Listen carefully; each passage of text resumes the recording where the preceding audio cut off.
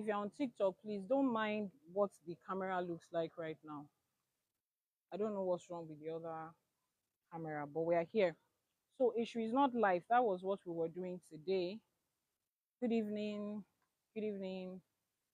Èṣù Is Not Life, that's what we were, campaigning for today. But before we start, like I said, every time we need to start, we start with Iba. Iba is giving, paying homage to those to whom it is due. Please, if you're on TikTok, please share the videos to those that have been waiting online. Share the video to those that have been waiting online and they have been missing it, skipping it in and out. Please share the video to get to as many people as possible. Thank you for joining. Please keep sharing. TikTok viewers, don't mind what the camera looks like. I'm still trying to get a hang of this camera. So share and like, share and like. Akọ́dáyé ìbà, ìbà ṣẹ̀dá, ìbà àwọn tó kọ́kọ́ tẹ̀ ká tó tẹ̀. Elédùmarè ọba, àjúbà yín o, ẹ jẹ́ kí bà wá ṣẹ. Ó ní àdáṣe ní hun mu, ìbà ò gbọ́dọ̀ hun ọmọ ènìyàn. Ewúrẹ́ tó wọlé tí ò júbà lánàá, òun ló dẹran àmúso. Àgùntàn tó wọlé tí ò júbà lánàá, òun ló dẹran àmúso. Àwa ti wọlé, a ti júbà lénìí, a ní kí bà wá ṣẹ. Elédùmarè ọba aláàánú, ìmọ̀ la wá kọ́ ní èní. Ọgbọ́n, ìmọ̀ àti òye tá a fi máa mú nǹkan tá a kọ́ lénìí tá a fi máa mú un lò. Tá à ní dàbí àwọn tó kẹ́kọ̀ọ́ tó gbàgbé ẹ̀ tí wọ́n jù ú sẹ́gbẹ̀ẹ́ kan. Elédùà, ẹ jẹ́ kó jú wa ṣe bá a ṣe ń ṣe é lénìí. Èṣù láàlú ògiri òkò. Ẹ̀kọ́ tiẹ̀ gangan la wá kọ́ lénìí. Láńróyè, wá fìmọ̀ mọ̀ wá, wá fi òye mọ̀ wá láṣẹ Èdùmàrè. Now, I want to take a few minutes to say ìbà to gbogbo ẹ̀yin ìyá mi ọ̀pàkẹ́ àlàkẹ́ alágbogbo idẹ, ẹ̀yin arógbaṣọ tí ò kí ń balẹ̀, ẹ̀yin ìyá mi ọlọ́mú kan tí ń fún gba ọmọ lọ́mú, mo ṣèbà yín o. Gbogbo ẹ̀yin olúwo àṣàpè ọlà lórígun mẹ́rẹ̀ẹ̀rin àgbáláyé, mo ṣèbà yín ẹ̀yin bàbá mi o. Ẹ̀yin ìyá àbíyè, ẹ̀yin ìyá ẹlẹ́yẹ, ẹ̀yin tẹ́ ẹ̀ ń bímọ tó ń yè, ẹ̀yin abímọ má kú, mo ṣèbà yín o. Mo ṣèbà gbogbo àwọn tó ti lọ ká tó lọ, gbogbo àwọn tó ti ṣe tó ti jú wọn ṣe kó tó kun àwa, mo ṣèbà yín o. Ẹ jẹ́ kí bà mí ṣẹ. Àjàgùnmàlè olúwo òde ọ̀run, mo ṣèbà gbogbo àwọn tó wà níbí, àwọn bàbá, àwọn babaláwo, àwọn ìyánífá, àwọn ìyálórìṣà, mo ṣèbà yín o. Mo ní bó ṣe ń jú yín ṣe kó máa jú àwa náà ṣe. Àwọn alálẹ̀ ilẹ̀ yìí, àwọn tó tẹ ìlú yìí dó, ẹ wá gba ìbà wa lénìí, kẹ́ ẹ jẹ́ kó ṣeé ṣe fún wa. Àṣẹ, àṣẹ, àṣẹ Èdùmàrè. Now, the next set of people I want to say a big thank you to is everyone that has given a gift on this life. I'm new on TikTok, and you guys have just more than enough supported and encouraged. It's because of you that I go out to get knowledge over knowledge to be able to come to you. To all the gifters on TikTok, mo ṣàdúrà ajé fún yín, ajé á fi ilé yín ṣelé, ajé á fọ̀nà yín ṣọ̀nà. Nítorí pé nínú díẹ̀ tẹ́ ní, ẹ mú jáde lórí ọ̀rọ̀ ìṣẹ̀ṣe. Mo ṣàdúrà ajé fún yín pé ẹ ẹ̀ ní táwó ná, ẹ ẹ̀ ní ná kan tán kẹ́ ẹ tó ná míì láṣẹ Èdùmàrè. We are not a group of delusional people, like some set of people who will say, bring to God and God will bless you. Elédùmarè does not need your money. The gift you are giving, either in cash or in virtual gift, you are giving it to the cause of Ifa. You are giving it to the cause of Ìṣẹ̀ṣe. You are giving it to continue the work that our ancestors started. They wish they could be here to experience what we are experiencing today, but they are living their reality through us. So as you make your money, your funds, your hard-earned money in this present economy of Nigeria, as you make it, ajé á jẹ́ fún yín. Wọ́n ní ẹni tó bá ní ẹrú báyìí, òun ló lẹ́rù. Gbogbo ẹrù tó wà lọ́wọ́ ajé, ẹrù ọlá ni o, ẹrù oore o, á jẹ́ ti yín ní àkótán lórígun mẹ́rẹ̀ẹ̀rin àgbáláyé. Oore ìfà, oore ọ̀fẹ́, òun lẹ máa rí. Oore orí afẹ́fẹ́ lẹ ti fún wa, ìtàn pè ní gift lórí TikTok. Lórígun mẹ́rẹ̀ẹ̀rin gbogbo ibi tí atẹ́gùn ti ń fẹ́, Elédùà á máa fi oore, á máa fi ọlá, á máa fi ọlà, á máa fi jíǹkì yín. Now, let me explain to you what a lot of you don't understand. African spirituality is expensive. It is capital intensive. For every knowledge you see a layman, a babalawo, ΙYANIFA that they share online. We don't have any books at this time, unfortunately, that contains all this knowledge. We just go there to read it and we come and regurgitate what we have read to you. No, we don't have anything like that. We go through a lot of stress physically, spiritually, financially to be able to get this information, the undiluted information of our ancestors, to be able to get it and give it to you. A lot of us has had to put aside our day jobs. Iṣẹ́ tá a kọ́kọ́ yàn láàyò, a ti paṣẹ́ yẹn tì, tá à ń sáré ìṣẹ̀ṣe, tá à ń sáré àṣà àti ìṣe. And it is a lot of expense.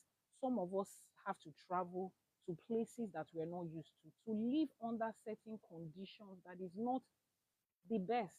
Just to be able to get information from all these babas and iyas to come and teach you and to come and give you what with that knowledge that you so desire. It takes a lot of work. For every one of my team members, mo ní ẹ ṣé, tẹ́ fi iṣẹ́ yín lẹ̀, tẹ́ fàwọn ẹbí yín lẹ̀, tẹ́ ń sáré pé kó lè dá lórí ọ̀rọ̀ àṣà àti ìṣe wa. Elédùwà á fi ẹ̀san re, á fi san yín. Ọkọ́ ọba, àdá ọba kò ní ṣá yín lẹ́sẹ̀ ní gbogbo ibi tẹ́ ẹ bá ń lọ. Àṣẹ. Now let's get into the discussion of today. Èṣù is not Satan. Èṣù is not Satan. Èṣù is not Satan. Yes. Today is the 24th of December, and every year for the last couple of years, we have been celebrating the victory of being able to confidently say that Èṣù is not Satan. We have been sharing that knowledge from left, right, and center, and more people are getting the awareness and the truth of the difference between Èṣù and the devil or the Satan that the Bible has described. So now that you know that Èṣù is not Satan, who then is Èṣù? Because I feel like that's supposed to be the next question. Who is Èṣù, or what is Èṣù? Please continue to share the video. A lot of people have wanted to join us since 6 p.m. but the network has been fluctuating. So as you like and share, Instagram will recognize this video as one that a lot of people want to see, and they will continue to make it viral. So who is Èṣù? Because while the work was going on today in different states, I was opportune to interact with a couple of people. And then the next question I ask is, if Èṣù is not Satan, who then is Èṣù? Do you know who Èṣù is? A lot of you don't know who Èṣù is. Now, Yoruba is a very descriptive language, and that's one of the reasons why I'm proud of my language. Nítorí ẹ̀ dẹ̀ ni mi ò lè fi ọwọ́ òsì júwe ilé bàbá mi. Yoruba is descriptive. So let's pick the word Èṣù. That's two-syllabic word, right? One syllable is A, another syllable is Shu. A is a pronoun. We can have it as O, as E. So that is a pronoun. What is that pronoun doing? What's the verb of that pronoun? The verb of that pronoun is Shu. What is Shu? Shu means, tí wọ́n bá ní nǹkan ṣù ní Yorùbá, nǹkan tó kóra jọ pọ̀, nǹkan tó bo nǹkan, kí nǹkan ṣe rẹ́gí kó yípo báyìí, òun la máa ń sọ pé nǹkan ṣù. Let's find out words that has that shu, the same name of Èṣù. The word shu comes in òṣùṣù ọwọ̀. Tá a bá mú ìgbálẹ̀ dání, wọ́n ní òṣùṣù ọwọ̀ la fi ń gbálẹ̀ mọ́. Ẹnìkan ò lè fi igi ìgbálẹ̀ kan gbálẹ̀ mọ́. Meaning that one broomstick cannot sweep anywhere clean. You need a bunch. That bunch is what is called shu. Shu also comes in the word ṣùbòmí. Tí wọ́n bá ní wọ́n rọ̀gbà ṣùyàn, it means that people come together to put their hands together to cover you in protection. So in that vein, shu also means protection. Tí wọ́n bá ní èèyàn gbé òṣùká sórí, you know that cloth that we make round and then we put on our head before we put our load. It's like a support. So in that vein, shu also means support. Now, let's look at other words like òṣùpá. Òṣùpá is the moon. How does the word shu comes into òṣùpá? Òṣùpá is that body, that celestial body that makes a complete round movement to form a month. It makes a complete circle movement. Oṣù kan ti pé nìyẹn. 1 month is complete. So Shu in that sense also means circle. Now, another word from the, as a proud Ogboni member, we have a part of Ogboni that is called Oshugbo. Àwọn tó ń ṣùjọ láti wọ́n máa ṣùjọ yíyan ká títí tẹ́niyẹn fi máa gbó. They protect you, they support you until you become matured, until you can stand on your own, until you are fearless and you are protected. Oshugbo. Now look at the meaning of all these words. Ẹni tó ń ṣù, òun ni Èṣù. Is the one that should, that protects, that covers, that makes a complete circle around someone, that stands by the person, that supports in the word Oshuka, that completes in the word Oshu. That is the definition of the name of Eshu. Please, how does that sound like devil? How does that sound like evil? How does that sound like the Satan that the Bible described? Now, let's put that aside. In Yoruba culture, in Yoruba cosmology, if you want to know the meaning of something or someone, they will tell you to go and find out the oriki of that person or of that thing. The oriki is the praise name that describes that person. If you want to know who Omo Ekiti is, go and listen to the oriki Aware Ekiti. Then you know the kind of people that Ekiti people is. Now, if you want to know the meaning of Eshu, listen to the oriki of Eshu. Let me bring out a part of it. He says, Eshu láàlú ògiri òkò, òbẹ́lẹ́kún sunkún, kí ẹrù ba ẹlẹ́kún. Ẹlẹ́kún sunkún, láàróyè ń sun ẹ̀jẹ̀. Ó fi gbogbo ara sunkún bí ajere. For those that don't understand English, he says that Eshu láàlú ògiri òkò. He's the one that cries with the bereaved, to the point that the bereaved is scared and the bereaved is wondering, kilo shele, what happened? You are crying more than the bereaved. When they say somebody is crying more than the bereaved, you know what that is. Please continue to share the videos on both platforms that you are. Like and share so that we can have more people knowing that we are back online. So what does it mean? He is crying more than the bereaved. The bereaved is crying tears from his eyes. Eshu is crying blood. He's crying blood not only from his eyes, but all over his body. Now imagine, that shows you the level of which Eshu empathizes with us. Every human predicament, Eshu empathizes with us. He takes our matter more seriously than we do ourselves. And then how does that now sound like evil? Somebody that is so compassionate to the point that he's crying blood when you yourself are crying tears, to the point that the bereaved, the person that is carrying the pain, is sitting down and looking like, please tell me about it. Am I the one that is going through the situation or you? That is how Eshu does. Those are the characteristics of Eshu. That is who Eshu is.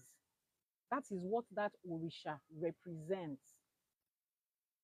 Now, most of you would have heard this saying.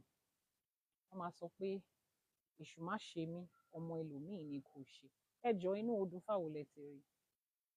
Àbí nínú oríkì ibo lẹ ti rí? Àbí òwe ìlú bo ló ti ń pa òwe yẹn? This came with the advent of after the slave masters have left. Tí wọ́n ti sọ Èṣù di Satan, òun la wá bẹ̀rẹ̀ sí àwa ọmọ Oòduà. Àwa ọmọ onílé ọlọ́nà la wá bẹ̀rẹ̀ sí bá wọn sọ Èṣù má ṣe mí, ọmọ ẹlòmíì ni kò ṣe. Èṣù ò ṣe ẹnì kankan. Èṣù ò ṣe ẹnì kankan. Ẹni tó bá ń léṣù ń ṣe òun, ẹ bèrè lọ́wọ́ ẹ̀ pé kí ló ń ṣe? Èṣù kọ́ ló ń ṣe, Èṣù ń ṣe èèyàn. So that phrase, Èṣù má ṣe mí, ọmọ ẹlòmíì ni kò ṣe, it is not a Yoruba phrase. Don't push it on us. Èṣù is not that person to us. Now, we are breaking down the names of Èṣù. I've described one to you. Another one is Èṣù. They always call him Onílé Oríta, the one that has the house at the crossroad. Ibi tó ń kọ́lé sí nìyẹn, oríta ló kọ́lé etí ẹ̀ sí. There is a reason we do not have the Ojúbọ and the house or room for Èṣù inside the room. Èṣù is mischievous, Èṣù is very temperamental, so a kì í kọ́lé f'Èṣù nínú ilé, ìta ló máa ń wà. Oríta gangan la máa ń ṣe ojúbọ Èṣù sí, ibi tí ilé ẹ̀ máa ń wà nìyẹn. He's the for lack of better English, was the deity or the Òrìṣà of the crossroad. What is he doing at a crossroad?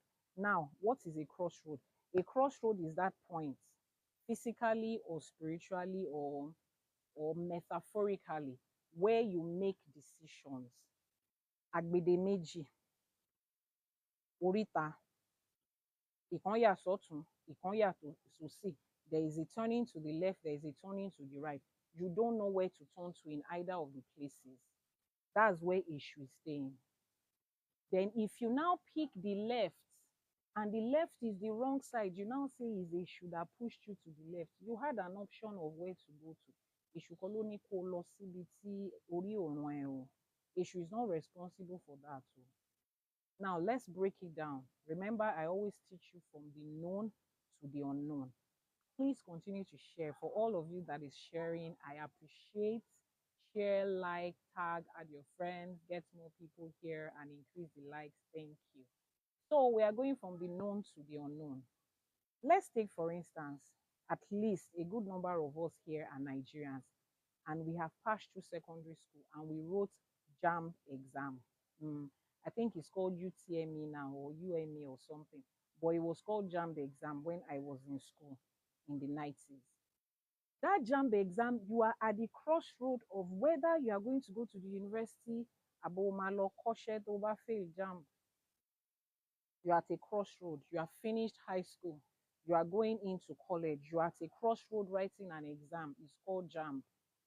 Now, JAMB will take the question and twist it and tweak it and turn it here and there and there, manipulate the question to see if you understand what you have been taught. For those of you that are just joining us, this is live streaming of Èṣù Is Not Satan. Èṣù Is Not Satan, we have agreed, but we are here to learn who and what Èṣù is. Right. So let me turn Instagram people this way so that. All right. Now, when you are at that exam, you are writing that exam at that crossroad, the exam will be twisted. There is no exam that goes from one major step to another that is a simple, straightforward question. So the questions are twisted and tweaked and everything, but the answer is still there. And if the answer is there, they will give, if the answer is not there, they will give you the option of none of the above, which means the answer is still there. So those of you that say Èṣù is one that tempted you, presented something that was bad as if it was good, it's just a test. The same way JAMB was testing you. The same way, what was that exam that you people write? Test of English. ELTS or something like that. The same way that the exam is testing your capacity for English. They will twist and turn something to see if you know what you think you know. That is the capacity that Èṣù is holding. He's not the one that is going to push you to do wrong. He's just at that crossroads to test you. And then it looks like a manipulation, just the same way you write an exam and then you come out of the exam online and say, so that teacher meant cassava. And then he was saying the root that is white inside and brown outside that you cannot eat and you can eat and your goats can eat and you too can eat. They will twist it here and there to be able to tell whether you understand what you have learned. That is what Èṣù is simply doing. Èṣù is not the one that is responsible for the choice that you make.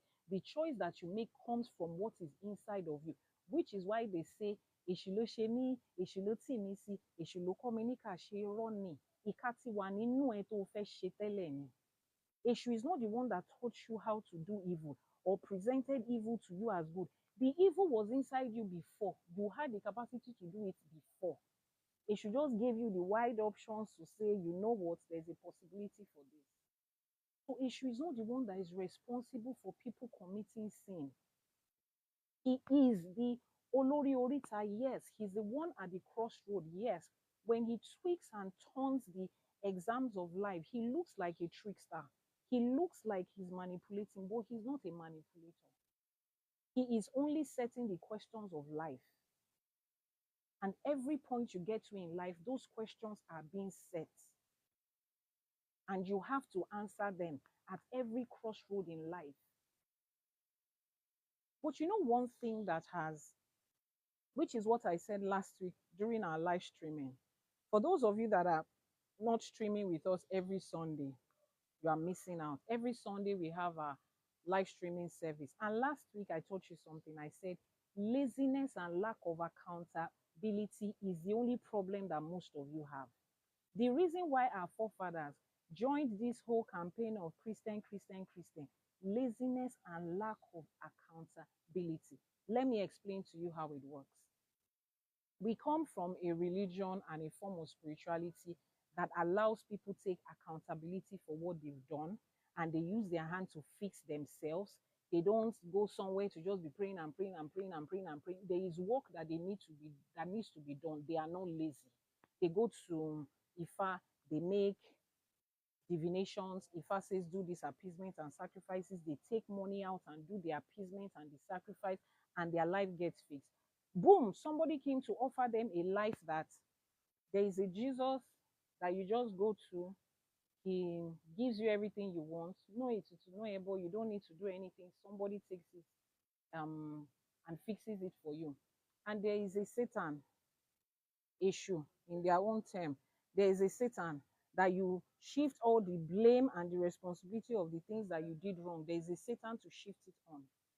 So immediately they do something wrong, they have run away from the religion that says that whatever you do wrong,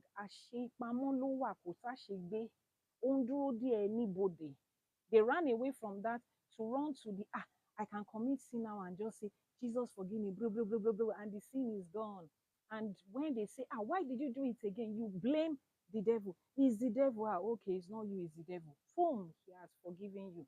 Then you need something. You come to him. I need this, he will give it to you. Then the day you don't have it, but you prayed yesterday, why didn't you have it? You blame it on the devil again. It's the devil that did not allow me have it. It's my village people that did not allow me have it. You see how laziness and lack of accountability has taken us to this point?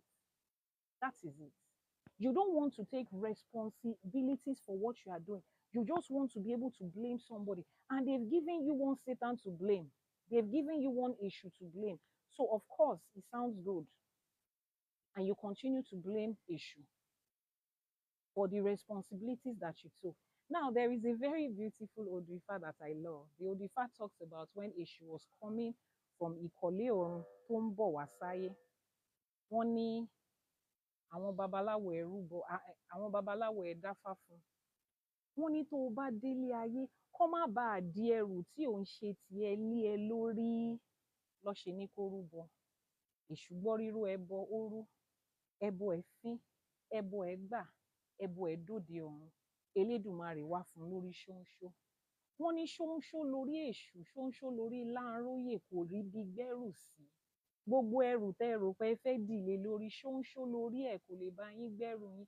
Ẹrù yín dúró dè yín bodè. Yes.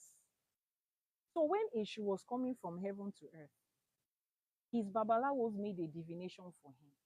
And in that divination, what did they say? They say when you get to earth, you see these people that you are going to meet on earth, they are going to pack load and responsibility that is not for you.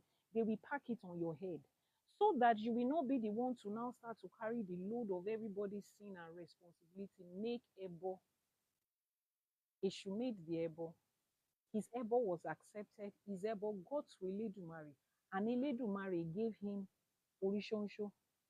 If you see the statue or the picture or the depiction of Èṣù, is like this. He doesn't have capacity to put something on his head like my own like this. You see the way I can put something on my head like this and it will stay. Èṣù does not have this. So you see all that your load that you are wrapping up and you are putting on the head of Èṣù and saying, he's Èṣù, he's Èṣù, he's not Èṣù. He doesn't have where to put it on. Unfortunately, he has done the Ebo and the Etutu. So you see that your load that you are wrapping up and you are throwing at Èṣù, he's waiting for you at the bode. Agbede méjì ọ̀run àtayé. Ó ń dúró dè yín bẹ́ẹ̀. You will meet it there. He's waiting for you at the bus stop of Kama. So Continue to not take responsibility of your life. They've given you shortcut of one issue to be throwing everything on. Continue to throw it. You will get there very soon. You will meet it there. Everything you did, it will be there waiting for you with the consequences and the results. You don't have anywhere to hide it. Èṣù is not carrying it for you. Èṣù is not Satan. Now, some people asked me today, during the course of the day, they said, if you say that Èṣù is not Satan, so what is devil in English? What is Satan in English? I don't know. I don't know where you people got Satan from. I don't know where you people got devil from. I don't know. It's like somebody is asking me what's chon chon chi in English. Báwo ló ṣe kàn mí? It's not, the devil is not our business. Satan is not our business. In Yoruba spirituality, Yoruba culture and tradition, we do not believe in the concept of devil. We do not believe in the concept of Satan. So we do not have a word for Satan. You people that believe in Satan, good luck to you. Carry it and go. Don't put the narration of Satan on us. Don't try and force a word into our vocabulary for Satan. We don't know him. We don't have him. He doesn't exist. Kò sí nǹkan tá lè fi wé. We don't have anything to compare it with because it does not exist in our lives. We don't know it, or him, or her, whatever it is you want to call devil. We don't know devil. We don't know Satan. We don't have. So there is no word for it. Because I don't know why you people are desperately trying to interpret Satan. Okay, what's the English word for Shango and Obatala and Èṣù? What's and Yemoja? What's the English word for Ibadan and Ogun and Oshun and Kwara? If you cannot find English words for that, why are you trying to find an English word for Èṣù? Why? It does not have English word. It is Èṣù. Pronounce it. Open your mouth and say Èṣù. Just write, just pronounce A and SHU. Sound Èṣù. That's all. There's nothing more to it. Èṣù is not Satan. In fact, it will interest you to know that when we have twins in Yoruba land, àwọn ìbejì, tá a bá bí ìbejì tán, ọmọ tá à ń bí lé ìbejì là ń pè ní Ìdòwú. Ṣé ẹ mọ nǹkan tó máa ń pè Ìdòwú? Èṣù lẹ́yìn ìbejì ni. Now, let me tell you that beautiful story. When a twin is born in Yoruba land, a woman has a twin. The next child that she has after a twin, if that one is not a twin, the single birth child that she has after a twin is called Ìdòwú. The praise name of Ìdòwú is the Èṣù behind the Ìbejì. So if Èṣù is Satan, if Èṣù is devil and evil, why would we as Yoruba people decide to name our children the devil behind the Ìbejì? Why do we want a devil behind our twins? Why does a mother want a devil behind her child? Why would a mother give birth to a child and name her child the devil behind the two other children that she already has? Do you understand it now? Now, let me explain. Before we come into this world, ayé tá a mọ̀ yìí, life as we know it, we existed in the world of the unborn. There are three worlds that we exist in as Yoruba people. The world of the unborn, the present world of life as we know it, and the world of the ancestors, the life that we go to after here. In the world of the unborn, that's where we have our Egbe. You know, we always talk about Egbe. I will explain that in details in another video. Àwọn ìbejì yẹn, those set of twins, they existed in that world. And in that world, the Èṣù that was supporting them, protecting them, being compassionate of them, watching out for them, looking out for them, taking care of them was their Ìdòwú. So the moment they are born, their mother is looking forward to have another child, which is the Ìdòwú, that is the Èṣù that was taking care of them, to come into this world and continue to take care of them, to continue to protect them, to continue to guide them. That is why we call Ìdòwú the Èṣù lẹ́yìn ìbejì, the Èṣù after ìbejì. In fact, back in the day, it was said that if a woman gives birth to ìbejì, a set of twins, and she doesn't give birth to that Alaba, their Èṣù, the woman can run mad. She can have a strange illness. She might not live long to see her ìbejì prosper. That is why every woman that has a twin in Yoruba land wants to immediately hurry to have the Alaba, so that the Èṣù that is inside her that is coming to take care of our children can be born. You see the beautiful part of Èṣù now. We have Èṣù Alájé. Have you seen that Èṣù with the Ajé shells on it? Now, let's pick another name of Èṣù. We have established that Èṣù is not Satan, but today we want to know who exactly is Èṣù. We have described Èṣù as compassionate. When we talked in his Oríkì that we said, Èṣù láàlú ògiri òkò, ọ̀bẹ́lẹ́kún sunkún. Ah! Èṣù láàlú, ẹni tó ń bá ẹlẹ́kún sunkún tí ẹ̀rù ń ba ẹlẹ́kún. Ẹlẹ́kún ń sun ẹkún, láàróyè ń sun ẹ̀jẹ̀. Wọ́n ní ẹlẹ́kún ń ṣunú, ó ń ṣu emí, láàróyè ń ṣu ìfun.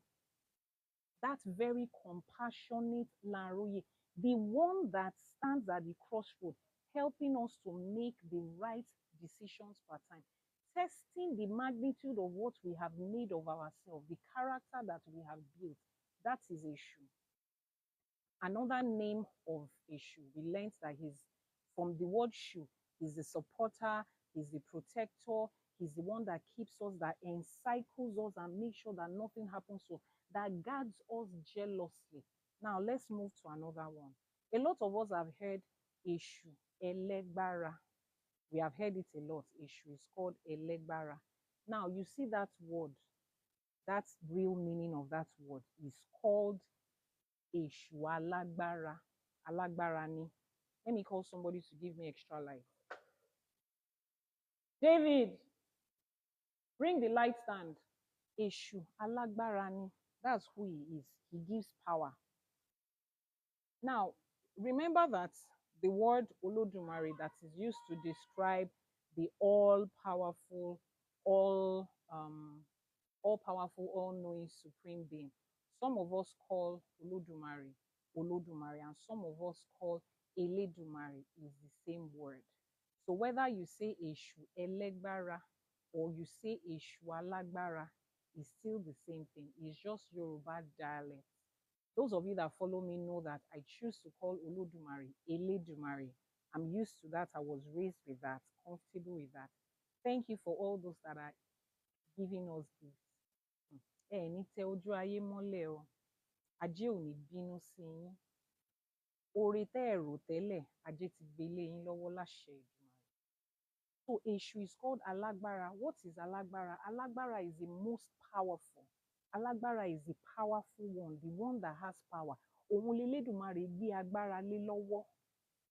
So when you hear people say, oh, power belongs to Jesus, oh, it's a lie. Èṣù is the one that has the agbára. And they say, you should stand and be stepping Èṣù, match Èṣù. I will tell you another story of Èṣù. You will not join them to match Èṣù tomorrow. Because if you try it, anyway, we get there.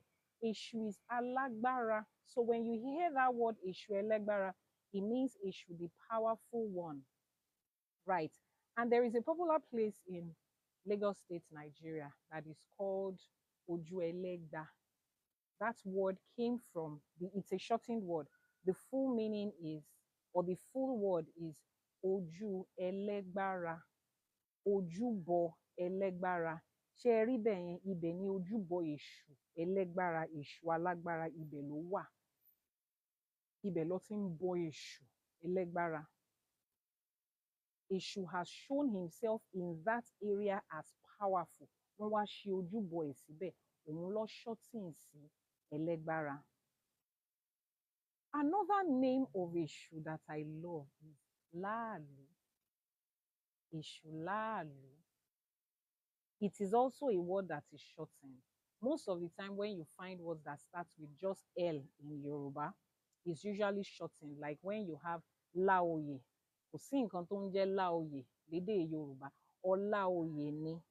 Kò sí nǹkan tó ń jẹ́ Lálékan. Ọlálékan ni. Kò sí nǹkan tó ń jẹ́ Láàlú náà lọ títí. Ọláìlú ni. Ọláìlú. Ọlá is wealth. Ìlú is a country, a nation, or a community.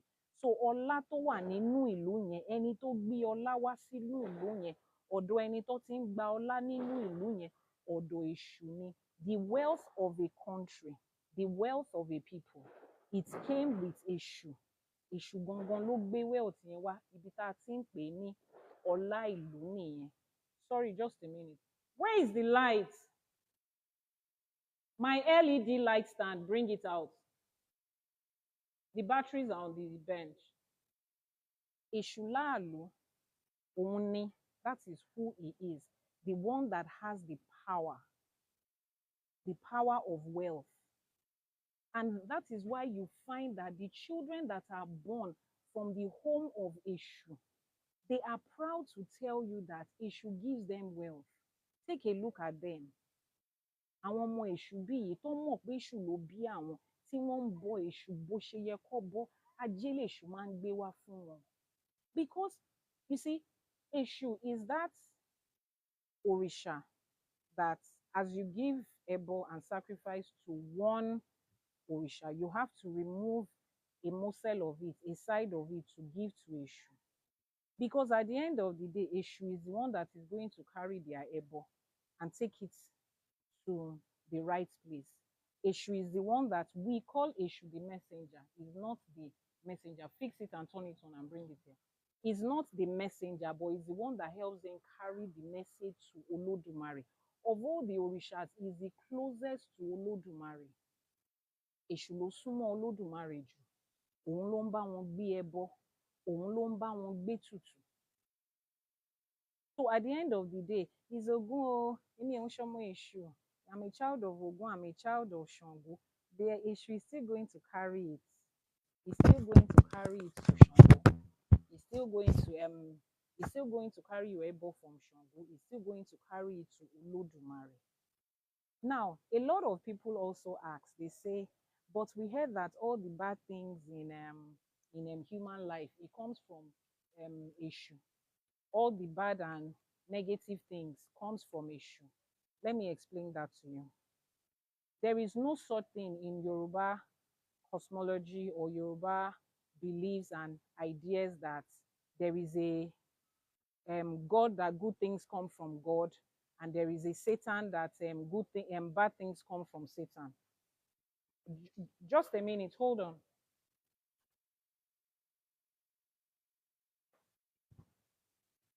My back this favor. Where are my batteries? I put 2 batteries here now.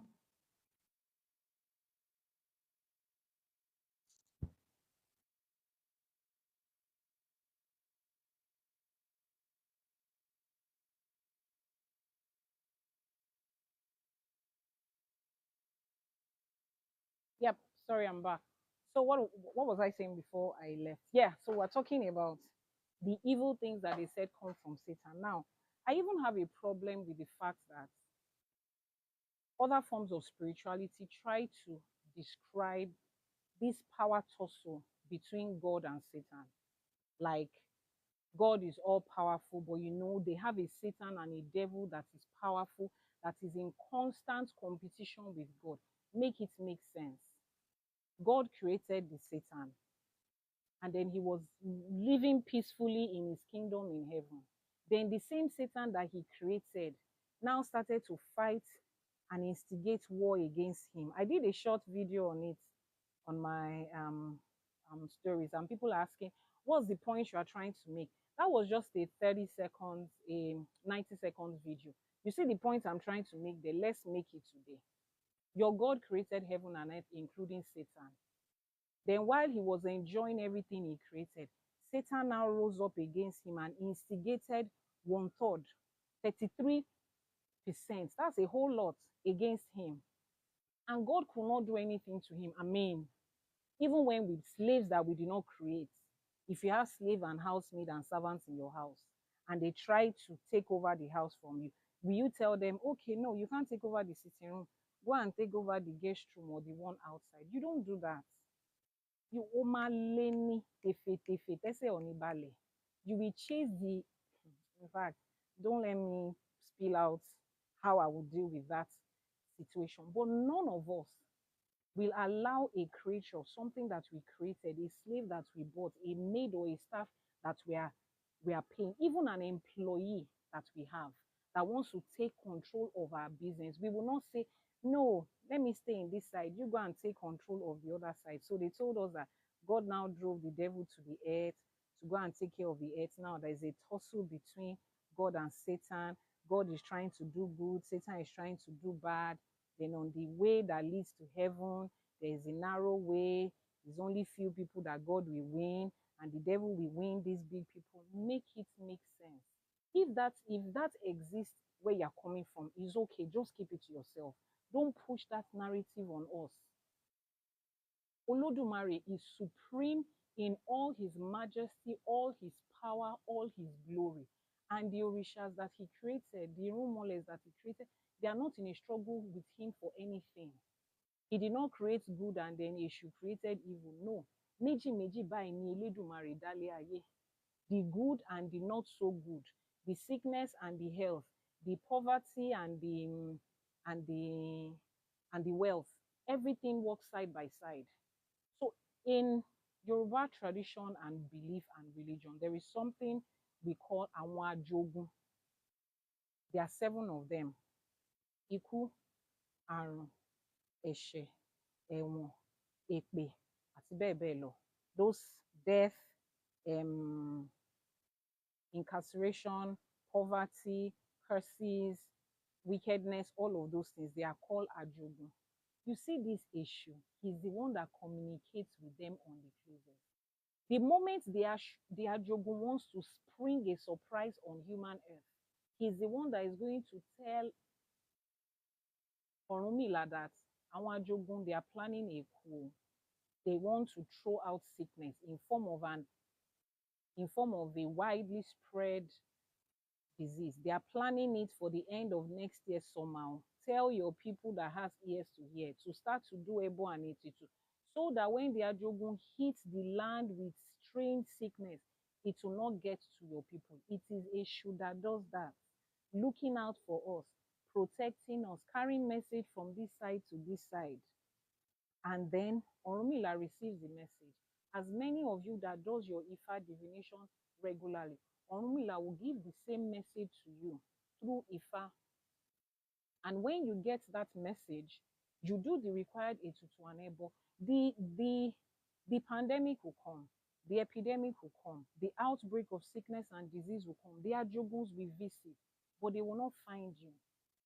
You have already given them the Ètùtù and Ẹbọ that is due. You give the Ètùtù and Ẹbọ, Èṣù takes it and says, lágbájá ọmọ lágbájá ti gbẹ́bọ wá fún yín o. The family of so has brought Ẹbọ for you, and they will skip their household. That sacrifice will make them skip your household, and the ajogun will not hit you. But when that pandemic and sickness and disease hits, our people at the other side will say it's Èṣù that hits them. Èṣù that was the one that was protecting. You don't know what Èṣù was doing for you behind the scenes. They were the ones protecting you and helping you and keeping you from all of those things.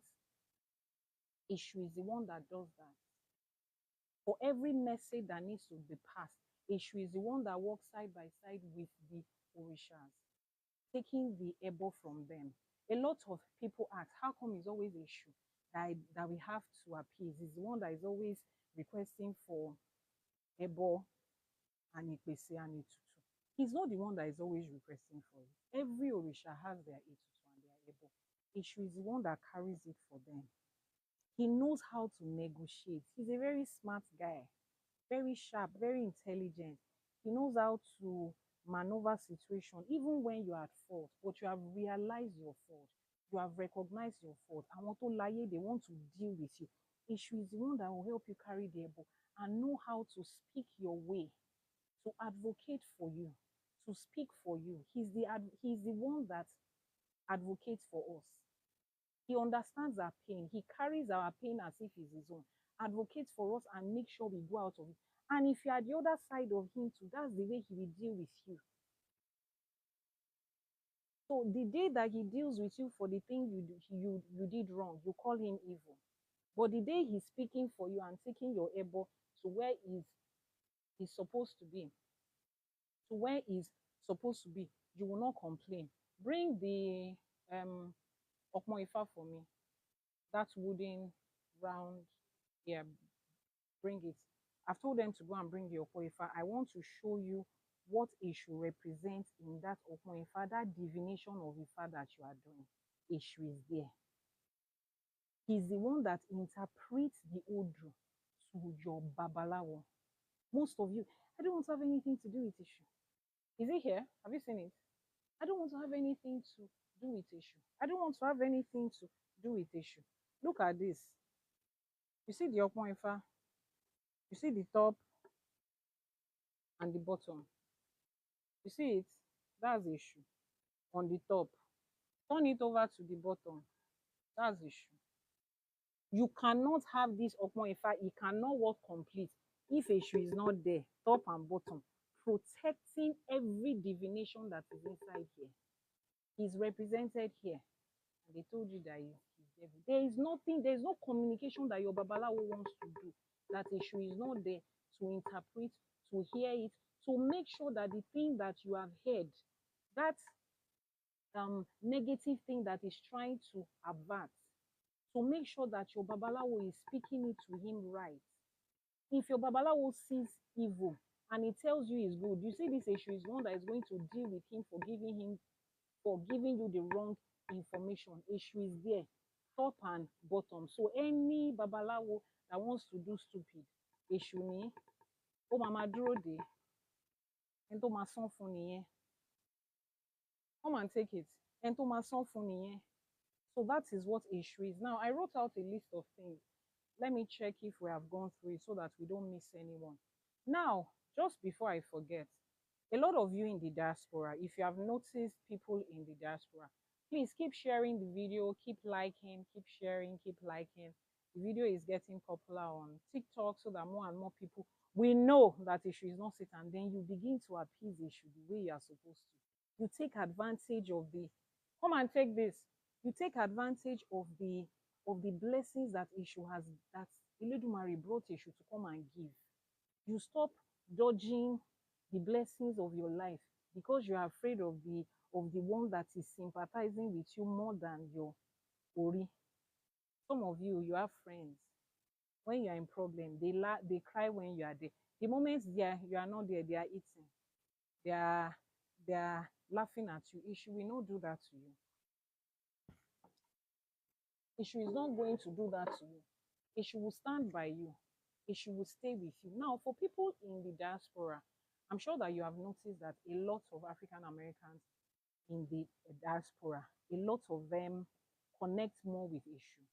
In fact, of all the Orishas that we have, it looks like Èṣù has become very paramount in the diaspora. And here is why. While they were taking our ancestors away, they noticed that of all our Orishas, Èṣù is the one that they were afraid of. So you see that campaign to demonize Èṣù, it was strategy. Brother, Grandpa, Samuel, Ajayi Crowther did not make a mistake. It's not a mistake, it's not an oversight. Don't let anybody tell you. He just mistakenly looked for something that was similar. It's a lie. They know what they are doing. It was strategically placed. Èṣù is the most dynamic of the Orishas we have. Omayi Sibi, Omayi Song. You cannot deceive Èṣù. He's smarter than that. So they saw that the Orisha is not one to really cajole and cover up, and he himself is slimy. So he cannot catch him in the corner. Because of that, they decided to create a demonic and a fearful, a dreadful appearance around Èṣù. And knowing that this is the Orisha that they feared the most, the ancestors that were taken in slavery, they used Èṣù to protect themselves. They put Èṣù in front of their houses. They identified with Èṣù the more, so that all these Christians around them can be scared of them. If you come out today and say, you are Omo Shango, people can still smile at you. If you say, me, I'm Omo Oshun, they can still smile at you. But if you say, I'm Omo Èṣù, everybody runs away from you. Excuse me, you said what? They will run away from you like wildfire. So they knew that, and that was why they took Èṣù closely. So over the years, Èṣù has been the one that they have pronounced a whole lot until they got to this point that most of them revere Èṣù above all the other Orishas. Now, the Orishas, they don't have a hierarchy. So right now, I'm speaking to my African American audience and those in the diaspora. We love how you love Èṣù, but Èṣù is not superior to every Orisha, every other Orisha, and it is neither is Èṣù inferior to every other Orishas. Every Orisha has their own place. They have their own place, they have their own duty, they have their own work, they demand their own Ètùtù and Ebo, their Ebo part time. So it's not a competition, or because in the diaspora I've been privileged to work with a lot of them, to live among them. It looks like everybody's head belongs to the Orisha Èṣù. No, it's not like that. There are some of you, Ogun is your child, Ogun is the head Orisha, but that doesn't mean you cannot associate with Èṣù. Some of you, you come from pure white like me. That does not mean you cannot associate with Èṣù that is red and black. No. And it does not mean that every child of Èṣù is stubborn, is heady, they are malicious, they are, no, all of those things. It doesn't have anything to do with you as a person. It doesn't have anything to do with you as a person. Èṣù is Èṣù, you are you. Let me go through what I have written and see if I've touched on everything. So if you have any questions about Èṣù, some of you have had experiences. Somebody said that she did a divination one time and they say Èṣù is the one that is disturbing him and he has been appeasing Èṣù, and Èṣù has refused to listen to the appeasement. So if any of you have any questions about Èṣù, let me know. Let me go through my book and see if everything I have written here, I have said it. So our topic today is Èṣù is not devil. So who exactly is he, or what exactly is the concept of Èṣù? We have defined Èṣù by talking about his names and all of that. Yeah, I think I have talked about everything that I listed out. So let me see while I'm scrolling to see if there are questions about Èṣù. Àbọ̀rú àbòyè o, gbogbo ọmọ awo tó wà lórí life mi. Kó atọ́ fún yín o. I greet you, yeah, I greet you too. Gbogbo wa ni mo kí. Mi ò dẹ́ nìkan sí o. Elédùmarè will help you. Láṣẹ Èdùmàrè. Mo àti mo lájíjọ́ máa ma fi kún. Somebody said there is no power and no strength except with Allah the Creator. Allah is your creator and he holds all power and all strength. That's wonderful, sir. But Elédùmarè is the one that holds power and strength where we are. And we are not forcing anybody to believe what we believe. Neither are we talking down on any religion. You see, this is what I always say. This is exactly what these people intended to do when they came up with the idea of religion. They intended to create a discord among us, to turn us against ourselves, brothers against brothers, sisters against sisters, children of the same family. Imagine that there's some families in Nigeria right now that siblings, àwọn ọmọ ìyá tí wọn kì í ṣọmọ ọbàkan, wọn ò lè ríra wọn sójú báyìí. They cannot see eye to eye. Why? Because one is a Christian, one is a Muslim, one is a traditional worshiper. Think about it. The God that you are serving, that has commanded you to go and make enemies of the rest of the world that don't believe in what you believe in. Ask them the question, where is the love in that? We are on a live right now talking about our own custom and tradition and our own belief that they have pushed and relegated down for centuries. We finally have a voice, and somebody is here commenting, Allah is the creator. Who is arguing with you? How did Allah enter into Yoruba land? Kí ló kàn mí kan Allah? Níbo lèmi àti ẹ ti pàdé? Kí ló dà wá pọ̀? I'm talking about something that was given to your ancestors. Instead of you to sit down and learn and weigh both sides, as far as you are concerned, you have picked the best. I don't know how somebody picks the best out of one thing. You had only one option and you picked that one option that was shoved down your throat. And then you are coming to say is the best. Sit down and learn. They are bringing you facts. Nobody is manipulating you, but you still feel the need to come and project that thing. Look around. Look around. Look at the Middle East. Look at what is going on there, where the whole idea of the Allah thing came from. Look at what is going on there in war and in fighting. Does that not tell you something? Anytime we are watching soccer or anytime there is a competition with sports or music, Nigeria is united as one country. But the moment they bring religion into it, look at what it does.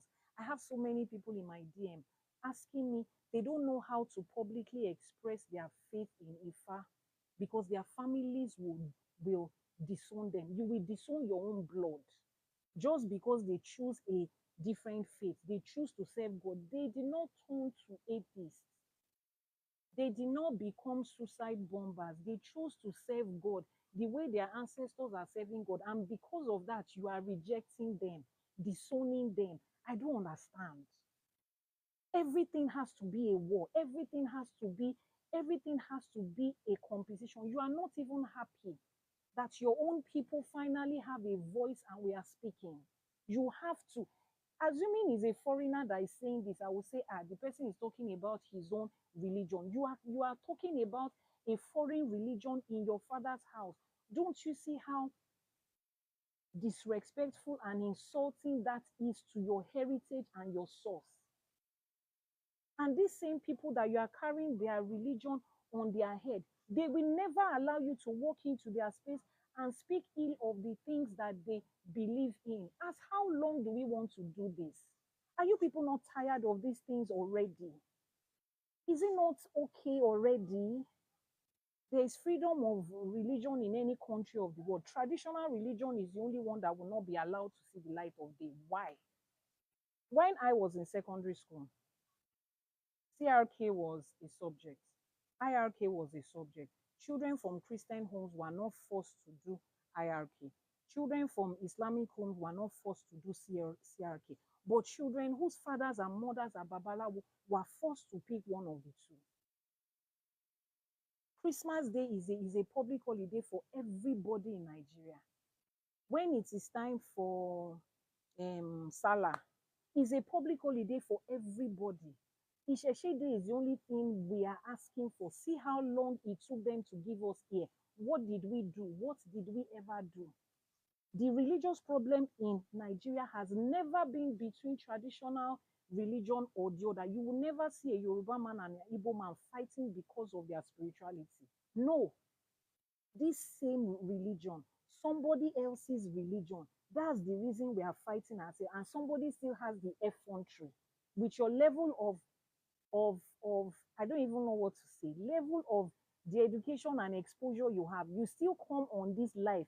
You see the topic, Èṣù Is Not Satan, you did not work up at, you still feel the need to.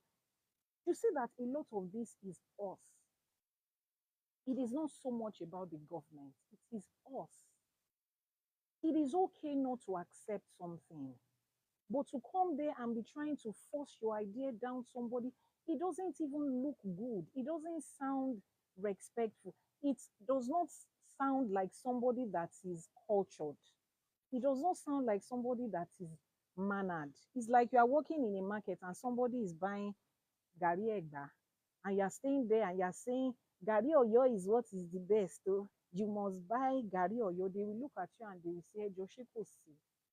Mi ò lọ yín, mi ò béèrè ẹjọ́ lọ́wọ́ yín, ẹ lọ ra ìtẹ́ mara kẹ́ máa lọ. But it's okay though. Somebody asked a question. Another instance, a woman giving birth to twins twice. Then one is Odidowu. Idowu is Èṣù for the twins. If a woman has a set of twins once and she has another set of twins, the next one that is born after them is also a twin. There is no Idowu. Obi Beji lẹ́ẹ̀mejì nìyẹn. The Idowu will still come after them. The single child born after Ibeji is what is called Idowu. Is there any other questions? So twins that there was no Idowu born after them, they should not follow them. They should not follow them. If their twins was not born after, they should not follow them. The protection that those kind of twins are getting is from the Òrìṣà Ìbejì itself, then from their Orishas, their mother. The moment their mother knows that she cannot have a twins after them, she will now take that space. She will stand in that gap and become the protection for her children. And then the Orisha, the Orisha that is called Ìbejì itself, will also become the issue that is protecting them. Scrolling up to see if we have any more questions. Èṣù is not Satan. That's the topic we have. Do we have any questions on Instagram? Instagram. Do we have any questions? Thank you to all those that is sharing. So if you don't have any questions, I think I have touched on everything I wanted to say about issues. So let's delve a bit into this part. Yes, issue is not Satan. Thank you very much. At least now, aside from knowing that issue is not Satan, we know what issue represents and who issue is. Now, how do we appropriate this into our everyday lives? You know that I am always about that. I don't just want you to have knowledge and just have it for the sake of having it. I want you to have knowledge that you will be able to appropriate into your daily lives. Now, how do you appropriate this? Make sure that you give ebo and itutu. The ebo, sorry, that is needed for issue regularly. Those of you that have been avoiding that Òrìṣà issue, now you understand what Òrìṣà issue represents. Now you have to give significance to Òrìṣà issue. For those of you that have done your Ifá, ask your Babaláwo pé ìhà wo ni Ifá mi kọ sí èṣù? Ìgbà wo ló yẹ kí n máa bọ́? Àwọn nǹkan wo ló yẹ kí n máa fi bọ èṣù? Ìjọ́ tẹ́ bá ti mọ̀ pé èṣù ti protect yín o, èṣù ti guide yín o, èṣù ti ṣù, ó ti ṣùgbàrí yín ká báyìí. Ọrẹ tó yẹ fún èṣù, ẹ máa fún àwọn tó ń sin èṣù. And then from now on, ẹ má máa bá wọn pèdè tí ò nítumọ̀. Èṣù má ṣe mí, ọmọ ẹlòmíì ni kò ṣe. Irú èdè wo nìyẹn? Irú èdè wo nìyẹn? Ìwọ ọmọ káàárọ̀ oòjíire tó ń bá wọn pèdè tí ò sí. And then please make it I know that a lot of you are used to calling Èṣù the devil, and you might not change it in a split second. Make it a point of view to start changing your vocabulary step by step, one by one. Start changing it and shift it. When something happens to you, stop feeling so quick to throw the responsibility on issue. Leave the give me, forgive me people to be dealing with their devil. They have devil. And then take this idea out of your head that when a negative thing happens is issue. No, take it out of your head. Refuse to carry that idea with them. Begin to change it. And then start to tell yourself every time you do an appeasement, every time you have to give any ebo, ask your Babalawo, ṣé mo lè náwó séṣù? Is there something I can give to Èṣù? Is there a way? This thing that I want to do, please, remind your Babalawo. Don't say, if there is anything that has to do with Èṣù, they will tell us, ìwọ náà lè béèrè, you can ask. Now that you know what Èṣù does, ask. Ṣé ó ní bí mo ṣe lè náwó séṣù? Is there anything I can stretch to Èṣù? Is there anything I can give to Èṣù in this ebo? Give it regularly. And if you have any request for Èṣù, tell your Babalawo, can I give this to Èṣù? This is my request. I'm at a crossroad in my life right now, and Èṣù is the onílé oríta, the one that owns the house at the crossroad. I want to be able to make the right choice. See, Èṣù knows those two sides. If there's calamity coming from there, táwọn ajogun bá wà ńbẹ̀, Èṣù mọ̀, he knows. He's the one that communicates with them. So he's the best to tell you at a crossroad, níbo ni kí n lọ. He's the one that will speak to the Babalawo through a father. This place, this is how it will end. That place, this is how it will end. Weigh both sides, choose both sides. Make sure that you are close to Èṣù every step of the way. I'm not saying that if Èṣù is not your Òrìṣà, go and carry Èṣù and put him to your house. No. Ẹ fèṣù lẹ̀ fáwọn tó ń yan Èṣù fún. Àwọn ọmọ ilé Èṣù tó yẹ pé òrìṣà Èṣù lòrìṣà wọn, ẹ fèṣù lẹ̀ fún wọn. But lóòrèkóòrè ẹ máa nawọ́ séṣù. Bẹ́ẹ̀ ṣe ń ṣẹbọ yín, ẹ máa ṣe ẹbọ tí èṣù náà máa nílò fúnra rẹ̀. Okay, let's Instagram has TikTok and this. Okay, so TikTok says we have gone almost 1 hour. So thank you for standing in this live for 1 hour. Now, before we go on, move to the other thing I want to talk about. Please, if you have any questions concerning issue, do let me know. Do let me know before we move to something else.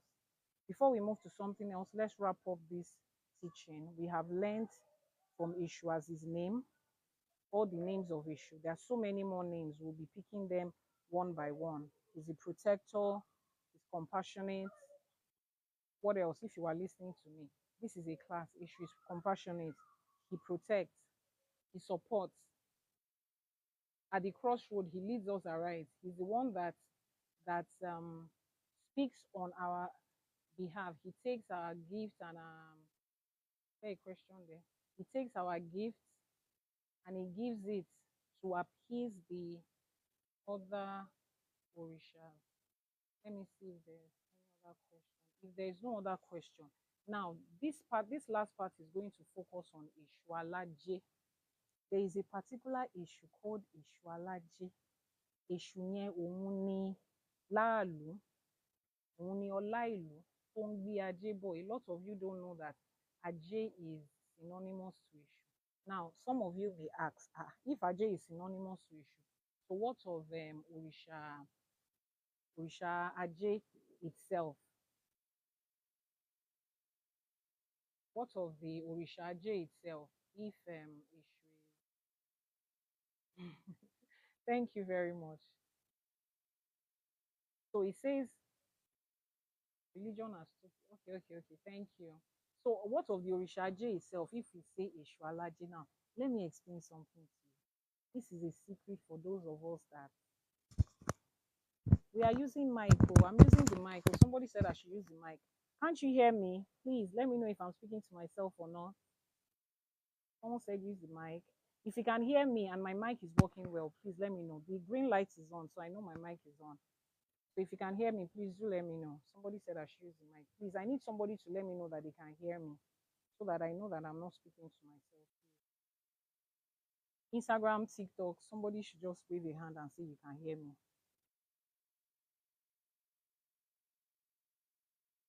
Can you hear me? I'm not, don't tell me I'm speaking to myself on this live phone. We, the Yoruba people, need to go back to the ways of our forefathers. Okay? Please, what is religion? Okay, that's a very good question to answer. Religion is the institution or the organization that man has built around a form of spirituality.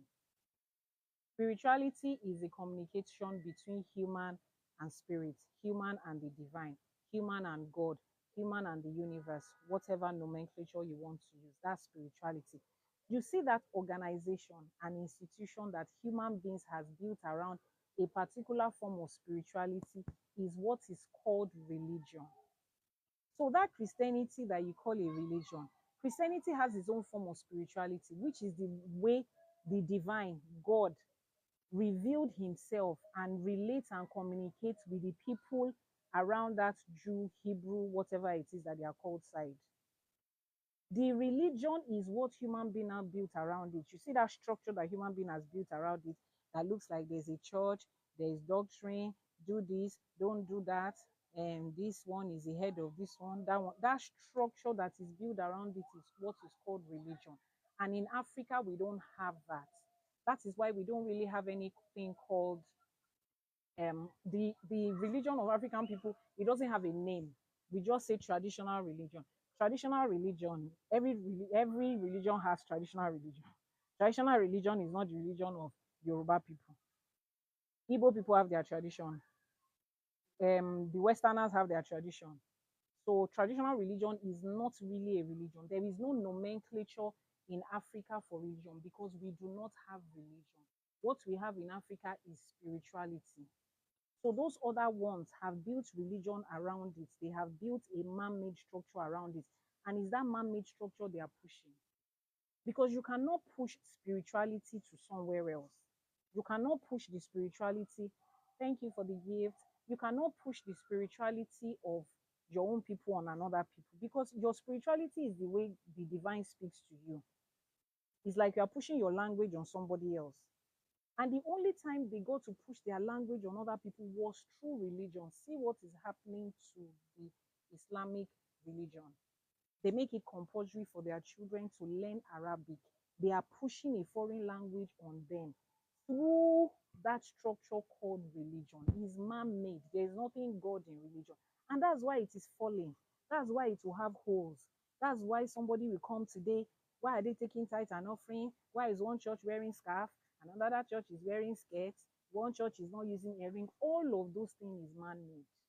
And it will always have a flaw, no matter how long it goes. But spirituality, you cannot flaw spirituality because it's divine. It is the way God speaks to a group of people. It's the communication that they have with spirit and the divine. Is their interaction with the spiritual world. That's spirituality. So religion is man-made. It's an idea of a human being, and that's why it changes. That's why it fluctuates from one place to another. That's why you can have a whole Christian religion.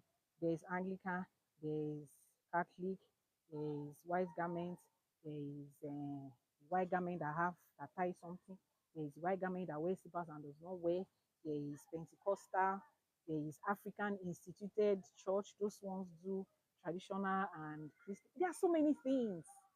And then they are contradicting each other. Religion is the reason you are a Christian. You attend fire and fire ministries in Nigeria. Then you happen to jackpot to Switzerland. Fire and fire ministries, the only parish that is there, the only one they have, is 2.5 hours drive from you. And you have to drive 2.5 hours before you get to fire and fire church to attend. But between your house and that 2.5 hours drive, there are 80 other churches. Mm, Jesus is King Church, Holy Ghost will do it church, the God of Wonder Church. You will meet all of them on the way. You will not branch there until you reach your fire and fire church. It's religion. Because if it is spirituality, if it is God, you can go to the next church and sit down there and listen to what they are saying. It's not the same Bible you people are carrying. What are you afraid of that you cannot enter into another church? Religion is the reason you cannot. But I, as a spiritualist, if I live here today and I go to Kenya, I come in there to ask them how is spirituality being practiced there. I will ask them how is their spirituality being practiced. I will find out where their orishas are, or whatever it's that they call. What are you appeasing in this land? I will give appeasement to what they give it to in that land. Before, if I'm going to be there for a long time and I'm a child of Ogun, I put my cutlass and my everything. I start a little ojubo beside my house, but you will never see me step out and go and call the Kenyan man that has been worshiping his own orishas and call him to say, you better leave what you are doing. How can you be killing a ram on top of metal? It's dog you are supposed to use. That's the way it's supposed to be done. They will now start campaigning for Ogun people and start to create a congregation and start to gather other people out of what was given to them, to me. You will never find a spiritualist do that. There is no competition. That is what religion has created. That's what religion is. So nobody is asking you not to practice another form of spirituality if you are comfortable with it. Nobody is asking you not to. There's a freedom for it. But at least understand the one that was given to your people. There must be a reason why you are a Nigerian, born in Nigeria, and you are Yoruba. There's a reason. God did not make a mistake, except you are telling me that God made a mistake for making you Nigerian, born in Nigeria. And then that same God that you believe in, whatever nomenclature you call him or her or the being, has been relating to your people, except, of course, you are also telling me that your people, God hated them from inception for no just reason. Because I don't understand what we did, that we need someone to come and save us from.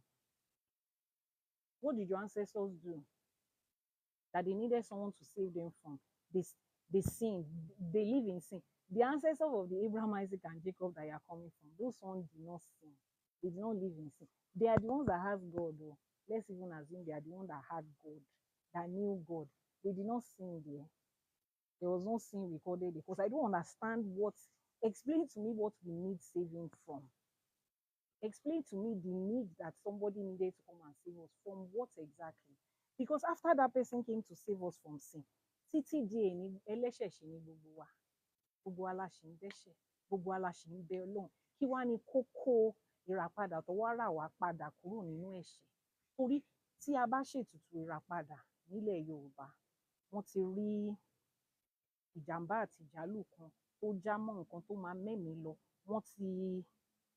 Wọ́n dáfá fẹ́niyẹn, wọ́n ní àǹkan kan wà níwájú tó lè mẹ́mìí lọ, ẹ ṣèràpadà. Tá a bá ṣèràpadà, à á mú ẹran, wọ́n á fi ra ẹ̀mí ẹni yẹn padà.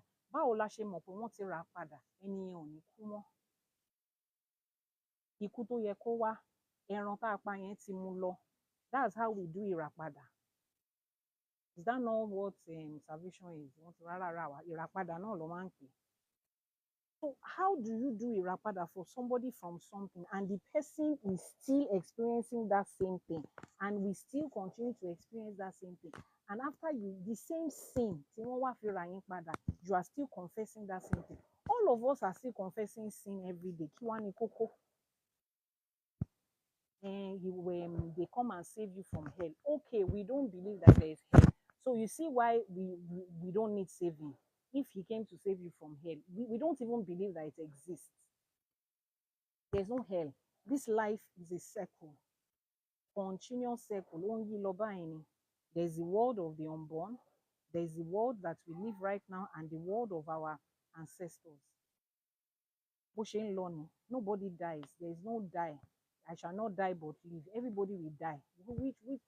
No, there are some things you need to think about. Oh. I shall not die but live, but every Christian will still die. So what is the I shall not die that you are talking about? Even if it's hell, you say people don't die in hell. They burn forever. So who exactly is dying? The I shall not die, Anthony will die. Will die. At the physical, at the spiritual, who is not dying? You see, religion is not even a topic I like to talk about. I just like to tell people to open their eyes and see the facts and ask questions. I'm not telling you to go and fight in church. I'm just telling you to ask certain questions and let certain things make sense. Then come back to Isheshi and also ask certain questions here. Then weigh both sides and understand what you are doing. Let's see the next question. What's that question? Traditional religion celebrates Christmas. I wasn't ready to answer this question today, but let me do. Somebody has asked, said the traditional religion entity, as that's what you ask, they celebrate Christmas. Gbogbo ọdún là ń ṣe. Àbẹ́ni kankan jà, omi là wà, àbáyàn kankan ṣọ̀tá. We are not fighting anybody. We are grateful for every season and every festival. Last year, December 25, I was alive. All my children, in good health. We are thanking, giving all the glory and iba to Eledumare. Another date will come. It's just a date. Another date will come. We are giving glory to Olodumare. That another December 25th, Oshoju wa Olayo àtàlàfíà. Eledumare ọba aláàánú, àdúpẹ́ o. Àwọ̀ṣọ, àjò, inú wa dùn. Nobody is celebrating Christmas. Christians are not celebrating Christmas. What are they celebrating? The birth of Jesus. Where is his birth certificate? Who gave him birthday? It's not somebody that just sat down one day and decided, let us pick a date. It's just a date. So the same way people go about on February 14 and they choose a day to celebrate love. And we will celebrate, whether we are Christian or Muslim, we are happy that we have love. And those of you that have not found love, you are praying that next year, kémi náà rólólùfẹ́ gbé dání o, ká jíjọ ṣe àjọyọ̀ ọjọ́ àwọn olólùfẹ́. It's a simple thing. We are not fighting anybody. There is nothing that will happen to a traditional entity as IYANIFA devotee if they celebrate Christmas. Kò sí nǹkan kan tó máa ṣe wọ́n. Tẹ́ bá gbé chicken jẹ, á jẹ. Tó bá dijọ́ sálà, tẹ́ gbé tan àgbò wá, á bá yín jẹ. But the day we are doing ìṣẹ̀ṣe, a mọ̀ pé ẹ lè gba nǹkan kan lọ́dọ̀ wa. Ìta jẹ́ ńlé wa fi máa tó wa ní, àní fi lọ̀ yín. So there's nothing wrong in traditional worshippers All of those things are not even, it's not even important. What does it mean? No, think about it. If you want to do spirituality and you want to serve God and relate with God and love God, do the real thing and stop chasing after things that don't make sense. You mean that in 2024, with the way everybody is chasing the bag and running after their goals, some people are still somewhere having conversation over should somebody celebrate Christmas, should somebody not celebrate? What is going to happen to if I decide to celebrate Christmas? Does that change Ifa? Does it change Diodu Ifa? Does that say if I give Ebo to my Ifa tomorrow, something should happen to it? Irrelevant things. These are the little things that they put into the mind of you people to instigate each other. Dates that even the Christian is not sure of that date. They just pick a date and then all of us want to fight over it. Is the white, is those people, those slave masters, they are the one that picked the date. Oh. They came to throw it among us and told them, let's give them something to fight over. We too now caught it. They are now fighting over, we are not supposed to do it.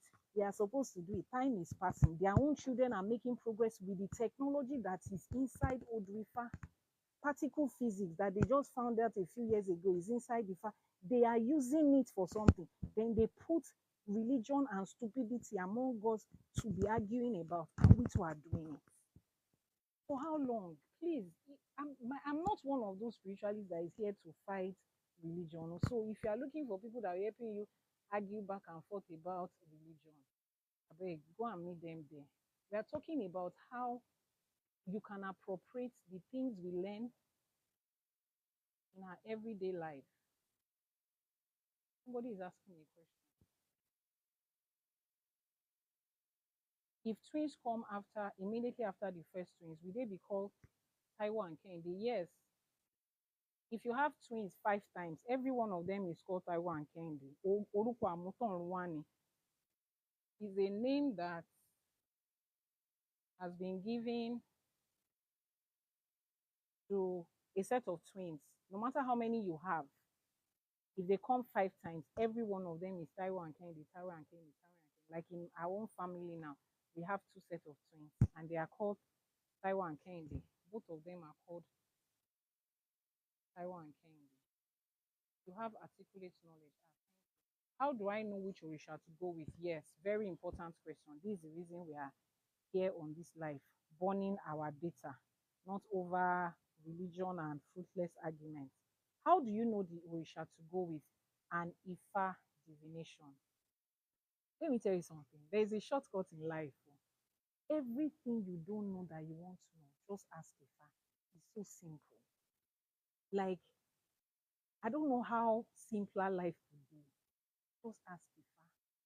You want to go for a party next week and you don't know, they gave you ashwebi, you don't know whether to wear that ashwebi or not. You don't know whether to wear white. Your spirit is saying wear white. Your spirit is saying wear ashwebi. Ask Ifa. Somebody will say, can you ask Ifa that side question? Yes, you can. Because everything has spiritual meaning. That ashwebi that they give you, that your spirit is doing kami, kami, kami, shaking wall, shaking man wall. You don't know what it represents. You don't know what they have put inside the ashe. You don't know why your Ori does not want you to wear it.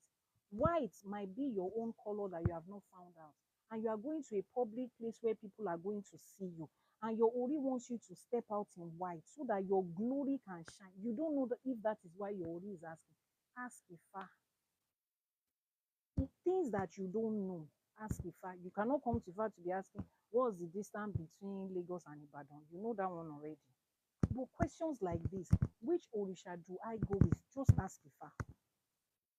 If a simple Ifa divination tells you yes, if you require a deep Ifa divination and they will say, you have to get your own Ifa, do your own Ifa, whatever it is, Ifa will tell you.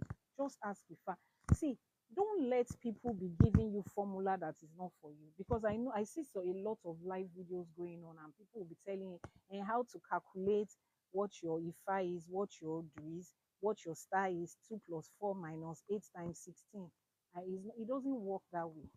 Leave mathematics for the professors. Go and ask Ifa. Ifa is the Google map of our own life that Eledumare gave us. Very shortcut. Go and ask Ifa. So you want to know the Orisha to go with, ask Ifa.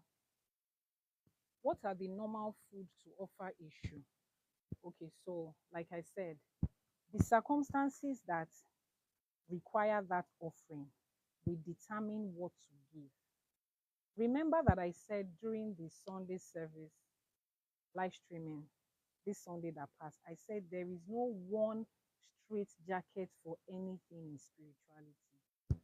If I tell you go and use a he goat for Èṣù, tẹ wá dáfá níjọ́ míì tífá wá ní odindi àgbò ní kẹ́ fún Èṣù, you will now tell your babaláwo, no, IYANIFÁ ЭWÀ, that woman that speaks English like there's no tomorrow, she told us that it's his goat and it has to be goat. No, I will not do that. I will tell you to ask Ifa for every time you want to give offering to Èṣù. Your spirit just feels like, let me offer something to Èṣù. The Ojubo of Èṣù is not in your house. You are not the one that is going to do the sacrifice yourself. Somebody is going to do it for you.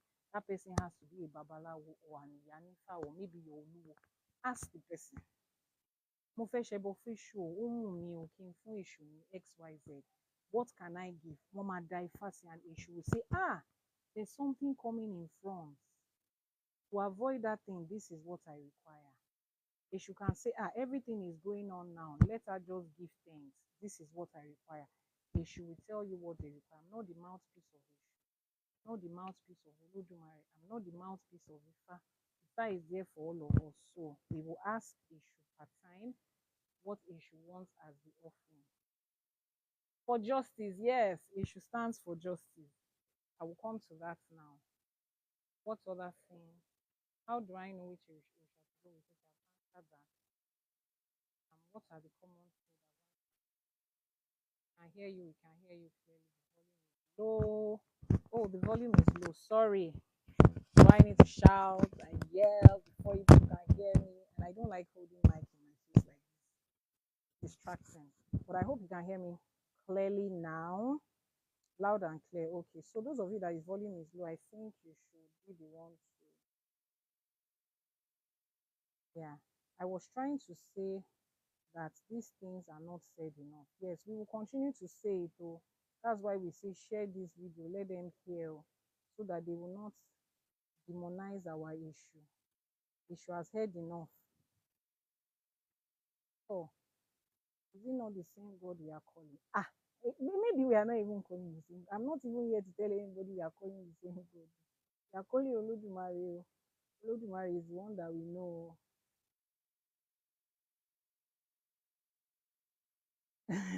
Someone said too much celebration for somebody's sons, but let's even celebrate. Nǹkan ayọ̀ la máa bára wa ṣe. Ṣèbáyọ̀ ni, ṣèbẹ̀ran ló ní ká wá jẹ àbí chicken kan ló ní ká wá jẹ, jẹ́ ká bá wọn jẹ, kò ń pọ̀ jù. Ká bá wọn jẹ tán, tó bá dijọ́ tiwa, wá bá wa jẹ. Someone said, I don't know any priest over here in Europe. So how do I go about getting an Ifa? That's the beautiful thing about Ifa, and that's the beautiful thing about spirituality. You don't have to have an Ifa priest around you. It would be awesome if you have one, and that's one of the reasons why I keep, encouraging people that live in the diaspora. Excuse me, those of you that have a calling for spirituality, anytime you have the chance to come home, come home. Maybe you are the Babalawo that Italy needs, that Finland needs, that Netherlands needs, that all those other countries. You might even be in China. You might be the Babalawo that they need in China. Come and find out. We don't know. But between now and when the next Babalawo will show up in your part of Europe, you can get a Babalawo here. I have a lot of people that I work with that are in the diaspora. Now is spirituality. Meaning that if the wind blows, it will touch the trees in the forest. The wind that blows from here, we get to America. Do you know, is there a ticket for wind? No. And the words we are speaking, so as long as the words we are speaking enters into the air, and the direction of air can get anywhere, whatever it is we are doing for you here, it will get to you there. You can do your Ifa consecration, Ifa, without you being there. So if you want your Ifa to be consecrated for you in your name, nítorí lágbájá ọmọ lágbájá la ṣe ń ṣẹ́fà yìí o, because of so so so and so, the daughter of XYZ, that's why we are consecrating this Ifa. Ifa becomes your own. The Odu that comes out of that Ifa during the Shefa, we will send it to you, show you every step of the way on a video recording, give you everything that Ifa says, and then every 5 days, you are doing what you are supposed to be doing. If you have any question, we divinate for you with your Ifa or your required Etusuanebo, we are doing it for you. It can be done from anywhere you are. And when you are ready to come and take your Ifa, you take your Ifa to your house and your Ifa stays with you. And when you are also around, then you can do your Itefa, hold your Ifa by yourself, go into Igbodo and come back.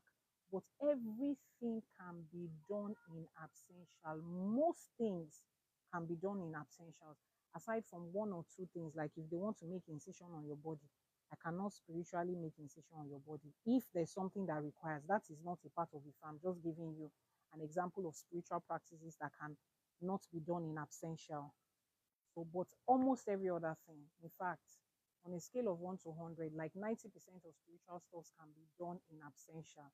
If we can sit down here and call somebody home from Europe, and the person will stand up, buy tickets, land in Muritala Mohammed Airport, Lagos, before the person realizes that what's happening, Lagos, if we can do that, is it able we cannot do on your behalf? That can be done. So you can send a DM, and every other person that has that same question, you can work with a Babalawo that you trust, that your Ori aligns with, that is not in the place where you are.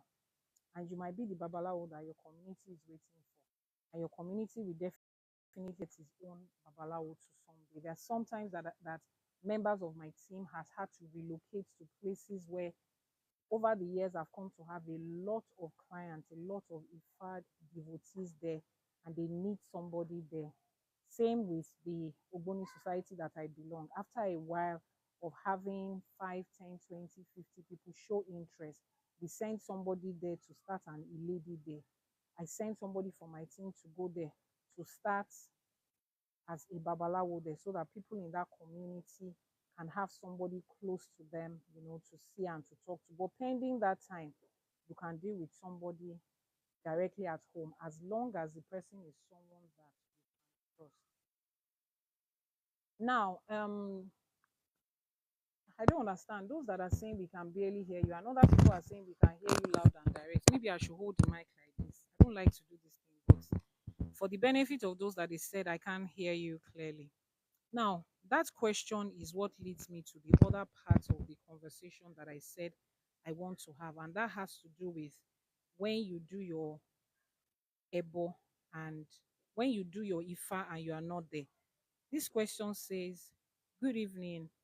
As a learned person, how are you able to many to marry both Western education with Ifa? Okay. It will interest you to know that Ifa contains Western education. I said a few minutes ago, particle physics, which is one of the latest discovery of physics, is in Ifa. The law of um what's it called? That law that says matter can neither be created nor destroyed, but can only be transformed from one form or to another, is in Odrifa or Semeji. I think that is law of conservation of matter. Yes, law of conservation of matter is in Odrifa. Before I became an IYANIFA, I started practicing. I had wanted to study medicine.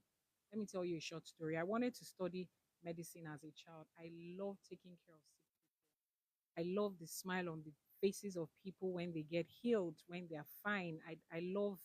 I'm an empathic person. I can heal somebody with love, literally, not somebody back to life with love.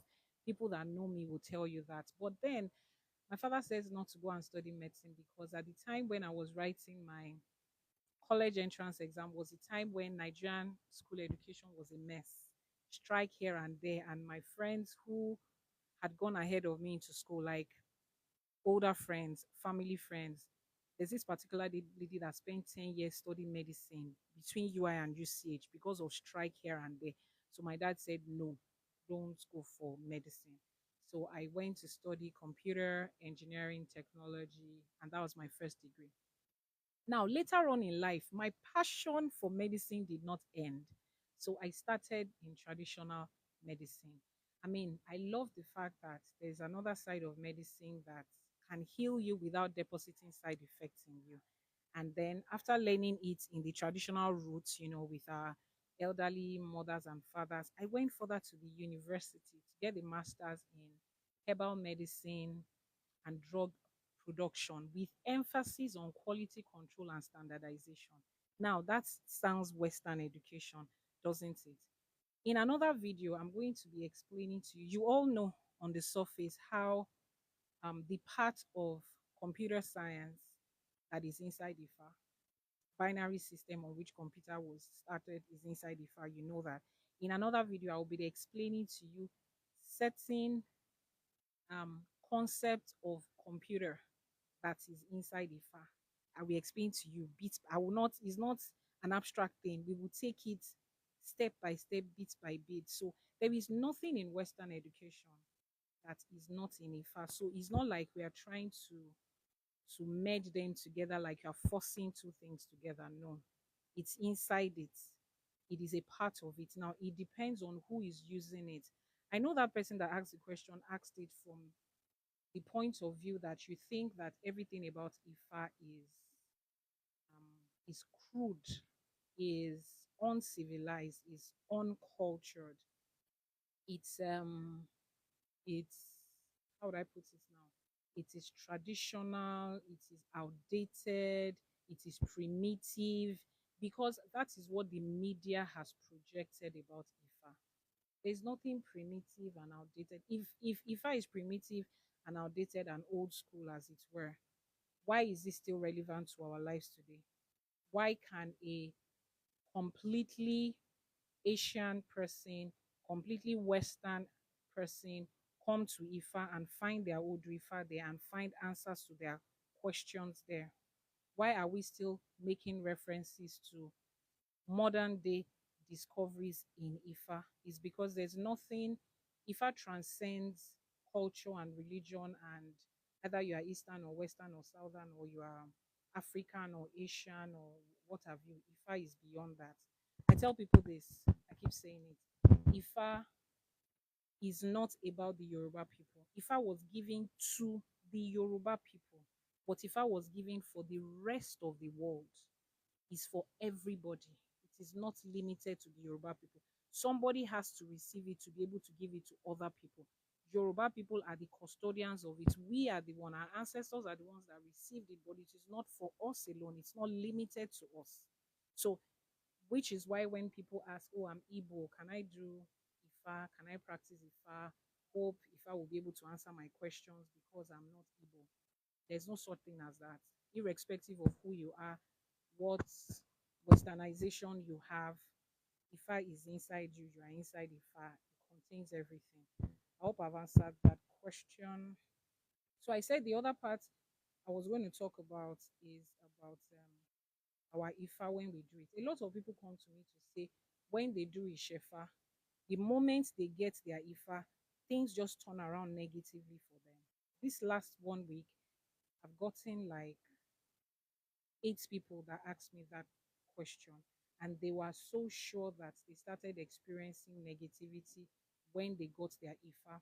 Now, I am not the kind of person that will come to you and tell you that no, it's a lie. That doesn't exist in IFA. I am one to ask questions. So I took those people on a certain journey, asking them certain questions, and I got some answers. And I want to share it with you. The possibility of you doing IFA, and then you start to experience a downward spiral. Why did it happen? How did it happen? And what it is not about. Because a lot of people have tied it around, oh, is it Babalawo that did something? Oh, is it this that? No, no, no. It doesn't have anything to do with that, but we'll get to it. Hold on, please. David, David. So it says the first, okay, somebody was answering a question, I guess. You said the first thing is, oh, let me see. I think we have answered. all the questions. Please, Yeye, how do we connect to you? Just send a DM or click on the link in the bio. You'll get to my WhatsApp there. Bring me a bottle of water.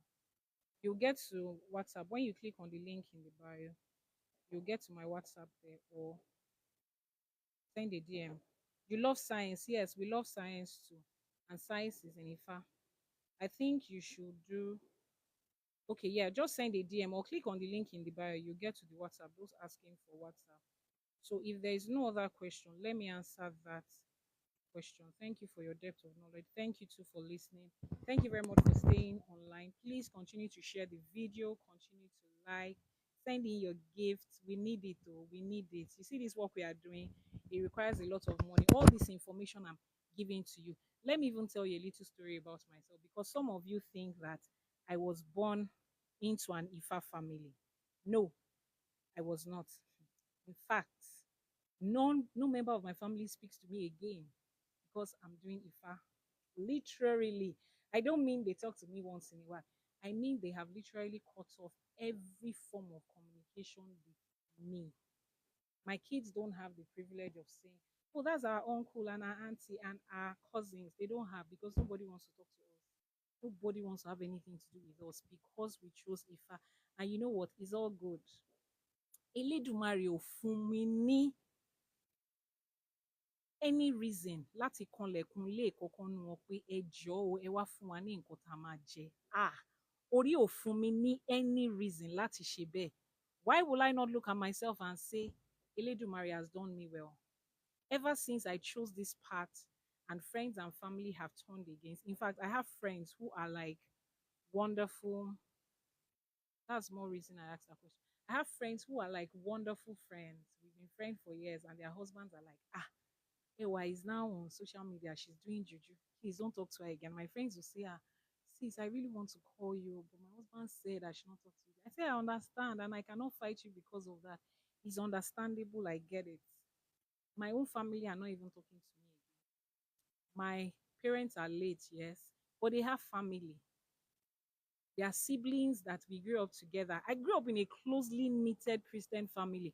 Nobody talks to me again because I have become Unifa. In fact, when I started to wear this, Ogboni, is a lie.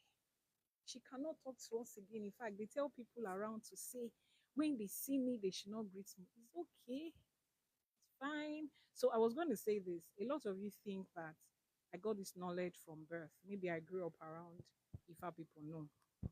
I grew up in a Christian home. I mean, third generation of practicing Christian. It's not like I was a Christian, my daddy was a Christian, then my grandfather did something else. No. My great grandfather was a reverend in the Methodist church.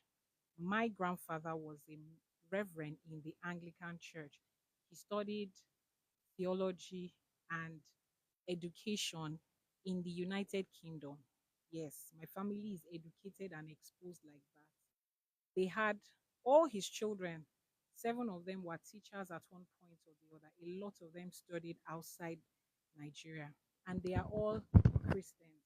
I need a cup, I can't use this. And they are all Christians. I was brought up and raised in Deeper Life Church. Those of you that know that church, you know that's another level of Christianity. They are not, they are very high level of religious people. That's where I grew up. But from a child, I knew that I had a calling with spirituality. I knew that I loved God and I loved the things of God. Loved, I just loved God.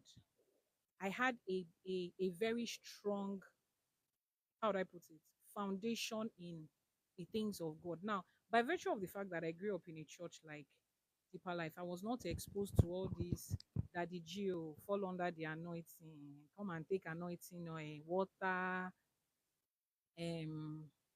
pastor will pray for you and you fall down, go to the mountain, somebody has message for you. Deeper Life does not have all of that. You go to church, read the Bible, say the grace and go home. Nothing.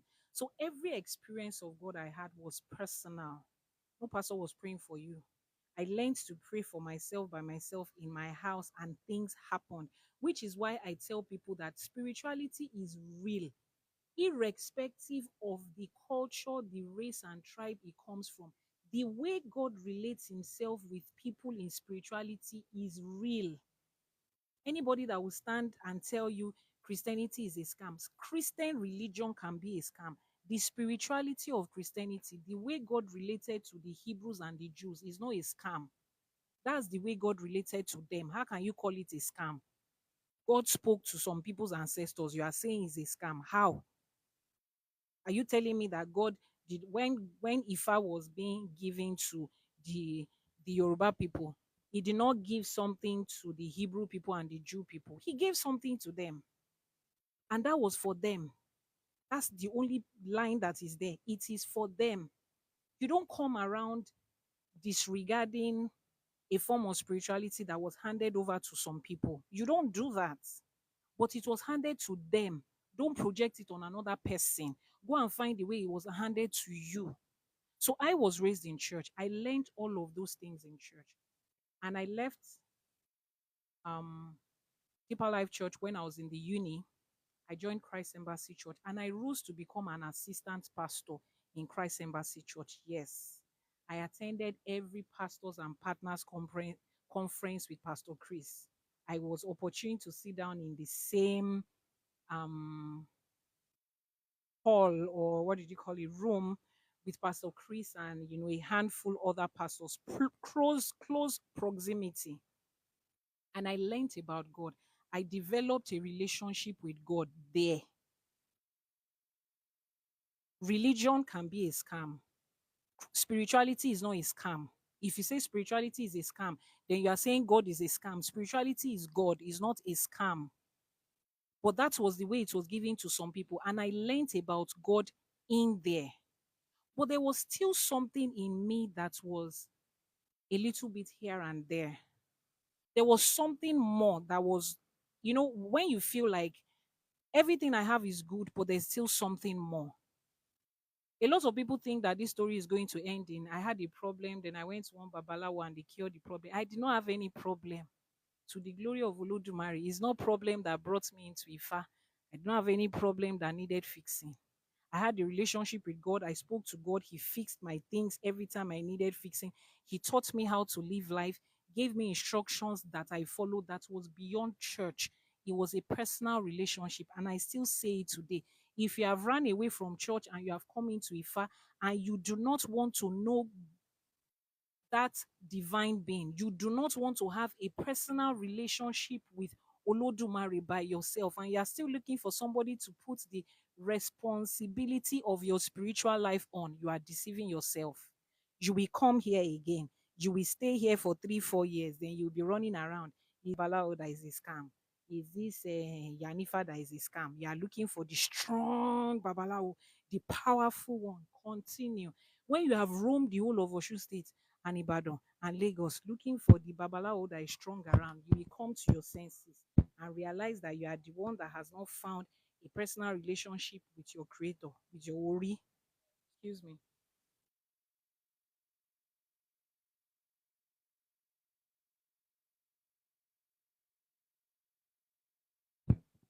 Yes, Ibiemi, it's a personal journey. And that personal journey in Ifa starts with your Odu Ifa that birthed you. That personal journey starts with your Odu Ifa. You have run around in church. You have gone from one Afa to another, looking for something to fix something. Your own form of spirituality is fixer. Somebody has to just fix something for you. I call them the forgive me people. Father, forgive me in Jesus' name. Give me this one in Jesus' name. Forgive me in Jesus' name. Give me, forgive me, give me, forgive me. That is the only relationship they have with the divine. They come to Ifa, they think it's the same thing. No, Ifa is a knowing, it's a knowledge, it's a communication that comes from a relationship. It's a two-way communication. You speak, you hear. You speak, you hear. Then you continue to develop a relationship back and forth like that.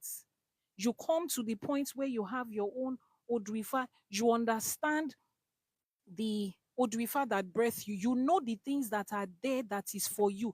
You begin to grow yourself. You can look back and say, 5 years ago, I was on this level. Now I am here. That is spirituality. not whatever it is you think is supposed to be. It's okay if you do not want to do spiritual. You just want to come to Ifa to ask question and run away, get into trouble again, come back, ask question, run away, get into trouble, fix it, run away. It's okay. But tell me, how long do you want to live life like that? So let's fast forward. So I was in church, I was an assistant pastor, all of those good stuff. And then I lost my mom. When my mom passed, a lot of things hit me because she was ill and we kept on praying for her to get healed. And my mom was one of the people that I knew that described Christianity in the true sense of the word. Everybody's mother is good, I know, but there's a difference between good and somebody describes, somebody is an embodiment of the word. A lot of people on this life that grew up in Ibadan will know my mom, and you would be able to attest to what I'm saying. When she passed, it was a painful sickness that was a little bit prolonged, and I had questions. I mean, this woman served God to her. Why did she have to die like this? I don't have a problem with why did she die. People will die, but why like this? What what's the essence of serving God if you can just die like this and then you pray and nothing happens? I had questions to ask because I told you I had developed a relationship with God. So I sat down and I asked questions. And after a few months, two things dropped into my mind. I was standing in front of my bathroom mirror that day. I was looking at the mirror and I was like, but how long is it going to take you to answer this question? You answer every question I ask you, almost every time. Why are you not answering this? This is somebody that was very important to me. And usually, when I want to get messages, or as spiritual people will call it, downloads in the spirit, it comes to me as a message from myself. And then my spirit started to recount two things. It said there's a difference between faith and faithfulness. Faithfulness is what religion teaches you. You have to be faithful, you have to do this, you have to do that, follow everything to the letter, and you are faithful. That's what religion gives you. But faithfulness does not bring healing. Faithfulness brings a certain reward. It does not bring healing. Listen to me and listen to me well. Faithfulness is like you're an employee of an office and they employ you in that office and you are faithful, you are coming to work at the normal time you're supposed to come. At the end of your work, after every month, what do you get? You get your salary. That is a reward for being faithful. Faith is what says that you earn 500,000 naira per month and you need a house of 50 million. Your 500,000 naira salary, no matter how faithful you are, cannot buy a 50 million naira house. You need faith to for the for the unthinkable to happen before you can own that house. And somebody can just look at you from somewhere and say, happy birthday, take this 50 million and go and buy a house. Or I just bought this house and I want to move into a bigger house. Take. Now hold that thought. Let's continue. I will come back to it. But remember that I was defining the difference between faith and faithfulness for you. And most of you religious people, faithfulness is what you have and is good. But it takes more than that to have a relationship with God. But hold that thought. So after a while, I stopped going to church, but that didn't mean that I stopped, reading my Bible or something. I just stopped going to church. I'd left church. I was no longer an assistant pastor. I was just in my house. Partly I was angry with God because my mom passed. Partly I was just trying to get answers. And then I slept that day. I was in the US. I had left immediately my mom passed. I'd left Nigeria to the US, and I was in the US, and I just had this thought that I should go to Nigeria. I should go to Ijebu Ode. I've never been to Ijebu Ode as it were. I'm from Ijebu. My mom is from Ijebu, but I've never been to Ijebu Ode. So I went, my kids, on the next flight, and I called a friend of mine. I said, I want to go to Ijebu Ode. Do you know anybody in Ijebu Ode? And he's like, what's happening in Ijebu Ode? I don't know. I just want to go there. And we got there. We get a hotel. I'm trying to get a house. I wanted to pay 1 year rent. I felt like in 1 year, God was going to tell me what he wanted. Now, that is coming from somebody, like I said, I had developed a personal relationship with my Ori. Now I know it's my Ori. In those days, I would say I've developed a personal relationship with God or the Holy Spirit or whatever. But now I understand that I had developed a personal relationship with my Ori, with Olodumare, with myself, with my higher self, with my spirit being whatever it is you want to call it. So I got there. And as we were going out that day, I told my friend, I said, the first bike or taxi that was going to stop is the person that is going to take us to where we are going and to get what we want to do. And he said, okay, let's hope so.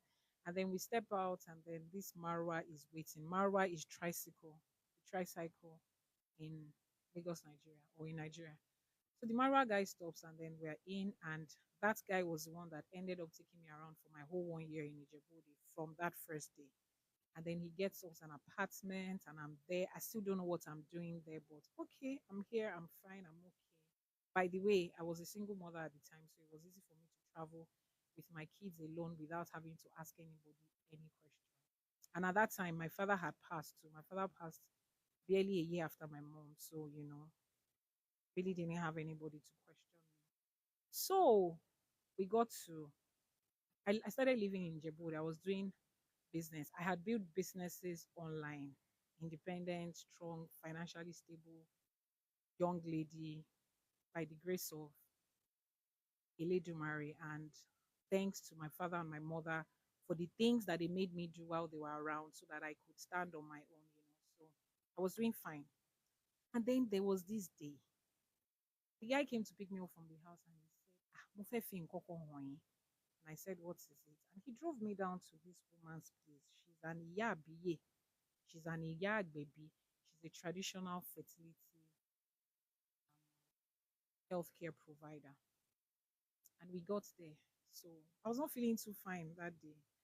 I just go there. I entered into a clinic, and our nurses were like, you're pregnant. That's why you're feeling like this. I'm like, so I sit down, and this elderly woman comes to me and she says I should come to her office. And she told me, she said, Motin Retier, I've been waiting for you.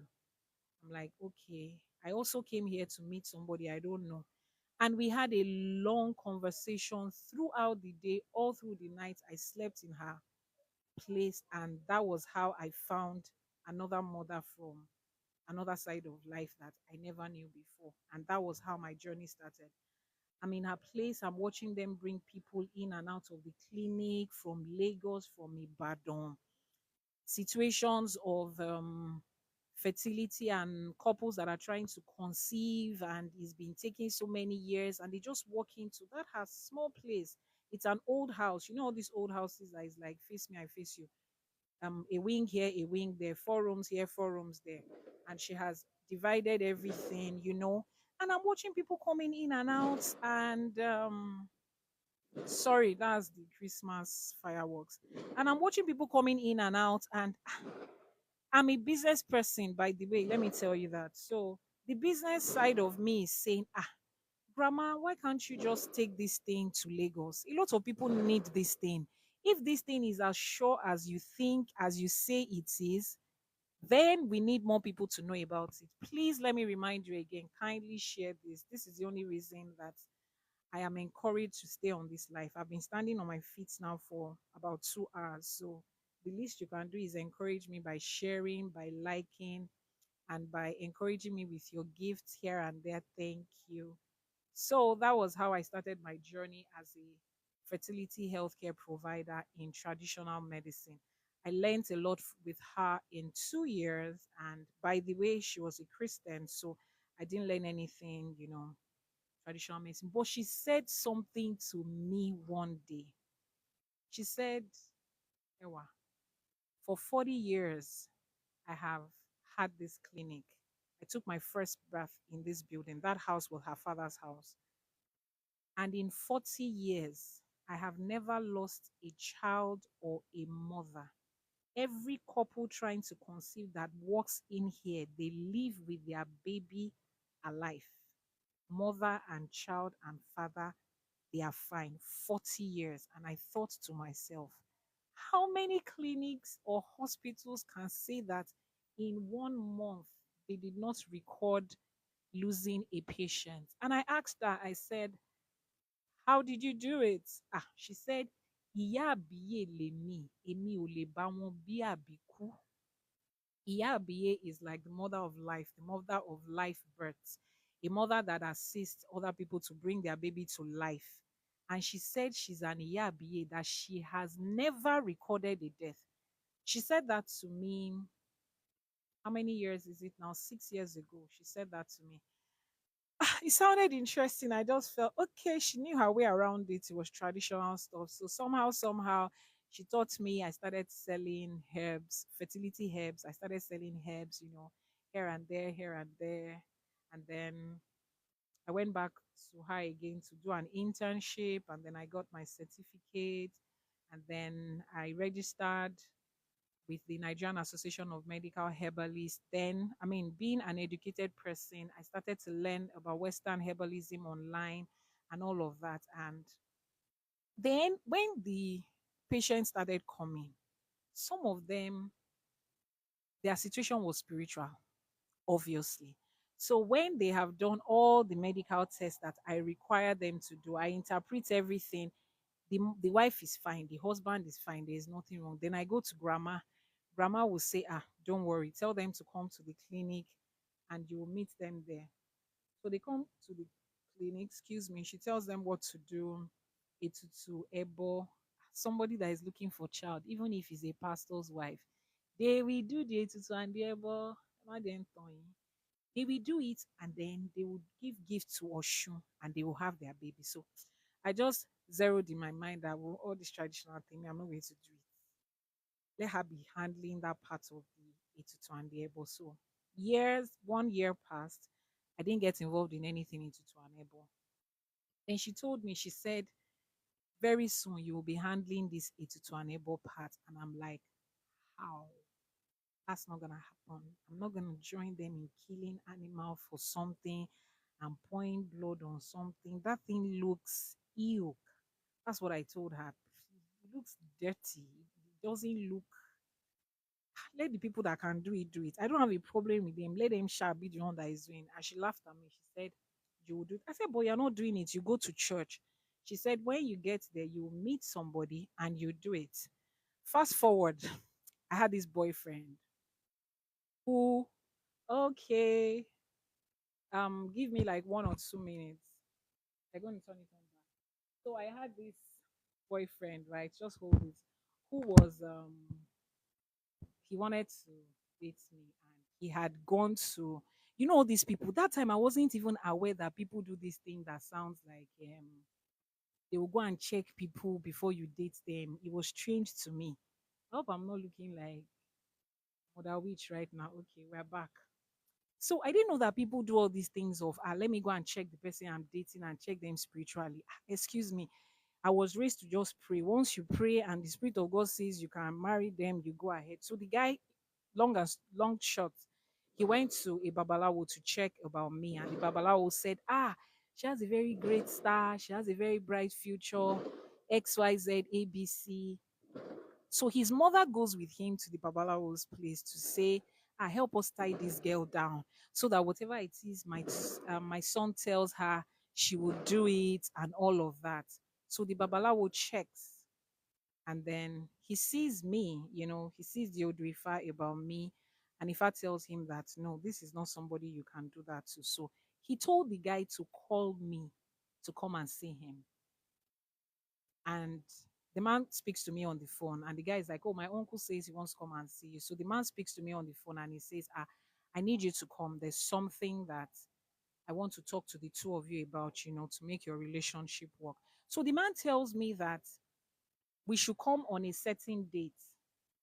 He says that we should come on a certain date, right? So, excuse me.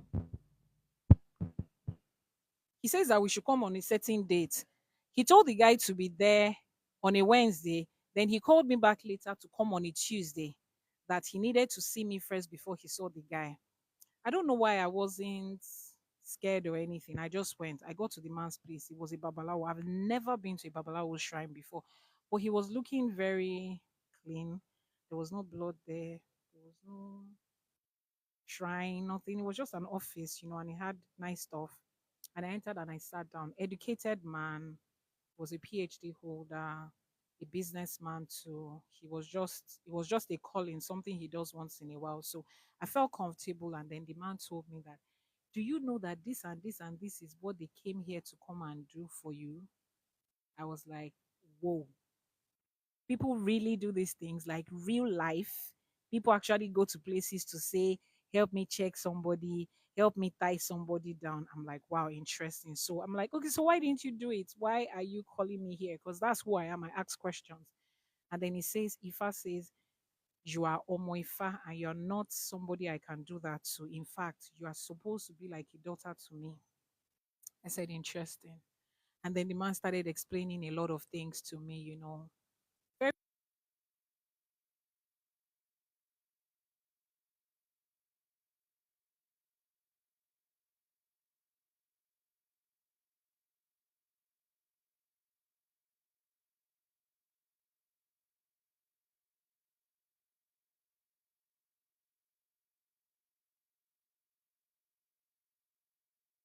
my can you hear me now? Sorry. Can you hear me now? Is the mic on now? Please confirm that you can hear me. Confirm that you can hear me. If you cannot hear me, let me get another mic. Confirm that you can hear me. Is it better? Okay, you can hear me now. All right, that's fine. Sorry, the mic tripped off. But let me call and get a backup mic. Hold on. David, David. So,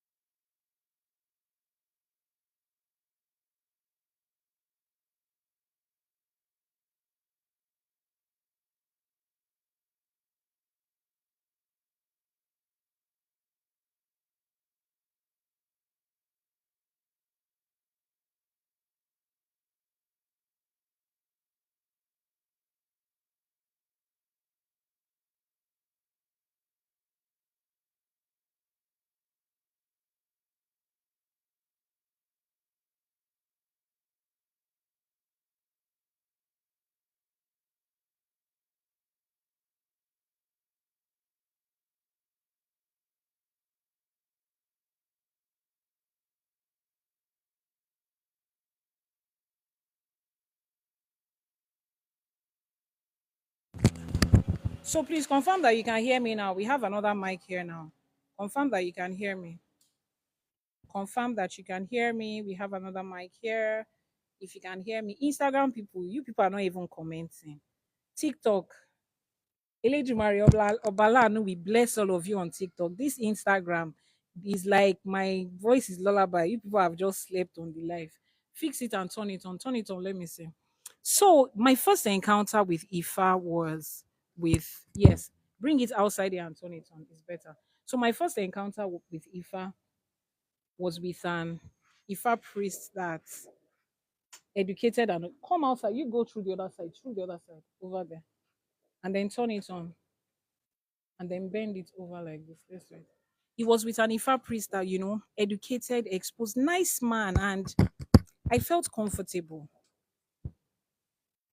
Okay, I think this is awesome. Yeah, I felt really comfortable, and I didn't have any reason to be scared. I didn't. It was just, oh, thanks, David. That's my first son. Yeah. So that was my first encounter with Ifa, and it was really good. So I kept on communicating with the man. Then I called the grandma back. I said, I met one Ifa priest, and she said that's the person that she was talking about. I'm like, okay, it's how you people just know these things. Now let's fast forward till today. 2 weeks ago, I was given this title of Iyabiye. You can see it. Abiye Awolowo, I think it's two. Yeah, you can see it like this. Abiye Awolowo. And when I was given this title, that's 6 years after Grandma told me what she told me about her call as a fertility healthcare provider. And it occurred to me that this was what I needed on my journey. And every step brought me to this point. I registered my fertility clinic 4 years ago in 2020. and that is the brand that you see associated with me, Ewa Herbs and Fertility Center. All the accreditation, I got it. All our herbal products are NAFDAC approved. In fact, we got license and certification for assisted childbirth, which is surrogacy. I got all of that, but I never ran a physical clinic. I just felt I wasn't ready. I got a building, I bought a building, and the building is there, and I just didn't do anything with it. I took everybody that wanted to have um, physical healthcare services. I took them to Grandma's Hospital, and that's the one I kept on using. And as God will have it, interesting enough, none of her children showed interest in it.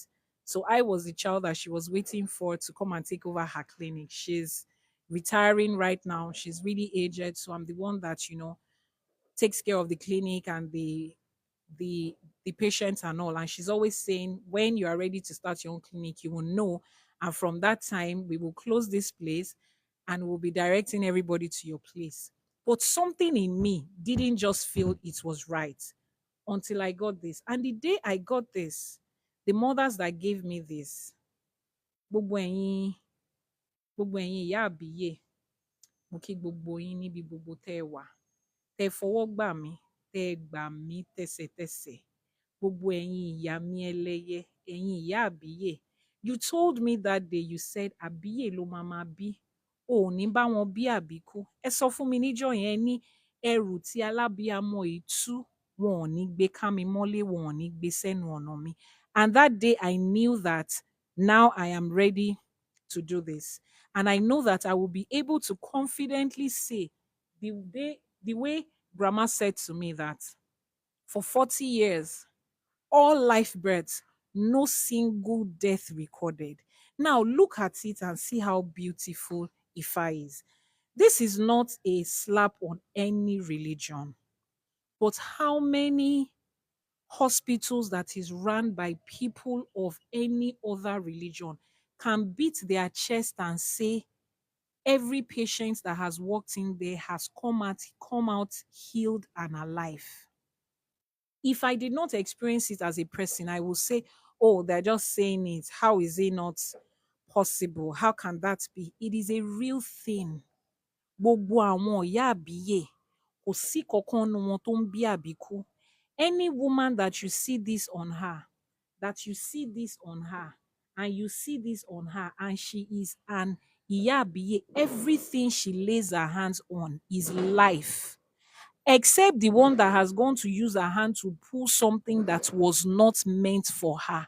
That is how spirituality works. That is how Ifa works. That is how to appropriate this thing to your everyday life. It's not just to say, I want to join Ogboni. Why? Because I want to have money. A lot of you are in my DM.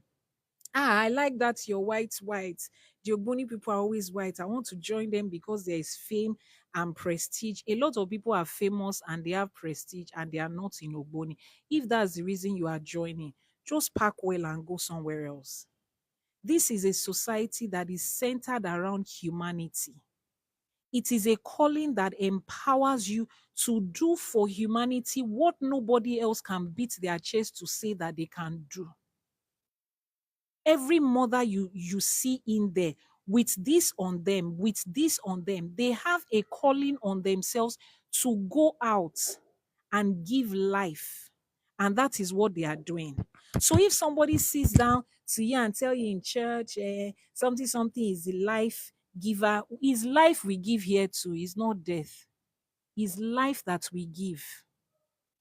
And it is our everyday life. And you will not see us standing somewhere and making noise about it and bragging about it. It is a gift that we have. And that was the journey for me in fertility. Now, along the line, I went in also into traditional medicine, taking care of other ailments aside from those in fertility. And I went, all the way in there. And yes, somebody said some medical practitioners are part of the society. Anybody and everybody can be part, irrespective of your religion, culture. Christians are there, Muslims are there, non-Nigerians are there from other cultures, other languages. It is non-denominational. It doesn't have anything to do with a sect or something. A lot of medical practitioners are there and they know what they are looking for there. Those are the medical practitioner that wants to take their practice to another level of spiritual protection. I would explain the whole of, everything that you need to know and questions that you want answered about the Ogboni. I would explain that in another video. Now, what we are saying here is this: anything that you're accepting in spirituality that you cannot appropriate it to your everyday life, it will fade away after a while. It will fade away. You cannot keep up with it. It is not useful for you. Now, I went into that traditional medicine, different ailments here and there. And in the course of that, I discovered that you cannot be a medical practitioner if you are not a spiritualist. Take it from me. What you are doing there is rubbish. You are just joining the circle of this life health sector that has been structured in a way that people will come and complain of headache. They will give them paracetamol. Then paracetamol will deposit some toxins in their liver. Then 2 years down the line, they have liver problem. Then they will give them another medication for liver problem. Then that one will deposit something in their brain. Then 3 years down the line, they will have a brain tumor. Then they will have a cancer. They will just be revolving. And you see, that's what the health sector is like. Don't let us lie to ourselves. If you are in the health sector and you are not backed up spiritually, you are just in a rat race of helping people to get sick while they think they are getting better, and they are getting sick and they are getting better. Medical science that doesn't have spirituality backing it up does not have a cure for nothing. Paracetamol takes care of the symptoms of headache. It does not take care of the root cause of headache. You just feel better. The symptoms just goes away. There is no treatment for malaria. You take that medication today, 1 week, they will say is recurrent. It has become, what's that word? It has become please give me that word. The parasite has become immune to the resistance. It has become resistant to the anti-malaria. Then they will now give you another one again. You understand? It's a cycle. It doesn't end. That is medicine that is not backed up by spirituality. And by spirituality, to us, that is not backed up by Ifa. It roams around in circle. Meanwhile, the pharmacology that is in Ifa gives you a cure to the root cause of the problem. I always use fibroid for an example. Go to the hospital, they will just remove the growth. 2 years, it has grown again. Do you know how many women have had 5, 6, 7 surgeries for fibroid? Kilo shelle is a growth. Now, can't he die? What? Why must it keep growing back? Meanwhile, you go to one yard baby in your village, she gives you herbs. That thing will dry up completely, never to occur again, except if you go and bring another cause for it. That is medicine that is backed up by spirituality. That is the spirituality I'm talking about, not religion.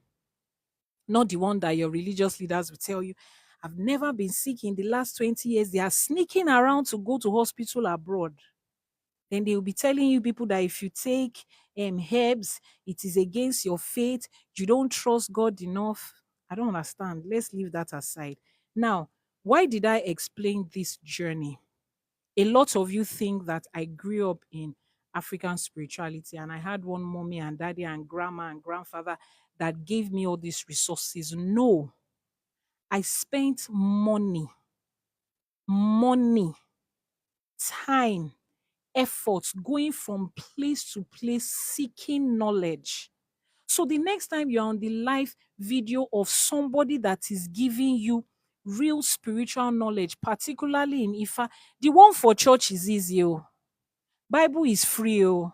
You can get free Bible. Just spend the night in hotel. You will see free Bible there. Oh. And they will just speak one verse of the Bible and just do speak big English, and that's all. Oh. This on your phone. You can just press it. You can download a sermon today, free sermon. You can tell ChatGPT to give you sermon that you preach in church tomorrow.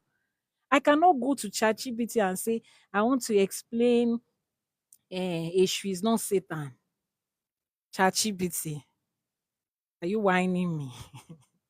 You cannot get it. Even in the villages we are going, one Baba will have 2 sentences of information. Another people tell you to go to another Baba that will complete the sentence. This whole journey for me is just a 6-year journey. And in 6 years, have gotten 2 titles in the Ogboni already. Last year, those of you that knew me last year, I was Yeyelua. This year, here I am. In this journey alone, I have learned Ifa, I have become IYANIFA in this journey. It's not anointing. It's not like church that they will just anoint you today because your daddy is the general overseer. You have been anointed as archbishop. No, you will learn this thing. Is knowledge. The person that is giving you a title has to know that you can defend that title where you are going. And that knowledge is not free yet. It's not readily accessible yet. We have to go and learn it, pay to learn it. There are some places that those of you that follow me on WhatsApp in the last 2-3 years, the journey that I had made, I shared it. Villages that we had to sleep in, that when I get there, I'm like, sometimes I ask myself, God, what am I looking for again?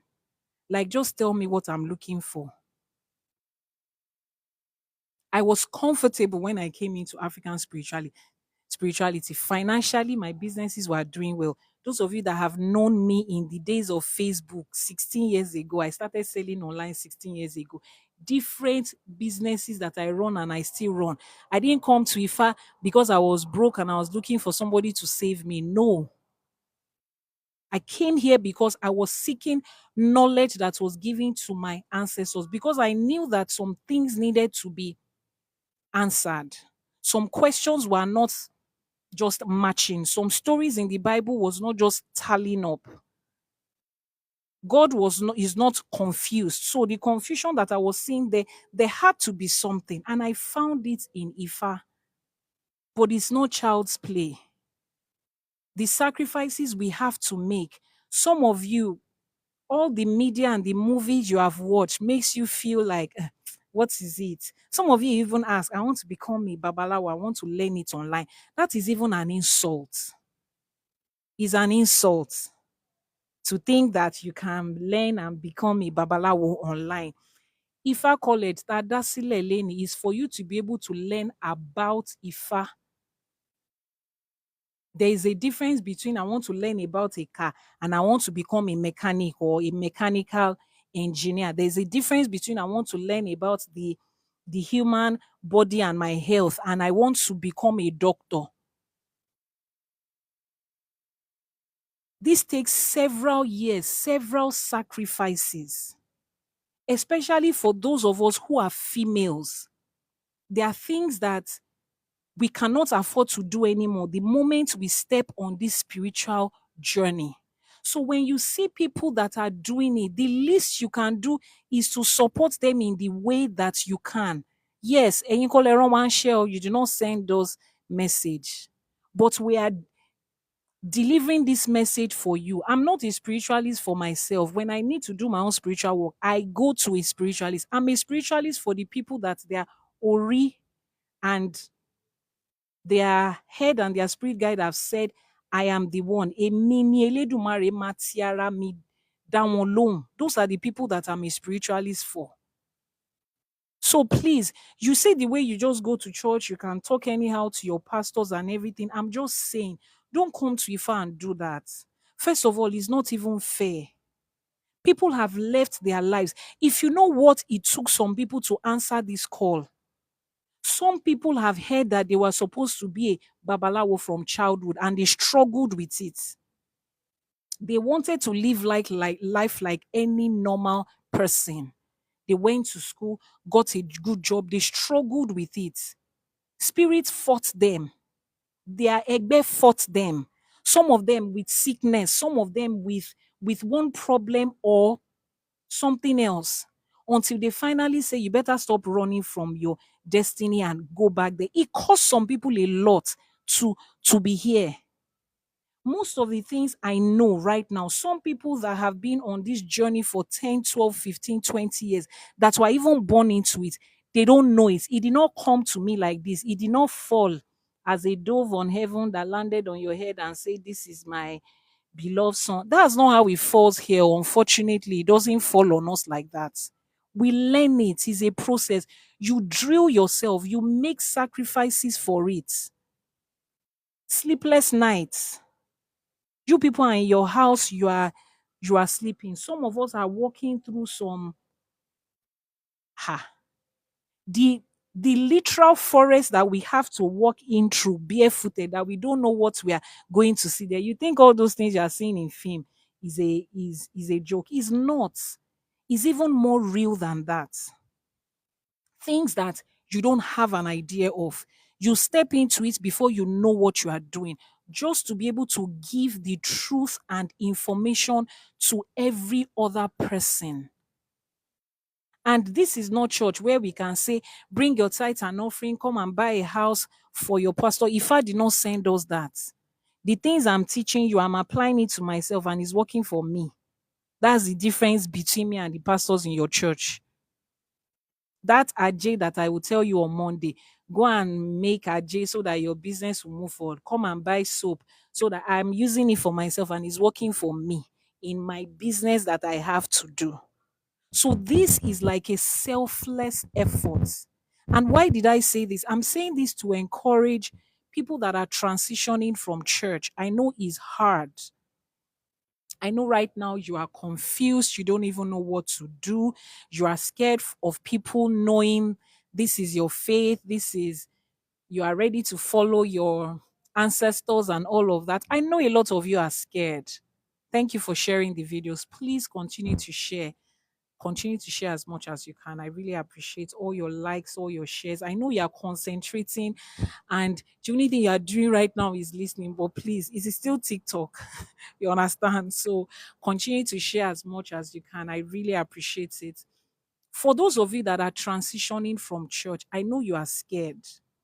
Sometimes I will tell you the truth. There was some times on this journey when I stop and I'm asking myself, God, am I still doing the right thing? This demonic that they are talking about, are you sure I've not stepped into it? Because the truth is, even here, there is still a thin line between what is God and what is not God. It's not everything that you see in African spirituality that is right and is good for you. I will lie to you if I tell you that everything in African spirituality is right and is good. That is a lie. So there are points you will get to on this journey that you still have to ask your Ori again. Am I still on the right path for me? I don't know what is right for somebody else, but for you as an individual, you still need to find out part time.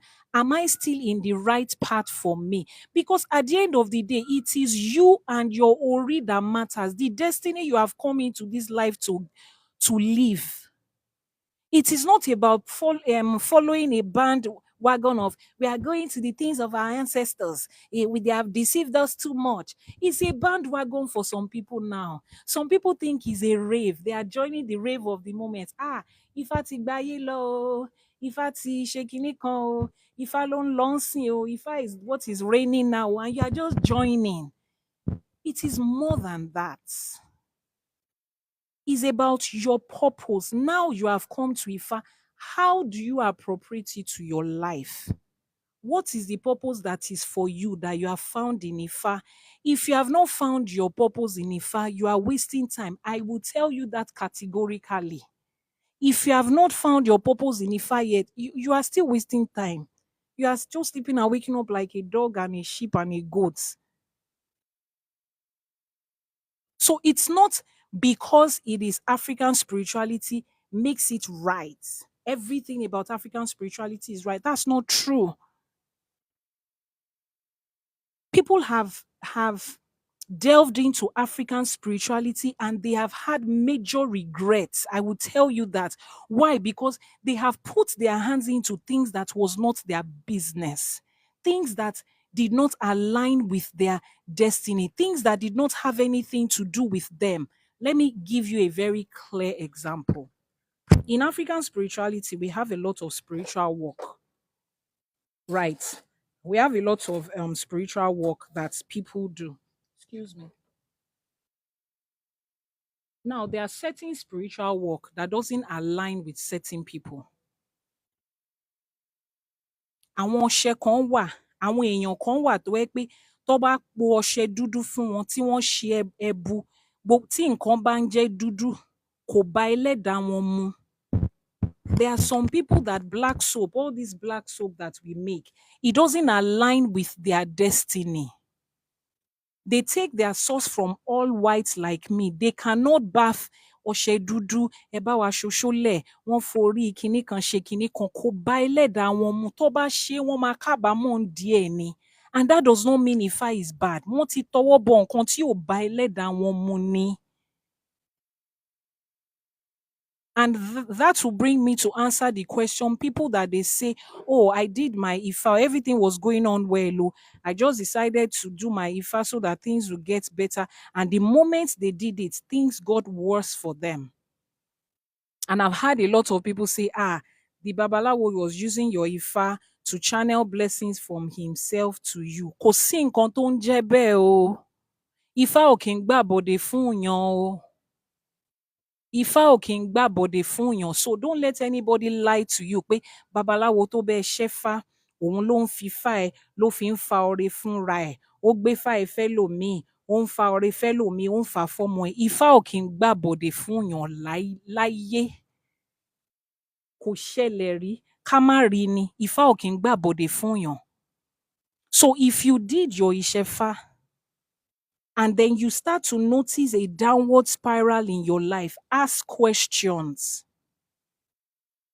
Is either of two major things. Ìjọ tó ṣe Ifá ẹ, wọ́n fún ẹ ní odù Ifá. Odù Ifá yẹn came with certain warnings. Things that you had been doing in the past that did not align with your Ori. Ifá revealed it to you that day. You had been doing it before. It did not align with you.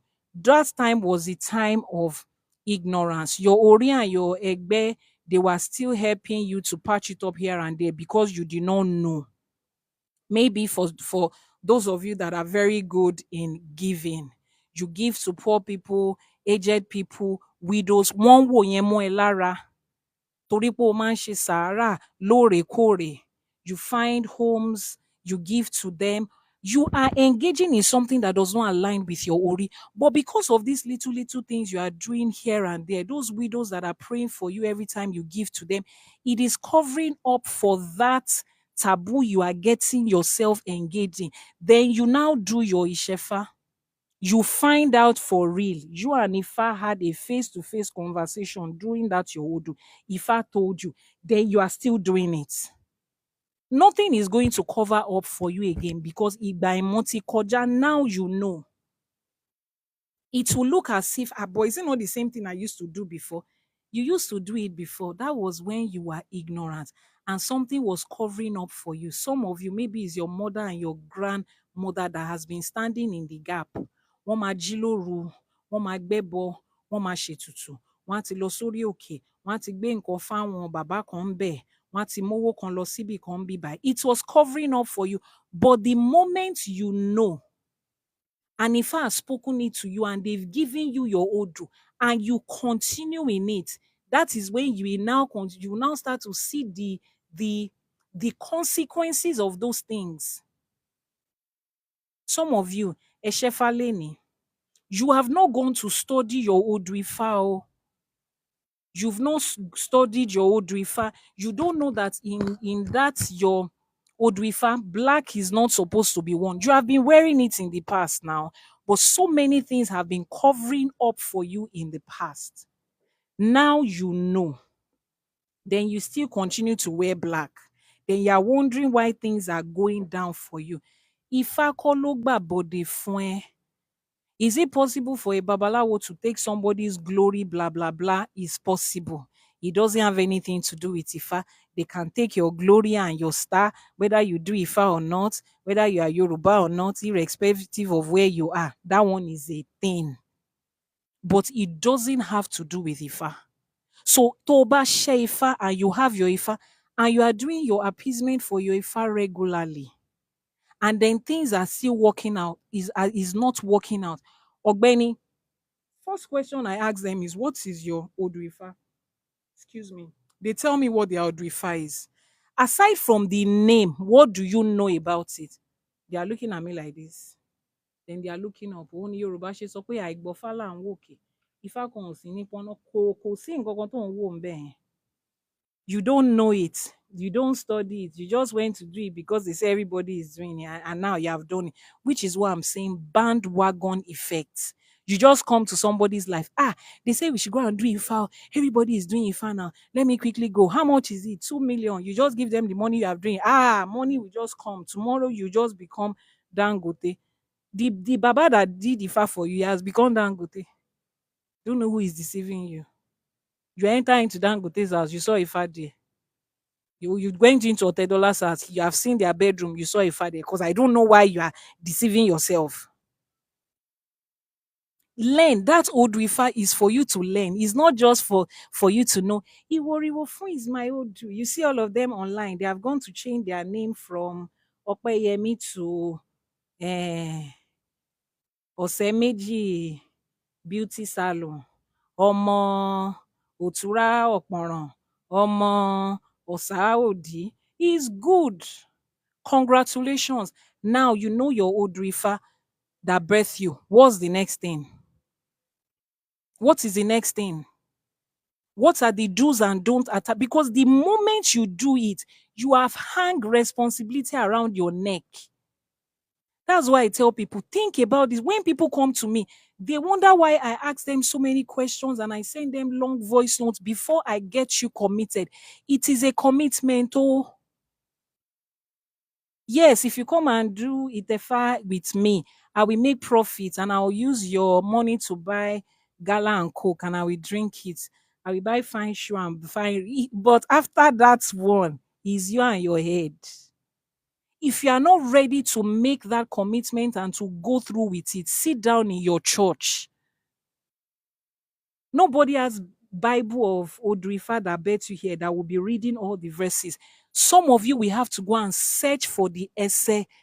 An Odrifa is like a chapter or like a book of a chapter of a holy book, and it has verses under it. Do you understand me? And it is your responsibility to go and find out what those verses are. No Babalawo is responsible to give you all the verses under your Odrifa. We call them essay. No Babalawo is under an obligation to say, but he's my Oluwo, he's my Babalawo. He took money from me and did it. He's supposed to be the one to go and look for all the essay and come and teach me. Responsibility is what happens here. Accountability is what happens here. If you still lack responsibility and you don't want accountability and you are lazy, go back to your Abrahamic religion. There's no space for you here. Because if you don't learn your Odrifa, you will now, the moment they've told you what your Odrifa is, you will now start to buy book. Iwe Mimo Ifa, buy it. We have it at the Ifa College bookshop. The book that contains all the Odrifa with the verses under it. Not all the verses. There is no book that has all the verses. Nobody should deceive you on that. But some book have like 2 verses, some other book have like 3 verses, some have 7, and then we have some that is purely in Yoruba. We have other ones that is in Yoruba and English. We have them at the Ifa College, both physical copy and soft copy. You now buy it and start to learn all the verses under your Odrifa. That is where you find your taboos. That's where you find the things that you're supposed to eat, the things you're supposed to do. Are you supposed to be a polygamist? Are you supposed to be a monogamist? Did Ifa call you to be a Babalawo? Are you supposed to be wearing white? Are you inclined with water? Some people, they will be told that whatever business you do, make sure you add water to what you're doing.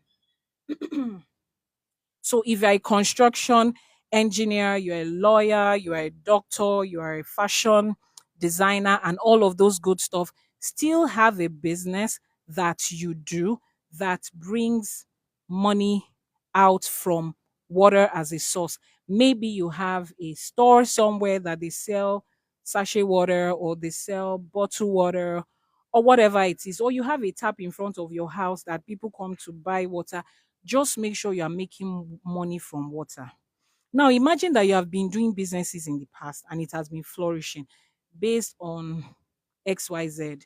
Now, you have come to find out your Odu Ifa, and your Odu Ifa says add water. 1 month has passed, 2 months has passed, you are not added water. They are wondering why that business is going down. Instruction has been given as far as this far is concerned. The day you found your Odu, you received instruction. Instruction was given to you and you are supposed to follow it.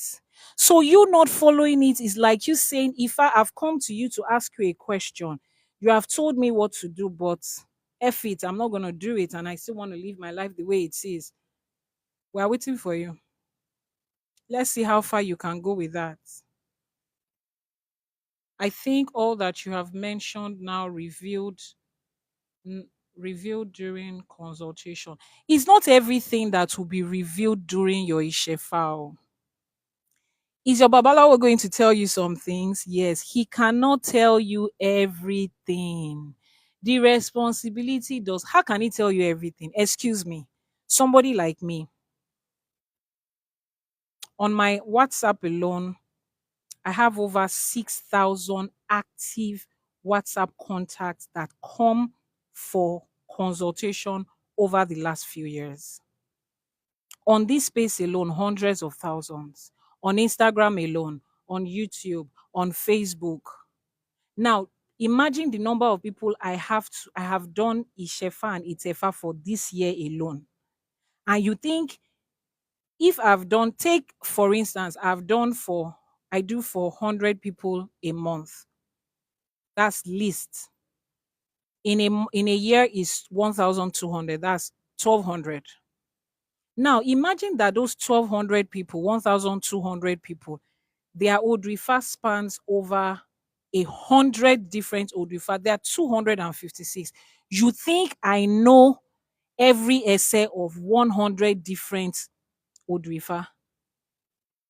The book that I have, some of them have just 2 verses.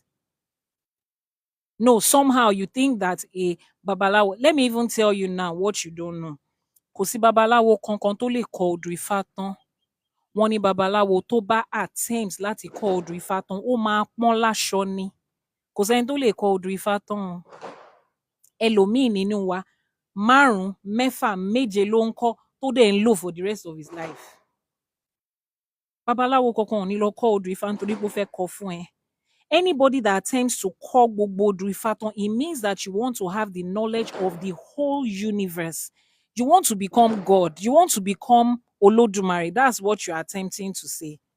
You cannot know every odù Ifá and every essay under it. Kò possible. Wà á pọ́n láṣọ. Man yẹn àbí woman yẹn, ó máa wà kísà gbẹ̀yìn ayé ẹ̀ ni. Ask any Babalawo that you know. So if you think that, yes, they told you 1 or 2 taboos and rules and regulations, and that's all that there is to it, I am fortunate to announce to you that's not how it works.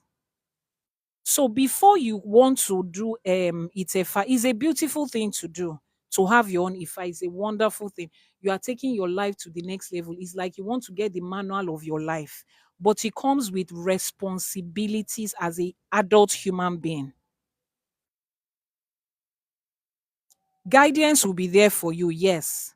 But that first responsibility, accountability, and hard work, spiritual hard work, is required of you. Ifa requires it.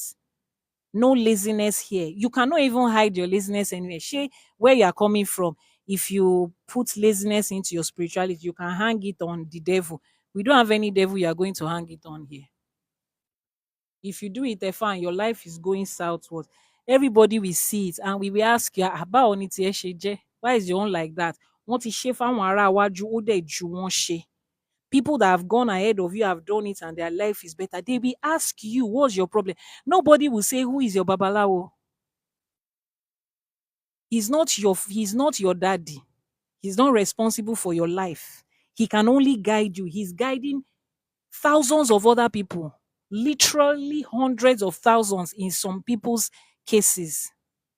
After this live video, imagine the number of messages that will be waiting for me in Instagram DM, TikTok DM, um, um, WhatsApp, text messages that I have to answer. Let's even say half of them eventually do their ITEFA. See the number of people that somebody like me that just started which day is guiding. Now look at all those Baba that you're going to meet that they were born there.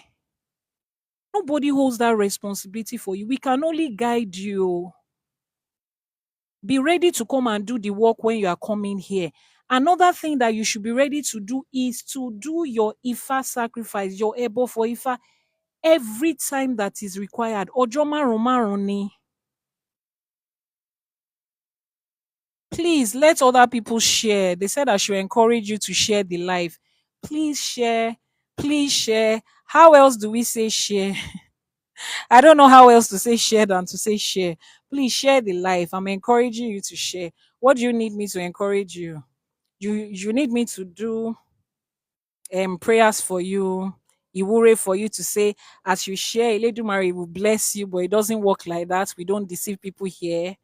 Your pastor will tell you as you share these blessings will come. When you share, you are just sharing so that other people can see. It's not a kidney.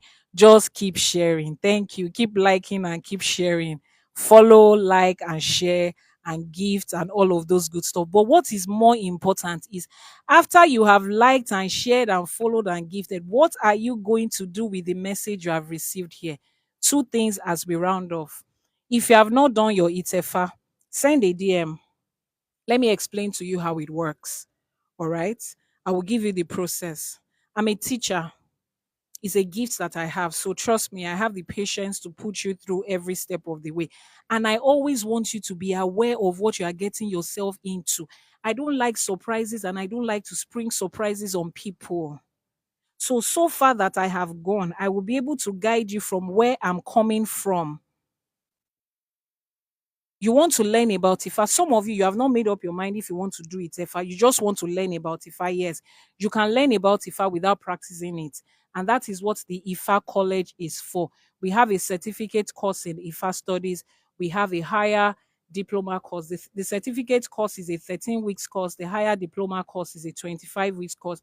And we're working towards IFA college being the first fully online accredited University of Ifa and Yoruba Studies in Nigeria, a school where you can get a degree in Ifa studies and get a degree in Yoruba studies. And once we are done with that, there is another arm, which is the Ifa school. You can scroll, you can check on Instagram when you are done for the Ifa school.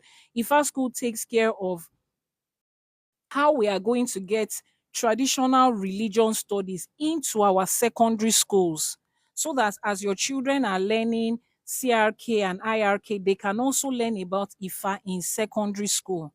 We also have IFA studies for children from age 5. I showed you a video where I was teaching my kids about IFA, where they can do divination by themselves. They can check the Odrifa, read it, interpret it, and understand it.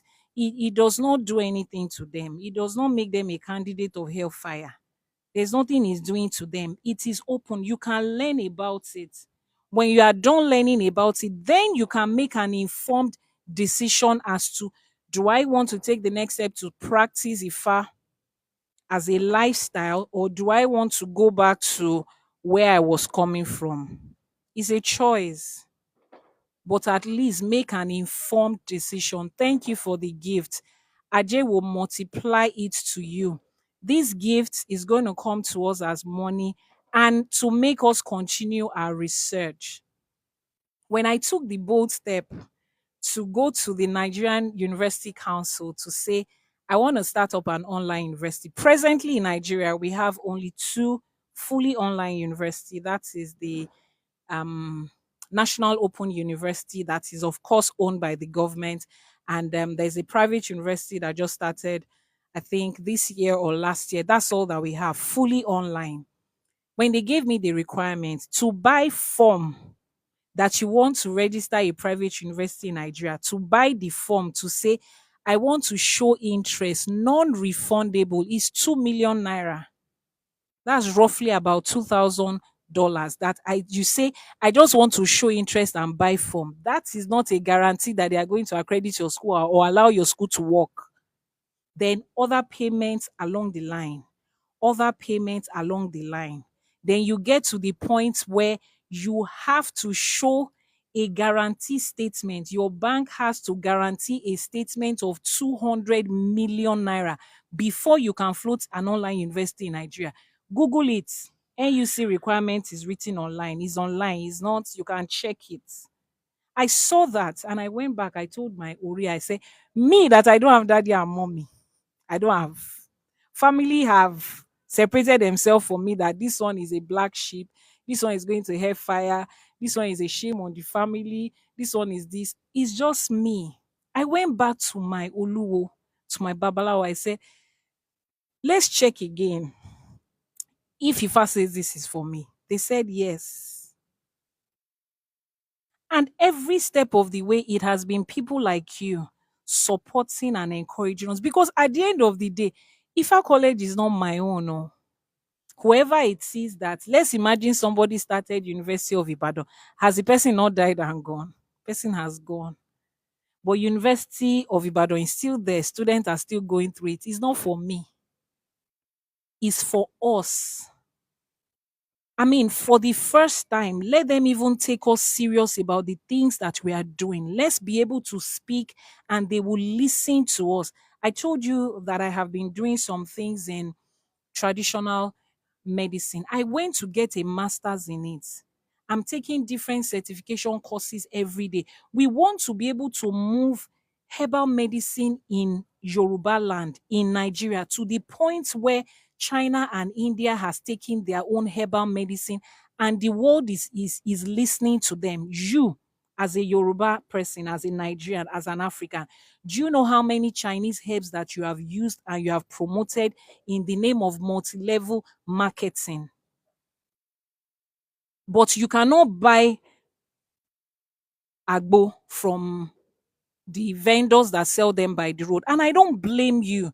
You don't trust the source. There is no regulation. There is no dosage. Everything is just packed like somebody just went somewhere. They they pack them in bottles of bottled water that is empty. You know that this bottled water has been used and they pack agbo inside it. How will you take it? And then you will say you are blaming people for not supporting. No. And it takes a lot of investment to get these things that our forefathers handed over to us, to get it to a point that people will take us seriously. When I step into somewhere and what these Christmas people, what's happening with them? When I get into somewhere and I speak about Ifa, about culture and tradition, people look at me and they're like, oh, you're very eloquent, you are well spoken, you are this and that. And I'm like, yes, but why is that something you are stressing? Because I'm talking about tradition and Ifa and herbs, local herbs. I have to sound uneducated. I have to sound dirty. I have to look like somebody that is just work. That is what it is associated with. So it's taking you and I to change the narrative. If we want them to take us seriously, we have to start by taking ourselves seriously. Your children are there at home. Let them register for Ifa studies. Let them register for Yoruba studies. Some of you are Muslims. Before you learnt English, you learnt Arabic first. Before you could pick up the Quran, you learnt another person's language. Your children cannot read or write in Yoruba. How when are they going to start to take us seriously? The likes of Baba Harabaile Buibo, look at what he has done for Ifa, for the culture, for the tradition. If his children do not follow it up, when he dies, it will just die with him. Let me give you a very sad example. There are so many books of Ifa that I laid hold on, old copies that has been locked up in some people's grandfather's house while I was researching. In fact, I put it on my status every time. If your grandfather passes and they are checking his house and you find anything that has to do with Ifa, I want to buy, please sell it to me if you don't want. That's how I gathered some materials that I had. Now, we found some books, very old copies, they are torn, and we are trying to get new copies of it, only to find out that the moment the authors of those books passed on, their families refused to continue printing. Why? Because their children are now born again.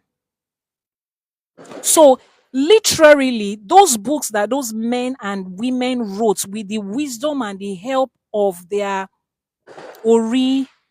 Orishas, Olodumare himself, it's just going to die with them. Another generation has to start writing another one again. And it starts with you and I. The government is not ready to help us, so we are not in the position to blame the government like we have all learned to do. It is you and me that is going to put everything we can together to make sure that this awakening we have now is not just a fluke that will go away. Do you know why Christianity thrived? Because people were pumping resources into it. People were pumping resources into it. They manipulated the mind of people to feel that their money is attached to it in such a way that you feel the need to go to church every Sunday to drop money. And that money was what they were using to pump and to further it. I had the privilege of being an assistant pastor in Christ Embassy. I know how far their daily devotional has gone. I know how many languages that daily devotional has been translated into. It is the money of the partners. They give those books out for free. You think it comes out free from the printing press? No. People are sponsoring this thing. People are pushing funds into it. If we don't do that, this is just a fluke. It's going to depend on the work of one person. And there is just so little that one person can do. The only support we get is what we have right now in life. So we know that yes, people want to hear what we are saying. But it just ends with that. Nothing more. When the bills for everything we have to do come, is left to us ourselves to run with it ourselves. I'm not asking you to give money to God. Anybody that asks you to give money to God is lying to you. Olodumare does not need your money for anything. We are asking that you support in the best way that you can, financially and all, so that these things will not die with us. A lot of those books, I have emailed the family members, begging them to at least sell the rights of publishing of this book. Let us continue to publish it. They said no, they are born again. They don't want to have anything to do with hellfire. The book of um Mama Professor, what's her name? The Unilag Professor of Philosophy, the woman that wrote Socrates and Orunmila. What's her name? Socrates and Philosophy. Sophie, yes, thank you. When that woman was alive, I had met her a couple of times at a particular bookstore in Ibadan. She would drive down and bring her books there. I met her there twice. She has passed now. I was asking that man, we do not have any hard copy prints of her book anymore. How many years ago was that? Her family members have refused to give the publishers the authority to print the book. Thank God now that in this dispensation there is online copy. so we can at least continue to share the online copy, the soft copy. What of those books that we did not have soft copy? Some of them were half done by the time somebody like me laid my hands on it. Some of them were handwritten in biro and pencil. Ó ti fade tán, a rí nǹkan kan kà ńbẹ̀. So see, you might not be called to be a babalawo. You might not be called to be an Ifa priest. But if you are Omo Odua tó ò fẹ́ fi ọwọ́ òsì júwe ilé bàbá ẹ̀, the least that you can do, please do it. We are doing day and night. Oh. A lot of us cannot confidently come out and tell you how it is, but this is what it is. Because I am of the opinion that so many people don't know what it takes. So if we don't tell them this is what it takes, some of you have the connection and the link, you have skills that you can support Ifa with. It's not even about money. Somebody called me and he said, please, if you have the English copy of the Odrifa, can I help translate it into Hausa language? That's an attempt for something. It's going to cost that young man money and time and some other things. I said, okay, whichever way we can support, let's see how we can do it. There's nothing wrong if the Ìwé Mímọ́ Ifá is translated into as many languages as possible. English, Spanish, Portuguese, French. At least the Yoruba version will be right by it. And then you can read it from there to there. So please, this is real life. It's not just after we have said it on TikTok, everybody will just go home and sleep. This is real life. People are finding their life in Ifa. That Odwifa will give you your life. Now, imagine that the only verses in your Odwifa you can lay your hands on is two. Now, excuse me, what's the essence of paying so much to do it, Efa, and you know your Odwifa is only two verses that is in the book that you have? What's the essence?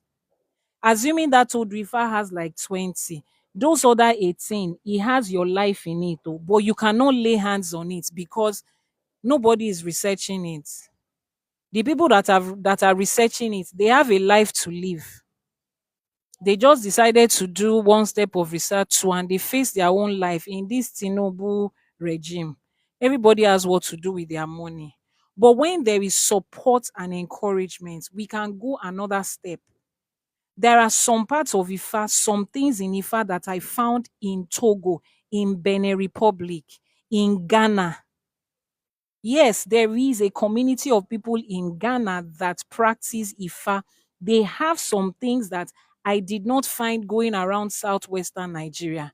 Some of you think that is sitting down in Oni of Ife's palace. We just go there and we say, Baba Ejosa, Iwe Ifa lawagbe, story Ifa lawagbo. He will now sit down and be telling us all the story, and we will now come online and tell you, "Irọ́ o, kò ṣe bó ṣe rí nìyẹn o." Let me answer a few questions here and let's go. Someone said, please, we are ready to support. Kindly form a platform for that.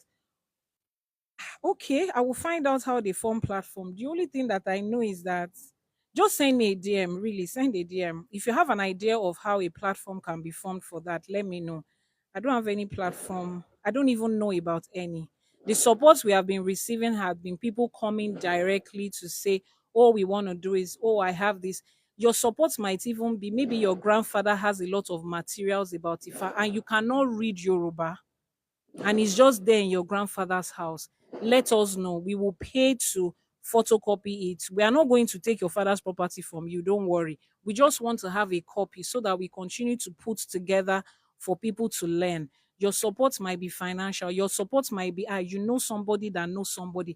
Another part where we need support, let me even talk about that, is somebody reached out to me today and the person said that he said he's in a new environment and he needs a place of worship where he can communicate with like-minded Ifa people, not just in a virtual place but in a physical place. And we have been thinking about that, to have like an Ijo where people can literally walk to and meet on a certain day. You guys talk, you guys do, we do the regular ose.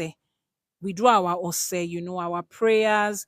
Some people don't know how to pray with Ifa. Oh, I'm telling you, as simple as that sounds, some people don't know how it is. They still, there is a way we pray. It's not like there has to be a specific way you talk to Olodumare. No, you can speak to Olodumare about anything with the way that you want it. But there is an ìlànà bá a ṣe ń ṣe ìwúre nílẹ̀ Yorùbá. Ìlànà wà bá a ṣe ń ṣe ìwúre nínú Ifá. Some people don't know it. Some people don't even know, like, simple songs that you can sing in praises to your Ori, to your Orishas, to Olodumare. People don't know it. Nobody is teaching you. We don't have hymn book that I can say, I go and buy hymn book of Ifa. No. Places like this are where we learn. So if you have how would I put it, physical buildings, physical properties that you can either donate or lease out for the purpose of Ifa. Some people cannot learn online. Some people are not good with learning online. They want a physical building. I and my team members can make ourselves available anywhere.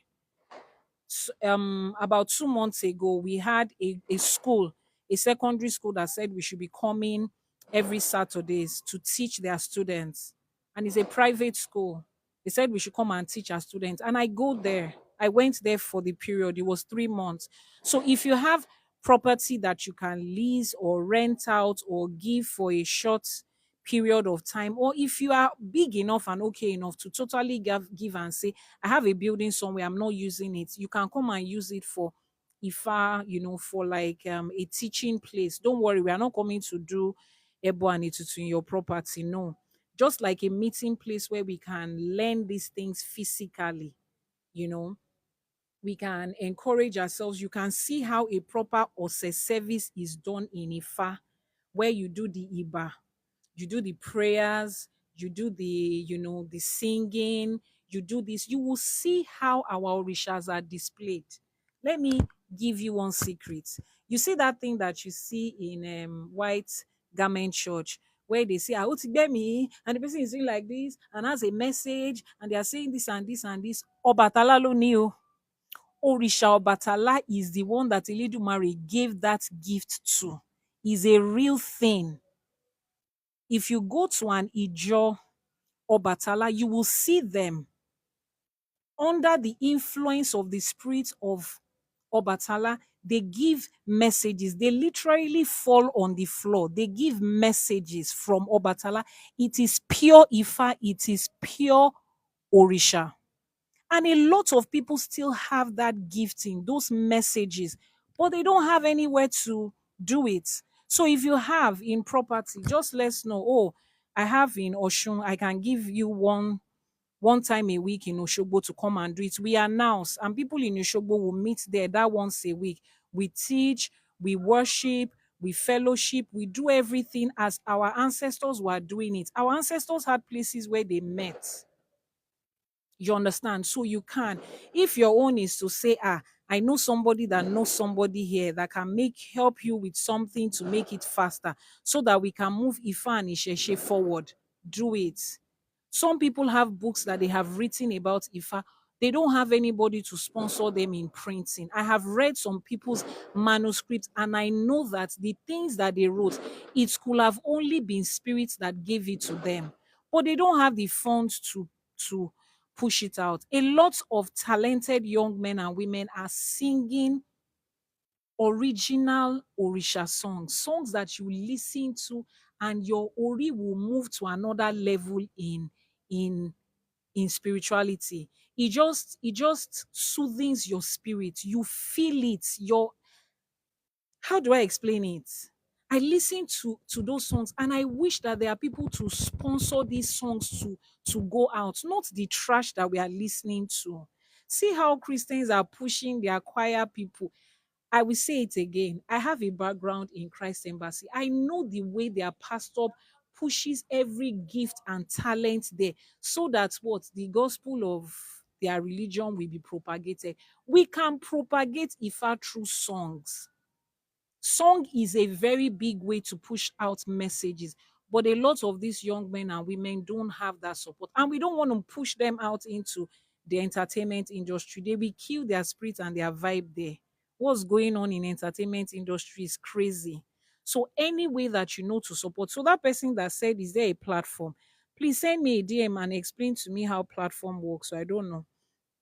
Um I need a book on airing the logo. Send a DM or click on the link in the bio to get to WhatsApp. Let's take the questions. How do I get a hard how do I get a copy of Iwemi Ifa?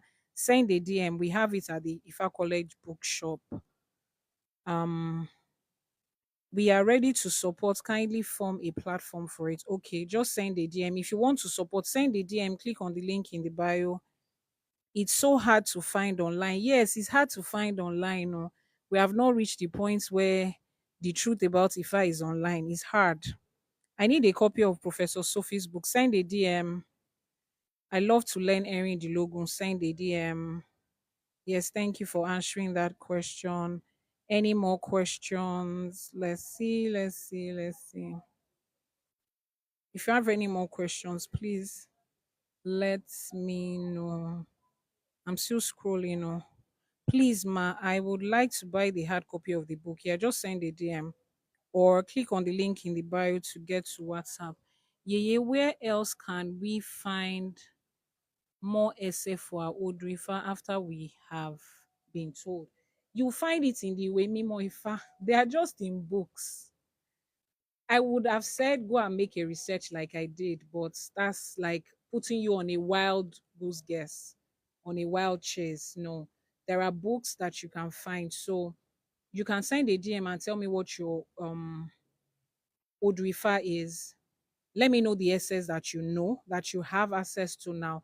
If I have a book that contains more essay than what you have, then you can buy it. Now, what we are even encouraging people to do, our researchers to do now, is to make a book on different Odrifa. So Ejiogbe will have a book, and then we gather all the essay that we have on Ejiogbe in a single book.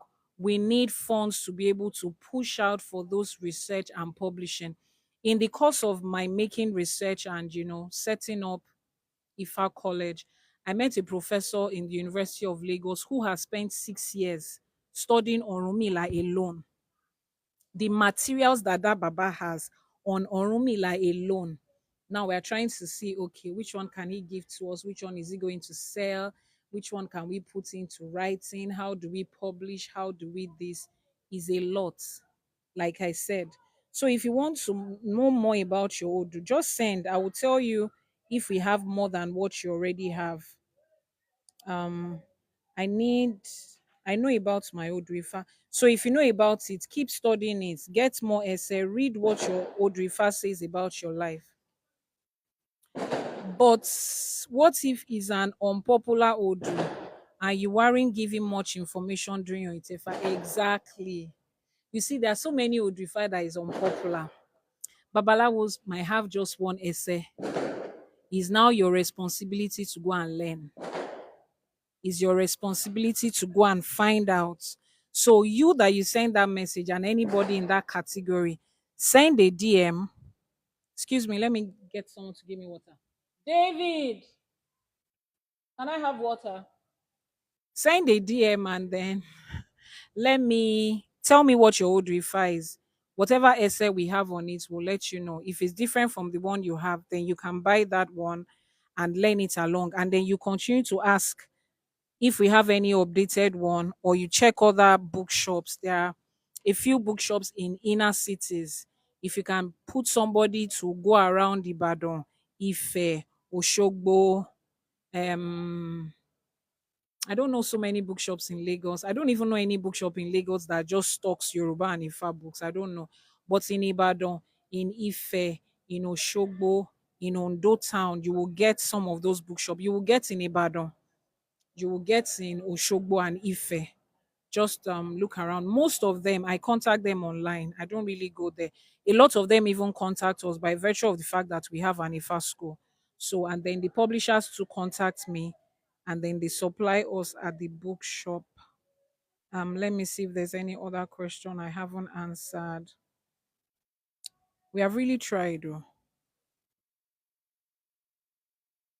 Hmm. My dear, this work is not child's play. I know, right?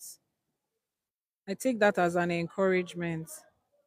So, any other question before we go? Ma, please. Yeah, some of okay. So I think I've gotten to the questions that I've asked. So this is what it is. So we started today by telling us issue is not Satan. Let's quickly run through for people that are just watching this live. Now, let me say this. Every live um session that we have on TikTok, I also go live on Instagram at the same time. That's why you see me looking from here to here. TikTok does not save the live automatically the way Instagram does. So what we do is the live that is recorded on Instagram, we save it on Instagram, and then after editing here and there, we put it on YouTube.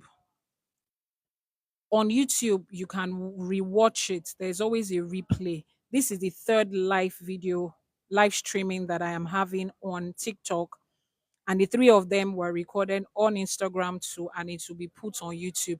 Now, on YouTube, you might not be happy about what I'm about to say, but seriously, I'm not here to make you happy. On YouTube, the videos of the replay of these live sessions are going to be available on paid subscription alone. Now, I have a lot of videos that are free videos that you can watch, but you see these long streamings, you can only access them on YouTube by paid subscription. Now, the paid subscription is not anything expensive. It's about 2,000 naira per month, I think. Yeah, 2,000 naira per month. So, if you're a paid subscriber on my YouTube channel, the link to my YouTube channel will be in the bio. If you're a paid subscriber, you will be able to watch a replay. So if you know you don't want to pay and subscribe on TikTok, just make sure you watch me live like this. The moment is gone, is gone. But it will be recorded via Instagram, and it will be posted on TikTok, on YouTube for the paid subscription. So if you feel that what you are listening to right now makes sense, you can do the paid subscription. Excuse me, please.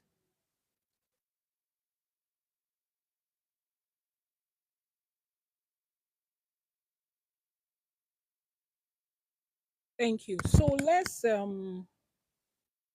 run through what we learned today about. I'm running through because of those of you that are just joining and you are not a paid subscriber on YouTube. So what we learned today, issue is not Satan. We started by defining issue with the word a aside and then shoe aside, and we defined the word shoe as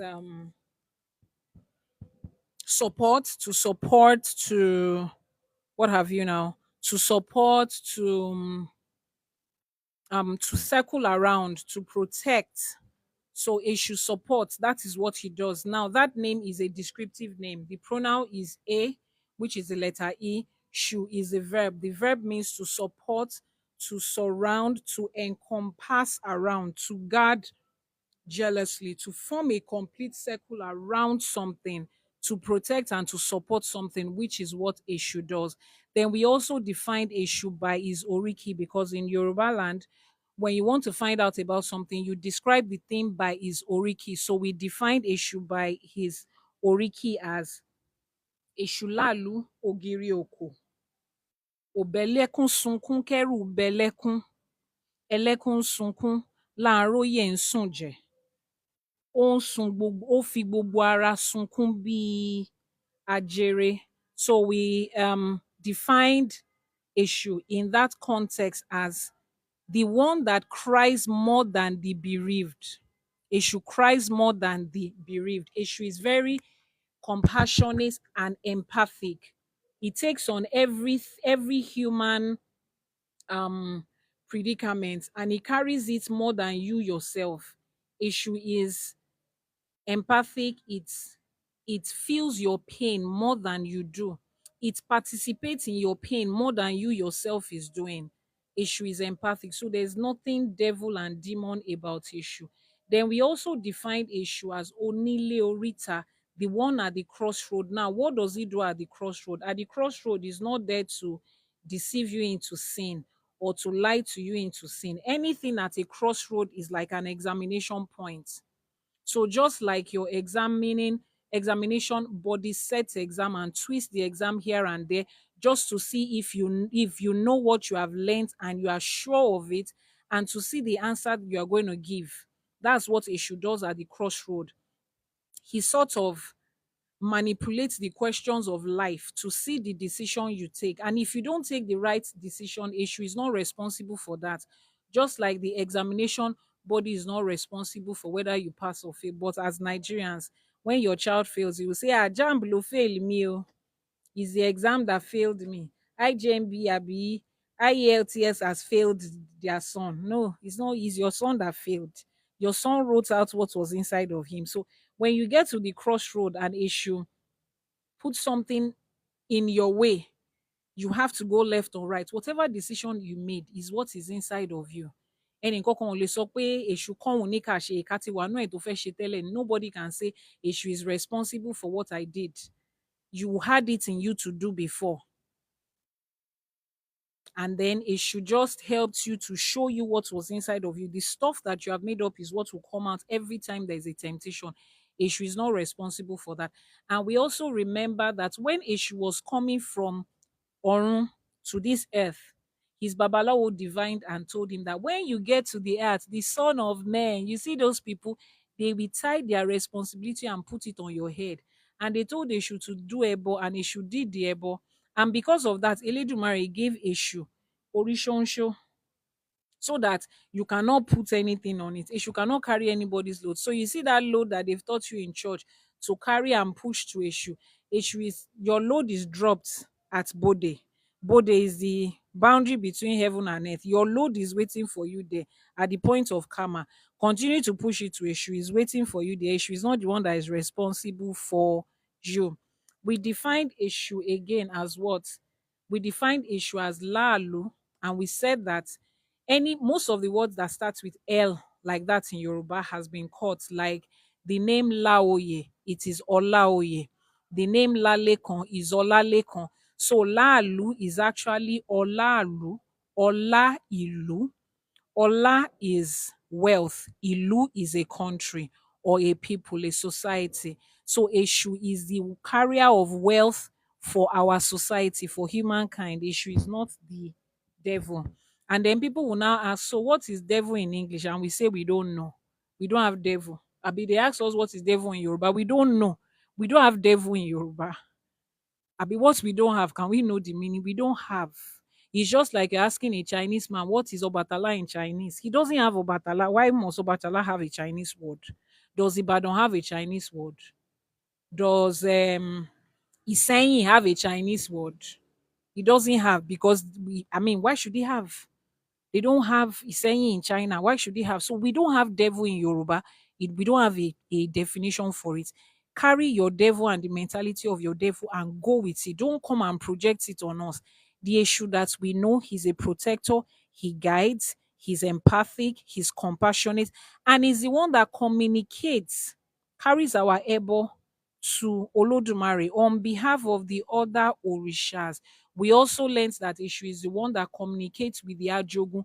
You know, the Abrahamic religion has this idea that God is good, Satan is bad, devil is bad, and God and devil are in a competition of good and bad. We don't have that here. We are not confused here. Our God is the creator of heaven and earth, the all powerful, the all knowing, and is not in a competition with his creators. He created good and evil side by side. Méjì méjì ni Elédùmarè dá lé ayé. Àwọn ajogun wà ńbẹ̀. They are a group of 7 that has Ikú, Ẹ̀ṣẹ̀, Ẹ̀wọ̀n, Èpè, and all other ones to make up that 7. That is, they have death. Ajogun includes, death, curses, incarceration or imprisonment, and all of those, bad stuff. Èṣù is the one that communicates with them. So the moment the Ajogun wants to invade Earth, human Earth, let's say with, an epidemic, Èṣù is the one that comes to tell Orunmila that, they want to hit the earth with chicken pox or smallpox. So tell your people through Ifa to make ebo and etutu so that we can give it to this ajogun so that the ajogun can skip over their house and their family, because this ajogun, they will come, we cannot stop them. Sometimes we have collective ebo to stop them, sometimes we cannot. Then Eshu gives that message to Orunmila. How does Eshu give the message to Orunmila? See, look at this Okpon Ifa I showed you at the beginning. This is the Okpon Ifa. You can see at the head of the Okpon Ifa, you see who is there is Eshu. At the bottom of the Okpon Ifa, who is there is Eshu. Look at him again here, is Èṣù. So there is no divination. There is no divination that is done or communication between Ifa and us that does not involve Èṣù. Èṣù is the one that passes the message across, that makes the Babalawo to understand the language of Ifa. It is Èṣù that makes the Babalawo to understand the language of Ifa. So the message is passed across to save us from those things that happen. Then again, we all wonder why the Africans in diaspora focus so much on issue. Like issue has now become the most prominent. It was because at the time that our ancestors were taken away as slaves, they noticed that of all our orishas, those Christians, they feared issue the most. They were afraid of the devil. They're always binding and casting the devil. He's always the devil. The devil is the one that tried to do this. The devil is the one that is responsible. So they were afraid of the devil and they've interpreted the devil to be Èṣù. So they just decided to, you know what, this Èṣù that they are afraid of, let's continue to push Èṣù in their face. So they were pushing Èṣù out more than the other orishas. And as information was passed by from one generation to generation, the emphasis was on Èṣù a whole lot until it became what it is today, that it looks like Èṣù is like their most supreme orisha. But there's really nothing like that. Every orisha is important in their own right. So let's see, what else did we learn about Ishu? We learned that Ishu is very mischievous and is very temperamental. That's why he doesn't have his house inside. His house is always outside. Because if Ishu starts with you, he's very jealous, so very protective. You cannot deal with that kind of temperament in the house. So what else did we learn about Eshu before we round up?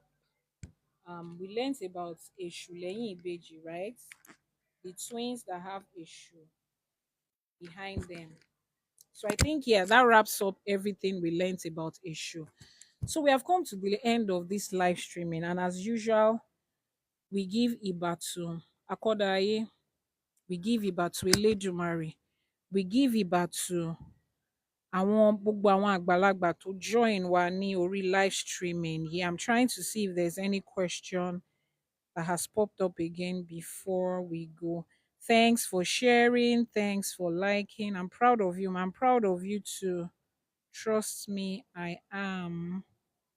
Thank you for staying. I think I have read all these questions.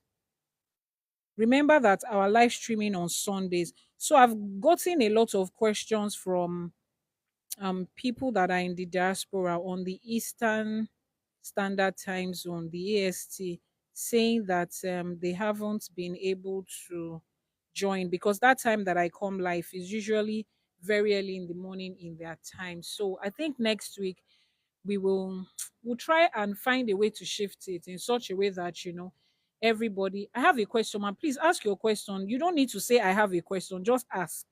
Go ahead and ask before we round off. So we'll try to get a time that will incorporate everybody. Because what I'm trying to do with the morning live teaching, Sunday morning live streaming is, as you are transitioning from church, let's fill that gap of your Sunday service. It's something you are used to. Your spirit is used to it. You have already developed a relationship with spirituality through that, so that you don't feel lost. A lot of people feel lost in Ifa right now. They don't even know what to do. They are hearing one teaching from here, another person will come and say this, another person will say this, and it looks as if one day they're moving that way, here and there. I understand how it feels, which is why we say before we get a physical place where we can have our Ijo, let's be doing this online so that at least you have something to take that time You have somewhere to learn, somewhere to discuss, to ask questions, to learn how these things are done.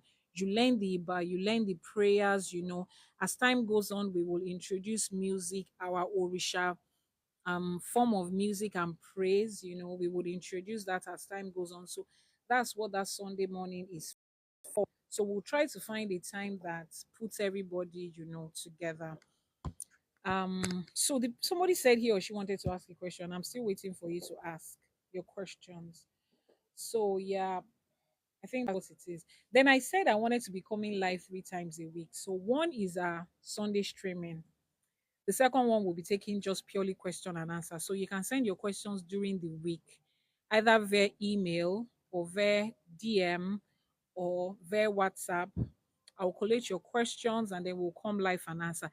Then there's this special one that I started doing it sometimes last year, and it's the live streaming where I share people's experiences. Now, by virtue of the fact that I'm an Ifa priestess and I do divination and consultation, some people have given me the privilege to be able to share their stories. Or more things are happening. As you people on the streets will say, things they occur, as in things are happening. And usually it's always good to learn from other people's experiences than to wait and say experience is the best teacher. Experience is the most expensive teacher. Your personal experience, that's your most expensive teacher. Learn from other people's experiences. So they have given me the privilege to share their stories, how they started, where they were coming from, how things got messed up, how they got to Ifa, the things Ifa asked them to do, and their journey so far as life is turning around.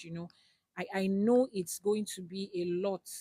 A lot of us are going through certain similar things that we think, no other person can be experiencing this. And as they say, gbọ́lú eléèrí àfi ń dẹ́rù bọ̀ lọ́rọ̀ ni, ó ti ṣẹlẹ̀ sẹ́nìkan rí, ó ń ṣẹlẹ̀ sẹ́nìkan lọ́wọ́lọ́wọ́ báyìí gan. It's happening to somebody right now. If he's saying this has never happened before, you are just scaring the person that owns the story.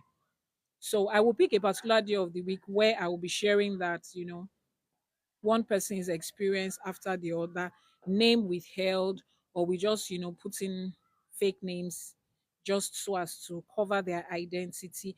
But those stories are shared by permission. Confidentiality is what AWO stands for. So if you come for a consultation, don't say because they shared somebody's story last week. Is that how she goes about sharing everybody's story? No, those people allowed me with their express permission to say tell other people about this so that they can learn. People need to know what is happening, and they are not bold enough to share their stories by themselves. So we will pick a day of the week. All of that is going to start in January, right? We'll pick a day of the week where we'll go live with that, and we can learn from that. So I think we have come to the end. Question: issue does not attack a righteous person. Are you telling me or you're asking me? I don't think that's a question. Okay, I think somebody was answering somebody. Yes. Ifa school, thank you. Issue does not attack a righteous person. No, issue does not. Why do people manipulate issue for evil acts against someone that was at peace with them, but due to jealousy? First of all, you cannot manipulate any Orisha. Are you whining the gods? How can you manipulate issue? You, who are you that you want to manipulate issue? Mélòó lára ẹ tó fẹ́ manipulate issue? What do you have to manipulate issue? Really? Somebody told you that somebody manipulates issue and you believe it. It's the things that you people even believe. A human being like me and you say he has the power to manipulate an Orisha. How? If it is easy to be manipulating, we we know the people in Nigeria we are supposed to manipulate issue against them. Don't let's mention their name in public place. But the people to ban Nigeria, they be told they are always manipulate issue if we have the power to do that. No, don't let anybody deceive you. That's what I'm saying. You see that part that pushes responsibility on issue. Something is wrong. It just has to be issue. 1 minute, they will switch over now. It just has to be issue. Something has gone wrong. You just have to attack it to issue. No, nobody can manipulate issue against somebody that has not wronged them. You cannot do that. Now, if it is your personal experience, first question I need to ask you is How do you know that Èṣù was the one that was manipulated against you? That's number one. If it is not your personal experience, then there are so many questions I can ask you. How do you know who was good and who was not good? And how do you know that somebody was being manipulated against somebody? So let's narrow it down to if it was your personal experience that you are recounting.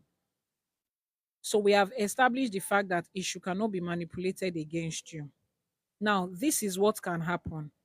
If I am a child of issue, Òrìṣà issue is the one that owns my head, or I constantly give Ebo and Etutu to issue, and I have a friend who something is going on in between us, and I don't like the way the person is acting against me in some certain way, and then I can go to my Orisha and report the case to my Orisha. Look at what this person is doing. I've been tolerating this person long enough. I can no longer tolerate this nonsense. It should take your elbow and go and do your thing. Eshu, I'm the child of Eshu. Eshu will guard me jealously. Remember what we said about Eshu. Can you remember what we said about Eshu? Dioriki Eshu. Obelekun sunkun keru belekun. Ẹlẹ́kún ń sunkún láàróyè ń sun ẹ̀jẹ̀. The one that cries more than the bereaved. The bereaved is crying blood. Èṣù himself is crying. The bereaved is crying tears from his eyes. Èṣù is crying blood, not only from his eyes, but all over his body. So if I'm a child of Èṣù and I give Ebo to Èṣù to say somebody is stressing me, Èṣù go and deal with the person. Èṣù will fight for me, oh. That's what our orishas do. Oh. They take our back, oh, but they will not support us when we are wrong. If I will go back and tell that person you are wrong, no matter how much of a child of Orisha you are, when you are wrong, if I will tell you that you are wrong. So so many of you think that these Orishas, they are just like puppets. They are just the way you see them carved like that, you think that's what they are. Those wooden things are just representations. That's not, they are just representations. Orishas are spirits. They walk in the spirit realm. They see more than we see. They know more than we. In this human life and form we are, our vision, our knowledge is limited. They have passed this human life to the other side of the life of the ancestors. Their vision, their knowledge is wider than ours. So you cannot just go and tell them, Ogun, stand up from there and go and kill Mr. Martins in number 78B stroke 5F. Is a lie. You can go there and report a case. Because of this case, I have come to the Orisha. Deal with this case accordingly. They will look at it beyond you and deal with it accordingly. In fact, beyond where they send them. If that person is truly in the wrong, it should be deal with that case more than you sent the case. But not that because you know how to appease issue, you now tell issue to go and deal with somebody that's not done wrong. No, it doesn't happen. So you need to understand what happened in that context. I can beat my chest to tell you that nobody can manipulate issue against an innocent person. It doesn't have whatever. Now, can somebody have spiritual knowledge and use it in a negative way? Yes. Are people that have spiritual knowledge day in, day out using it negatively against innocent people? Yes. It's just like people that have power in Africa using it against innocent children, innocent families here and there. Wọ́n fi àjùlọ han àwọn èèyàn lórí pé wọ́n lówó, wọ́n lọ́lá, wọ́n mọ̀yàn. Àwọn èèyàn náà ní spiritual knowledge tí wọ́n fi àjùlọ hàn yàn lórí ẹ̀. That has nothing to do with the Orisha. That person is the one that is doing it with his own hand based on the knowledge that he has. He's manipulating spiritual knowledge by himself. It doesn't have anything to do with any Orisha. Orishas cannot be manipulated because if they can, then the purpose of justice and fairness has been defeated. Anybody can just stand up and go to one Orisha and manipulate the Orisha against me because he doesn't like the way that I'm talking. It's not possible now. Orishas that have been giving offerings to one leg bad body for me, it doesn't work that way. So I hope I've been able to answer your question. Elidumaya, increase your knowledge. I share. Any other questions? Thank you so much, Ma, for the information. Okay, I have a question. I think that's the person that we have answered the person's question. Let's see. I think that is all the question. Okay, somebody is still asking a question. He said he mentioned the other person's name before issue and said that was given to him by the other person who doesn't know anything, who doesn't know or do anything wrong. I think I've answered that question. You cannot do that. Even if I'm not saying people cannot stand in front of issue and say, go and do so thing to so person. You can stand in front of issue and say anything you want to say with your mouth. That's your business. But if that person is not in the wrong, if the person is innocent, issue does not go about attacking innocent people. But can people manipulate spiritual knowledge against other people? Yes. So don't say I told you that people cannot manipulate spiritual knowledge against innocent people. They can. No. Innocent people can be innocent people are being attacked spiritually every day based on their ignorance and based on the fact that they are not protecting themselves spiritually. So don't come and tell me, as long as what's that thing they say? If we no think bad about person, person no fit spoil am. As long as say I no spoil person own, my own no go spoil. Sit down there. That's what your forefathers said. They died in poverty. That's what your grandmother said. She ended up, don't let me say it. As long as say we no spoil person own, they no fit spoil. Are you serious? In 2024, you are saying as long as you no spoil person own, person no fit spoil your own. Reverse that statement and say as long as you are not spiritually ignorant, as much as you are not spiritually lazy, you are sitting down there, you are saying because you don't spoil person own. It's not Orisha they are going to manipulate. It's not Orisha that they are going to manipulate against you in that case. It is your ignorance that they are going to use against you. It's the fact that you are not spiritually protected. That's what they are going to use against you. So take care of yourself spiritually. Orishas cannot be manipulated against you, yes, but spiritual knowledge can be used against you if you are ignorant. Go and learn that part too. Let me see. Is there any other question? Don't lie to these people. People manipulate Orisha against innocent people. Please, I need you to, that person that just said it now, I need you to come forward with a proof of how Orishas can be manipulated against other people. I need a proof of where you are there that Orisha was manipulated. I'm not saying you cannot stand in front of Orisha and say anything you want, but I need a proof to the effect of you went to an Orisha to tell him to go and attack an innocent person. And then this is the result from that innocent person. Then when we asked Ifa says what that innocent person is going through is because somebody manipulated Orisha against the person. Please, here we talk about facts. We don't say somebody said and somebody did not say. Then you see, most of the time, you are coming from a foreign religion.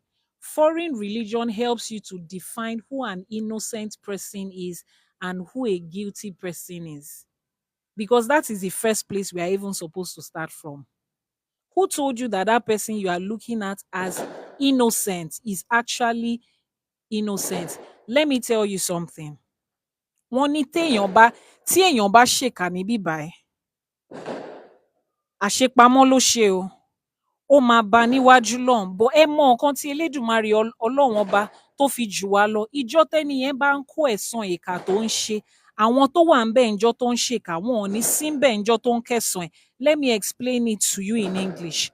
When you wrong somebody here, you do an act of wickedness here today. You don't get the result of it today. You have done it, it is kept for you in a cooler. In front like this, you will meet it. But do you know the beautiful thing about the universe? The people that were there when you were doing wickedness, they will not be there when you are reaping the fruit of wickedness.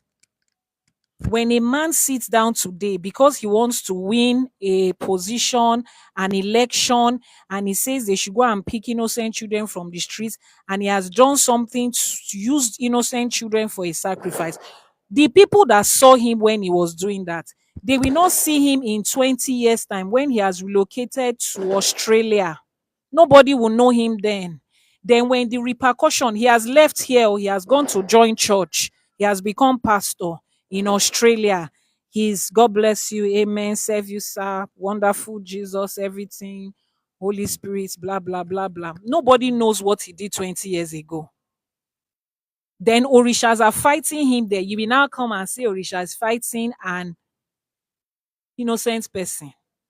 The day he was doing what he was doing, were you there? That is why I said I need proof that that person that Orisha was fighting is an innocent person. Show me proof. Let's ask Ifa, and let's Ifa tell us that that person is innocent. You think the lies that they told you in the religious places you are coming from, you think that is how the world works? Àṣegbé kò sí níbì kankan, say àṣepamọ́ ló wà.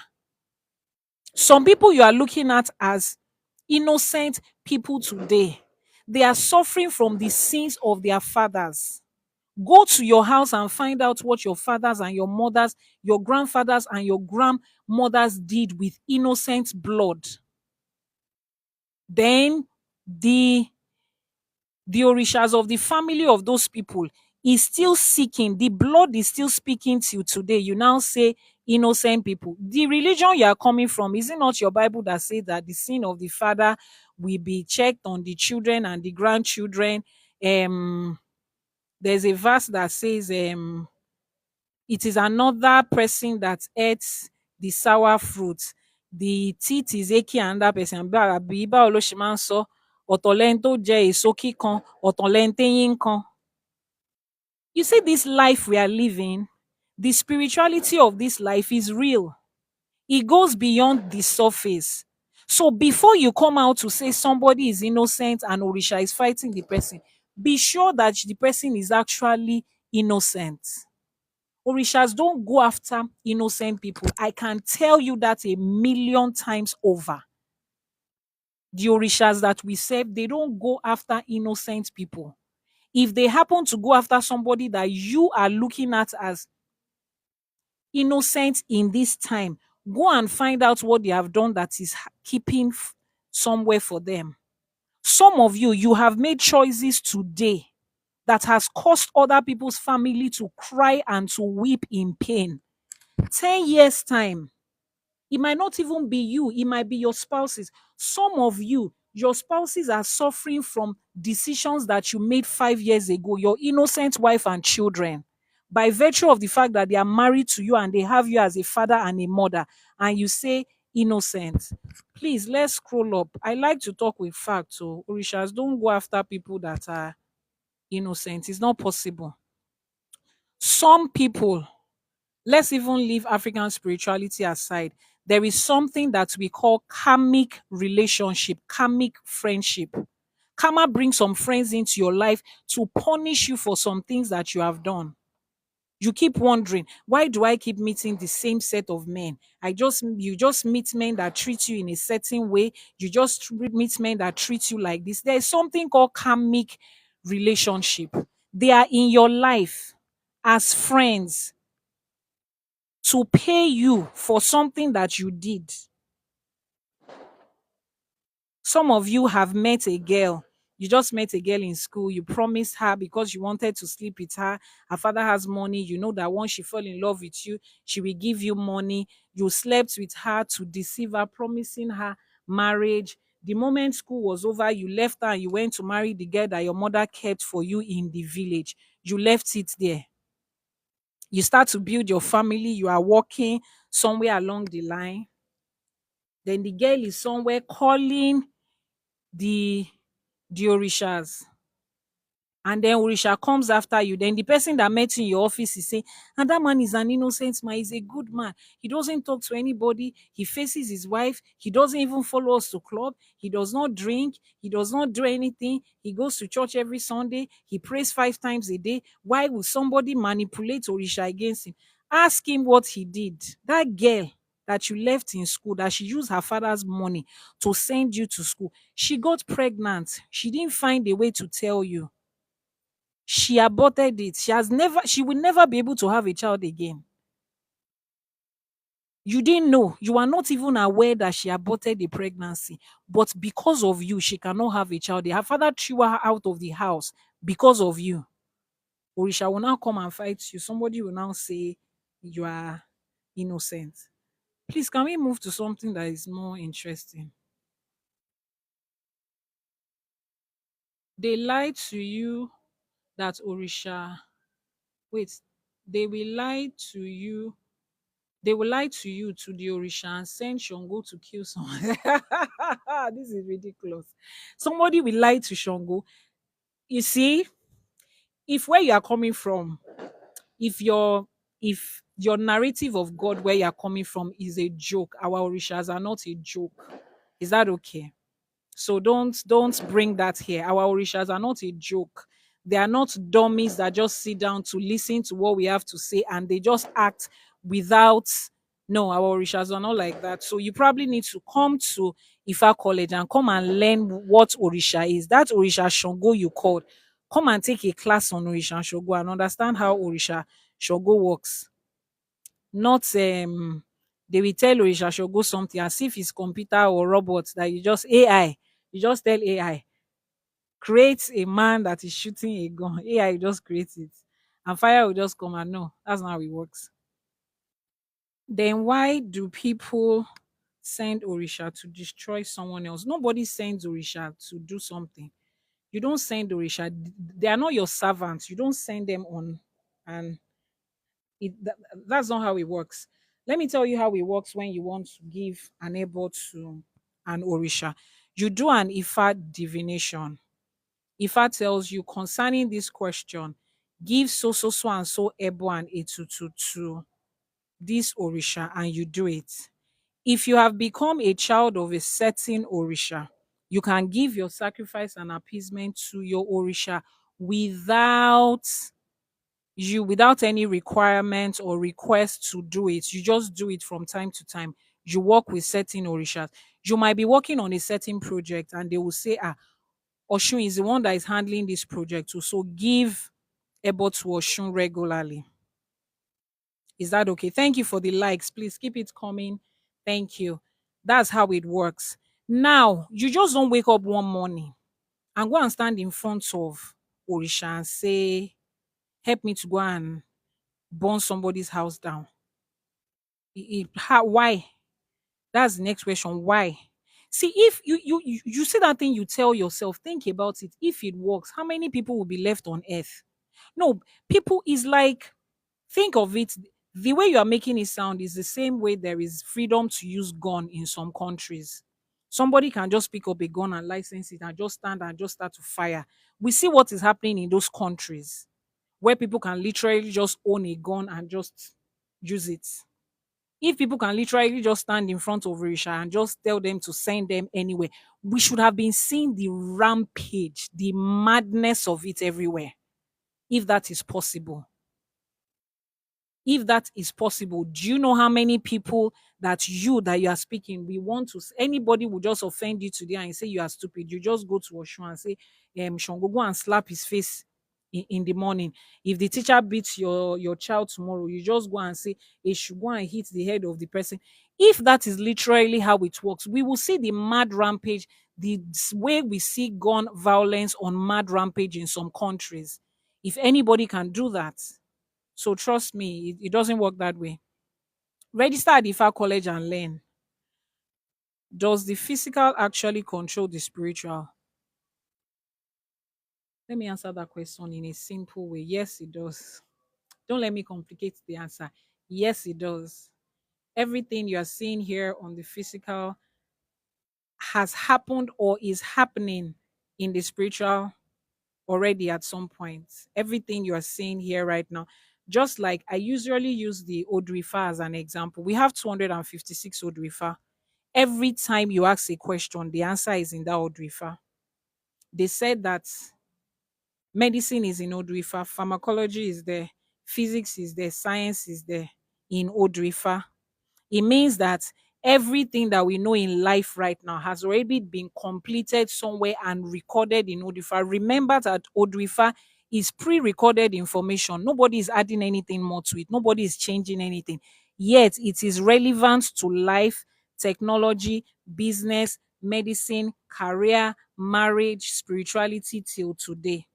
So it means that there was a particular time spiritually that this life has been lived. The life we are living right now is literally controlled by what is in Odrifa. There's nothing new that can happen to anybody that is not in the Odrifa. Thank you for your gifts. Thank you for your likes and your shares. Elédùmarè ọba láàánú á túbọ̀ máa bù sí fún yín níbi tẹ́ ẹ ti ń mú jáde o. I see you and I appreciate it. So everything in the physical is controlled by the spiritual. Odrifa was recorded centuries ago, and particle physics that was discovered recently was already in it. And Ifa is spiritual. It's not like you will open Ifa and see particle physics written there. No, it takes spiritual knowledge to be able to interpret that Odu as particle physics. So that is spiritual, controlling the physical. I hope I've been able to answer that question. How can people escape the sin of their fathers? Okay, thank you for asking that. I was supposed to explain that when I mentioned it. Now, it's like when you ask that, how can a child escape the ailments, the illnesses and the diseases that are genetic? You understand? By virtue of the fact that your mother and your father met and gave birth to you, conceived you, you took some genes from your father, you took some from your mother that contain certain health conditions.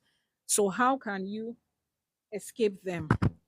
Now, you first of all, let's come from the known to the unknown. You first of all have to have diagnosed that there is a certain ailment that is genetic and hereditary in your body system. You have studied your father's side and your mother's side, or you have gone through some medical tests and examinations, and they say, your father was AS, your father is AS, your mother is AS or was, and because of that, you are SS. You have first of all established it. Then you now start to find a solution to it.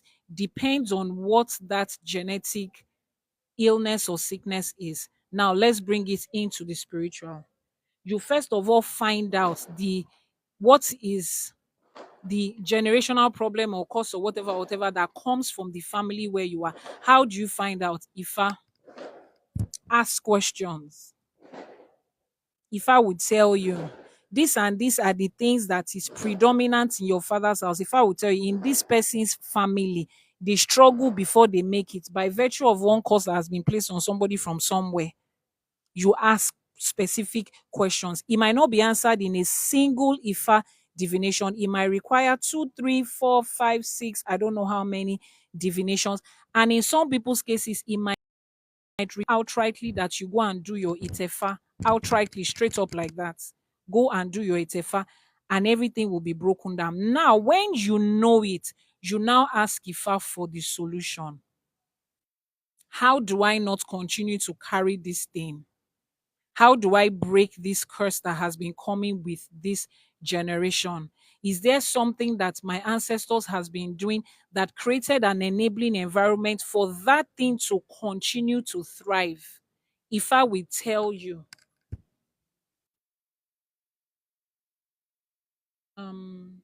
sorry.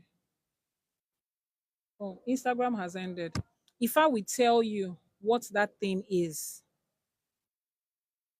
so once you find out what that thing is, once Ifa has told you what that thing is, what to do, how to get out of it, how not to continue to create an enabling environment for it to thrive, because it might be your great great grandfather that carried the curse and the problem. Your grandfather's life enabled it. The life of your parents and your uncles and your aunties enabled it. You want it to stop with you. How do I not enable it? It's simple. Just ask questions. Every divination will take you one step closer to it, and then you put an end to it. It will end with you, it will end with your lineage. And then you teach your children too as they are coming. This is it. Just like this, the sickle cell, there is herbal treatment for it. So once you get a herbal treatment and you are cured, you explain to your children how not to get there. Make sure you check your blood group. If I will give you all the warnings that you need to get out of it, it's not any mountain and valley issue. It's questions and answers. And like I said, it might not just be one ebo and one etutu that will break it. It might be blood that was wrongly spilled by your ancestors in one way, and the ancestors of those people are demanding for something. You will give them what they are demanding. It might be done once, twice, three times, something. Until you get out of it is a process, because you didn't get into it in a single day. So I think I've answered that question. Somebody says, why do people have to suffer for what their ancestors do? Is a ripple effect. That's this human life as we know it. That's the way it is. It's just like you're asking me, why do people have to benefit from the good things that their ancestors did? If you come from the lineage of let's say, what's a popular name? You come from a lineage of Awolowo, for instance. Your grandfather or great grandfather has done something substantial in this land. You step into somewhere, you mention your some name, and you say Awolowo, and they say, is it the same Obafemi Awolowo family? Yes. Your father did something in this land. Is because of your father we have school, we have hospital. Oh, doors begin to open just by what your grandfather did. It's the same way. You cannot pick one side and leave one side. So the same way you can benefit from what your ancestors are doing or they did, the same way if they have done wrong, you will enjoy, in quotes, the consequences of what they did, because it's a lineage, it is in a bloodline. You literally have their DNA. Whatever traits and characters, blood type that they had, genetic sickness and diseases that they have, they pass it to you. Whatever good choices that they made, they pass it to you. Most of us that are working day and night, why? Is it for ourselves alone? No, if it's for ourselves, we have what we can eat for the rest of our lives, but we are doing it for our kids. We are putting our name in the mark of time. We are marking our name in the sands of time for our ancestors, for our generations to come. So if you are making a wrong choice today, you are making it for your generation to come. That's the way life is. But foreign religions will tell you you can only get the good of something. Abraham's blessings are mine. I claim the blessings of this ancestor and the blessing of that ancestor and the wealth of so and so person and the covering of so and so person, and I denounce every negative. It's not just your mouth like this that you just used to denounce. It doesn't happen like that. There are processes. Something wrong was done. How do you fix it? How do you pay for it? How do you cover it up? How do you end it? How do you make peace with that thing that your grandfather made a wrong choice of? You have to find out what it is. So the why do people have to suffer for the consequences of their ancestors is also the why people have to enjoy the blessing of their ancestors. I am here today. I can stand, I can teach. I come from an I come from a lineage of teachers and educationists. My grandfather studied theology and education in the UK. He was the principal of the renowned Wesley College of Science in Ibadan in the early 60s. And he was a teacher as a theologist. He was a teacher in church. He was a reverend in the Anglican church. All his children had taught at one point or the other. My own mother retired as a principal. I saw her teach. It was something I saw around me. One of my siblings is also a lecturer. He's a professor. So I am benefiting from the fact that I grew up with people that are eloquent and confident, and teaching was a part of them. I cannot ask myself, why am I benefiting from that? Doors that my grandfather set open, I'm working in it right now. So if they also made wrong choices, it will also be there. I'm the one that now is my responsibility to take myself away to say, I don't want this side. I want this side. I hope I've been able to answer your question on that. Talk about how to avoid the sin of our forefathers and mothers. I think I've explained that. Why haven't the Orishas dealt with the West yet for how they treated Africa? Do we want to talk about this today? Let me just chip it in. I know this is an unpopular opinion, but the West did not treat us in any way that requires that Orisha has to deal with them. Let me explain to you. You know that our ancestors also participated in that slavery. We are the ones that sold our brothers. Our ancestors participated. Information of where certain treasures were lying for the slave masters to steal it was given to them by our people.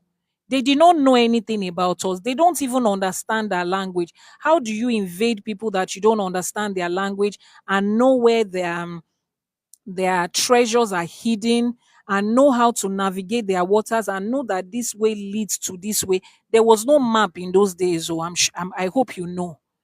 Our brothers sold themselves. They sold their brothers and their sisters for the promises that the slave masters made. When they came and they were mistreating people and they opened their first church, is it not our people that went there? Is it not our people that stayed here and was propagating that their foreign religion? Somebody came to you to tell you that his religion is love, and he treated your people that way. There are so many words that described what they did to our people that we cannot say in this live video. Yet, the people that followed them to church, the people that pointed the house of the king and the shrine while they were hiding something, and they were our people. We have a way of pushing responsibility on other people, but the part that we played in the slavery was side by side. Yes, you can say, oh, they lied to us. They promised us things that they were not going to give us, but we also made decisions in it. We assisted them. Are we still not doing that till today? We want the Orishas to punish the West for what they did. What of the ones that we are doing to still create an enabling environment for what the West is doing to thrive? The West came to tell us that their language is better than our language. A lot of us on this live video, we have not even taught our children our language. If the Orishas are supposed to deal with anybody, they should start with us. So whatever it is you think that the West is guilty of, our own brothers were guilty of it, and they are still guilty of it till today. Is it not people like you and I who are still typing, all of you that is preaching Orisha is going to hell, Jesus is coming again, one thing, one thing, one thing? Is it not the same people? So whatever it is you think that the West, if Orisha is supposed to go on rampage and deal with people, it will wipe half of us away first too, before it reach the West. It will start from here. So did they do something to Africa? Yes. But did we also contribute to it? Yes. Are we still doing it? Yes. That slavery that they did that time was physical. The mental slavery that we have continued to do to ourselves. I don't even want to tell you what is going on in herbal medicine. A lot of Nigerians are coming up with cure for so many things. The same government that is headed by our people are the ones that will kill that information.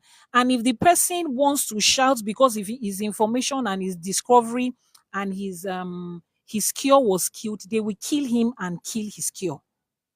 It's not the West that is doing that. killing our tradition, our language. That is not the West, that is us. So if we want the Orishas to go after the West, the Orishas will start with us. Let us clean our own people. Let us clean our own system. Then be bold enough to face the Orishas and say, go after these people. We have cleaned our own house. We have put our own house in order. Now go after these people. But we do not have it. We don't have the confidence to tell the Orishas to go after them because they will start from here. The Orishas are just. They will start from us. So trust me, we are not even ready for that conversation yet. We are not ready for that conversation yet at all. But I'm sure you understand what I'm saying. I think that should be the last question.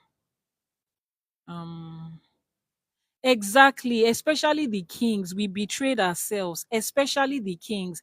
I really wish everybody can watch this movie on, I think is on Prime Videos. The movie about Oluwafunmilayo Ransom Kuti, Fela's mother. And at least I know that that story they put out must have been the truth because Fela has some kids who will not even allow them to speak of their mother in the way that she was not. Go and watch that movie and see the things that we did to ourselves and see how we contributed. It's easy to point fingers at the West. The things we did to ourselves is ohun ló ń lọ wájú yẹn, ohun ló pọ̀ jù. If we had a united front, it would have been hard and took a longer time for those people to be able to penetrate. It would have been longer because we would have had the power of language. We can speak to ourselves in a way that they will not understand. Was it not our people who was translating from Yoruba to English between the white man? So what we did is easy to point fingers, and that is not supposed to negate the fact that they did something. But saying that the Orishas should go after them, people that Orisha will go after, there are plenty. The kings took money from the West to enslave the people. Exactly. I'm glad there are lots of people that are thinking in that part. Na man they do man, na so they actually sold our J to the West. Yes, all the Orishas that they carried. Ibo lomo tagbesi. What did they think about it? What did they know about the Orishas? Even if they carried it, how will they recognize this is Ogun? What do they know that Ogun is? It took a Yoruba man to explain to them what Ogun is and what he does. It took a Yoruba man to tell them that this one is the one that is good. Take it. Because if they were just packing our Orishas randomly, èwo lọ́mọ táwọn fẹ́ lọ lò. So that's not the bone of contention, Jerry. The bone of contention today is Èṣù Is Not Satan. They what? What's this question? They took our language and colonized it to touch a lot of people outside. I know, right? I know, right? Like it happened when they called their ancestors for help. Okay. I don't know what that means. Hand, hand we touch everybody. Hey, you don't even want to know where it will reach. You'll be surprised where hand will reach if you call Orishas to touch everybody. So we have come to the end of this. It's almost 11 p.m. and this is thank you so much for staying this far. We started at 6, I think at 6:30. So we have had like 4 hours. Thank you very much. Akoda ye ashibao iba sheda. Ìbà ẹni tó kọ́kọ́ wà ká tó wà, ìbà àwọn tó tẹ̀lú yìí dó àṣebà. Elédùmarè ọba, a dúpẹ́ fún ìlera, fún àsìkò tá a ní láti jókòó, láti jíròrò, láti kọ́ ìmọ̀ kún ìmọ̀, láti fi ọgbọ́n kún ọgbọ́n. Ìmọ̀ àti ọgbọ́n tá a ti wá rí lénìí yìí, kí orí àtẹlẹ́dàá jẹ́ ká lè mú ṣe ní gbogbo ọ̀nà tá a bá lọ, ní gbogbo ìrìn àjò wa. Àìmọye àwọn èèyàn ló fiṣẹ́ wọn sílẹ̀, iṣẹ́ tó yẹ kó máa ṣe, tó wá jókòó síbí láti kọ́ ẹ̀kọ́. Iṣẹ́ tẹ́ ẹ fi sílẹ̀ yẹn, ajé á bá yín wò ó, ajé á bá yín tọ́jú ẹ̀, ajé á bá yín sọ ọ́ di ńlá. Gbogbo ibi tí àwọn aráabí tí wọ́n ti mú wa lẹ́rú nínú ọ̀rọ̀ wa ni o, nínú ìṣe wa ni o, nínú èrò wa ni, nínú ọpọlọ wa ni tó ti mú wa lẹ́rú. A gbàdúrà, à ń ṣèwúre yìí, Elédùmarè ọba aláàánú, ẹ tú wa sílẹ̀ nínú ẹrú, oko ẹrú tí wọ́n ti so wá mọ́ láṣẹ Èdùmàrè.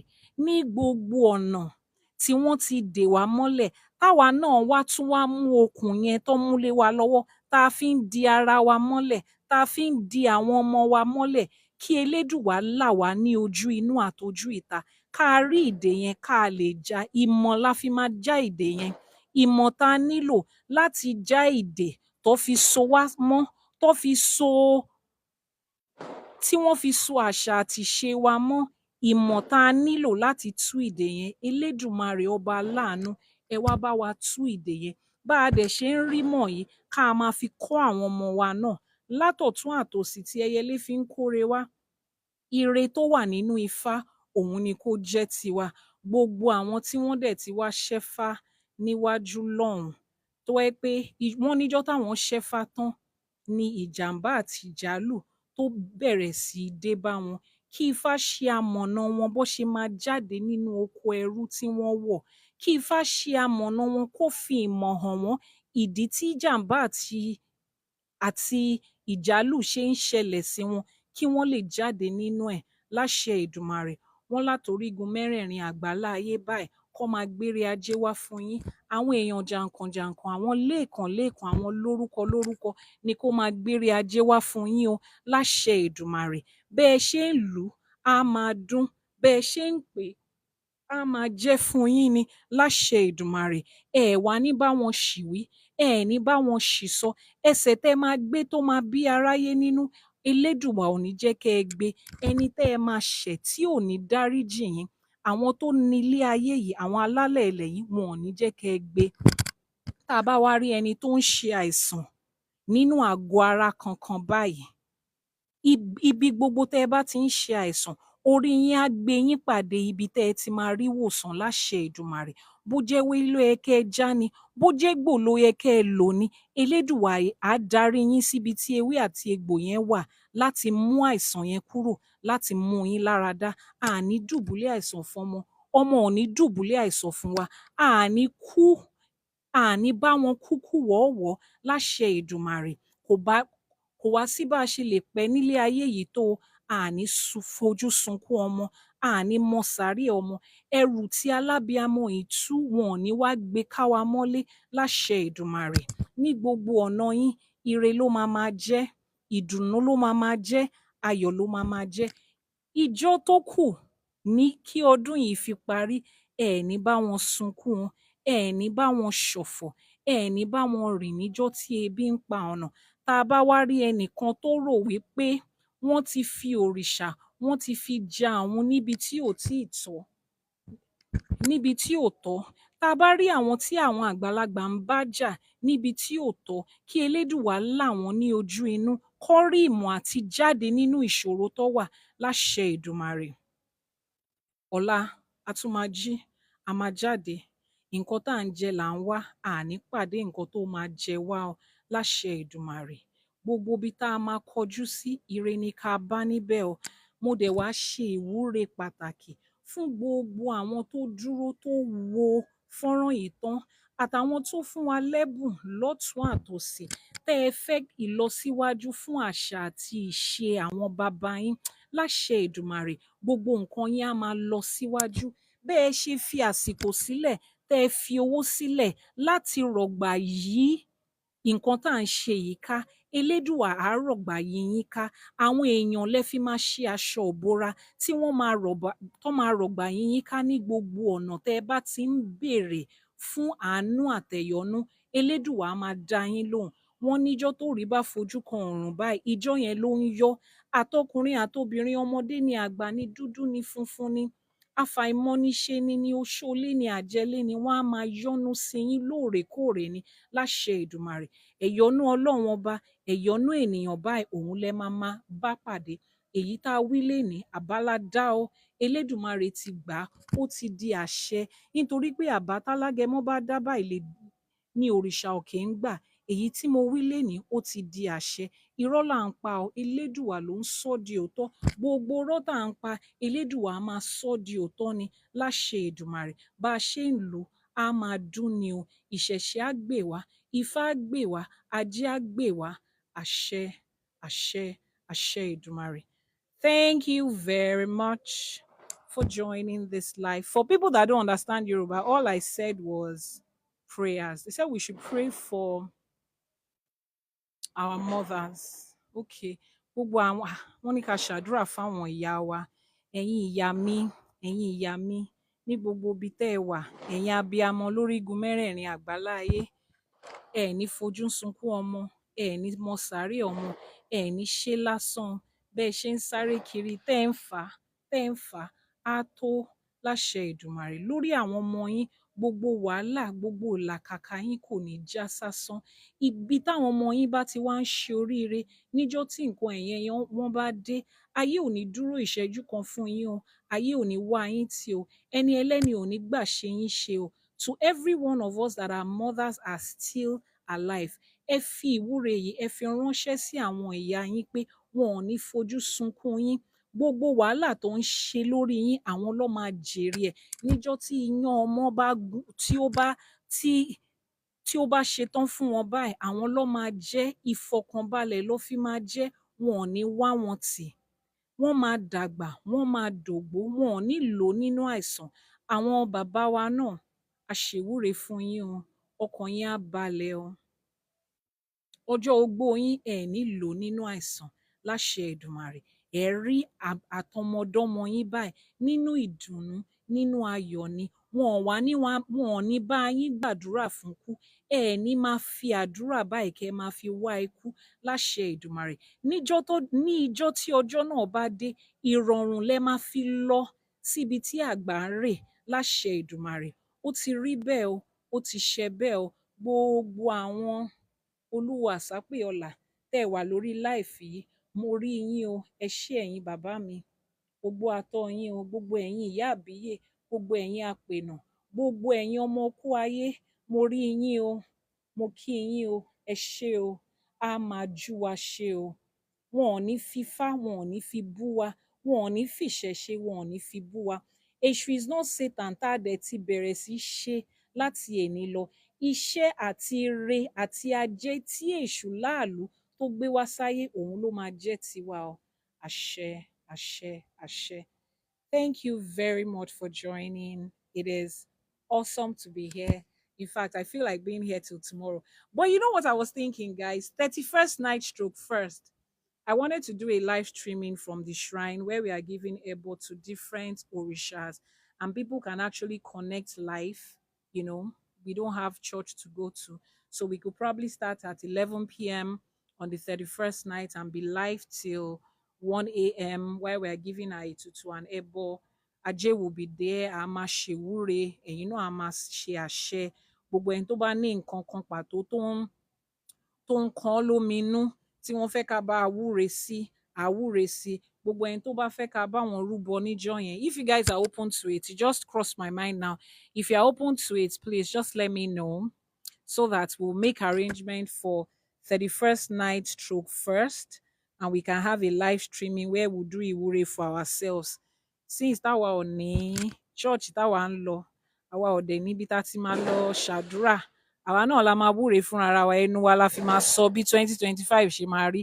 Àwa ò ní pastor kan tó máa ní is year of double portion and increased blessing. Àwa la máa fẹnu wa báyìí la fi máa wúre fúnra wa. So if you guys want to join, we'll make arrangement for it. 2 hours, 11 p.m. to 1 a.m. And we will do the Ifa consultation for the new year to tell you what Ifa has for the new year, the general instructions for the new year. It doesn't negate your own personal Ifa divination. If you have not done your Ifa divination for the new year, please, this is a good time to call your Oluwo, your Babalawo, if you have one. If you don't have one, send a DM to know what the new year holds for you and do everything that you need to do as you get ready for the new year. Ire àti ayọ̀ ni a fi máa jí ní àárọ̀ ọ̀la o. Ẹ ṣé o. Ó dàárọ̀. Ká sùn re o. I'm here on TikTok again, trying to look for how to end the life.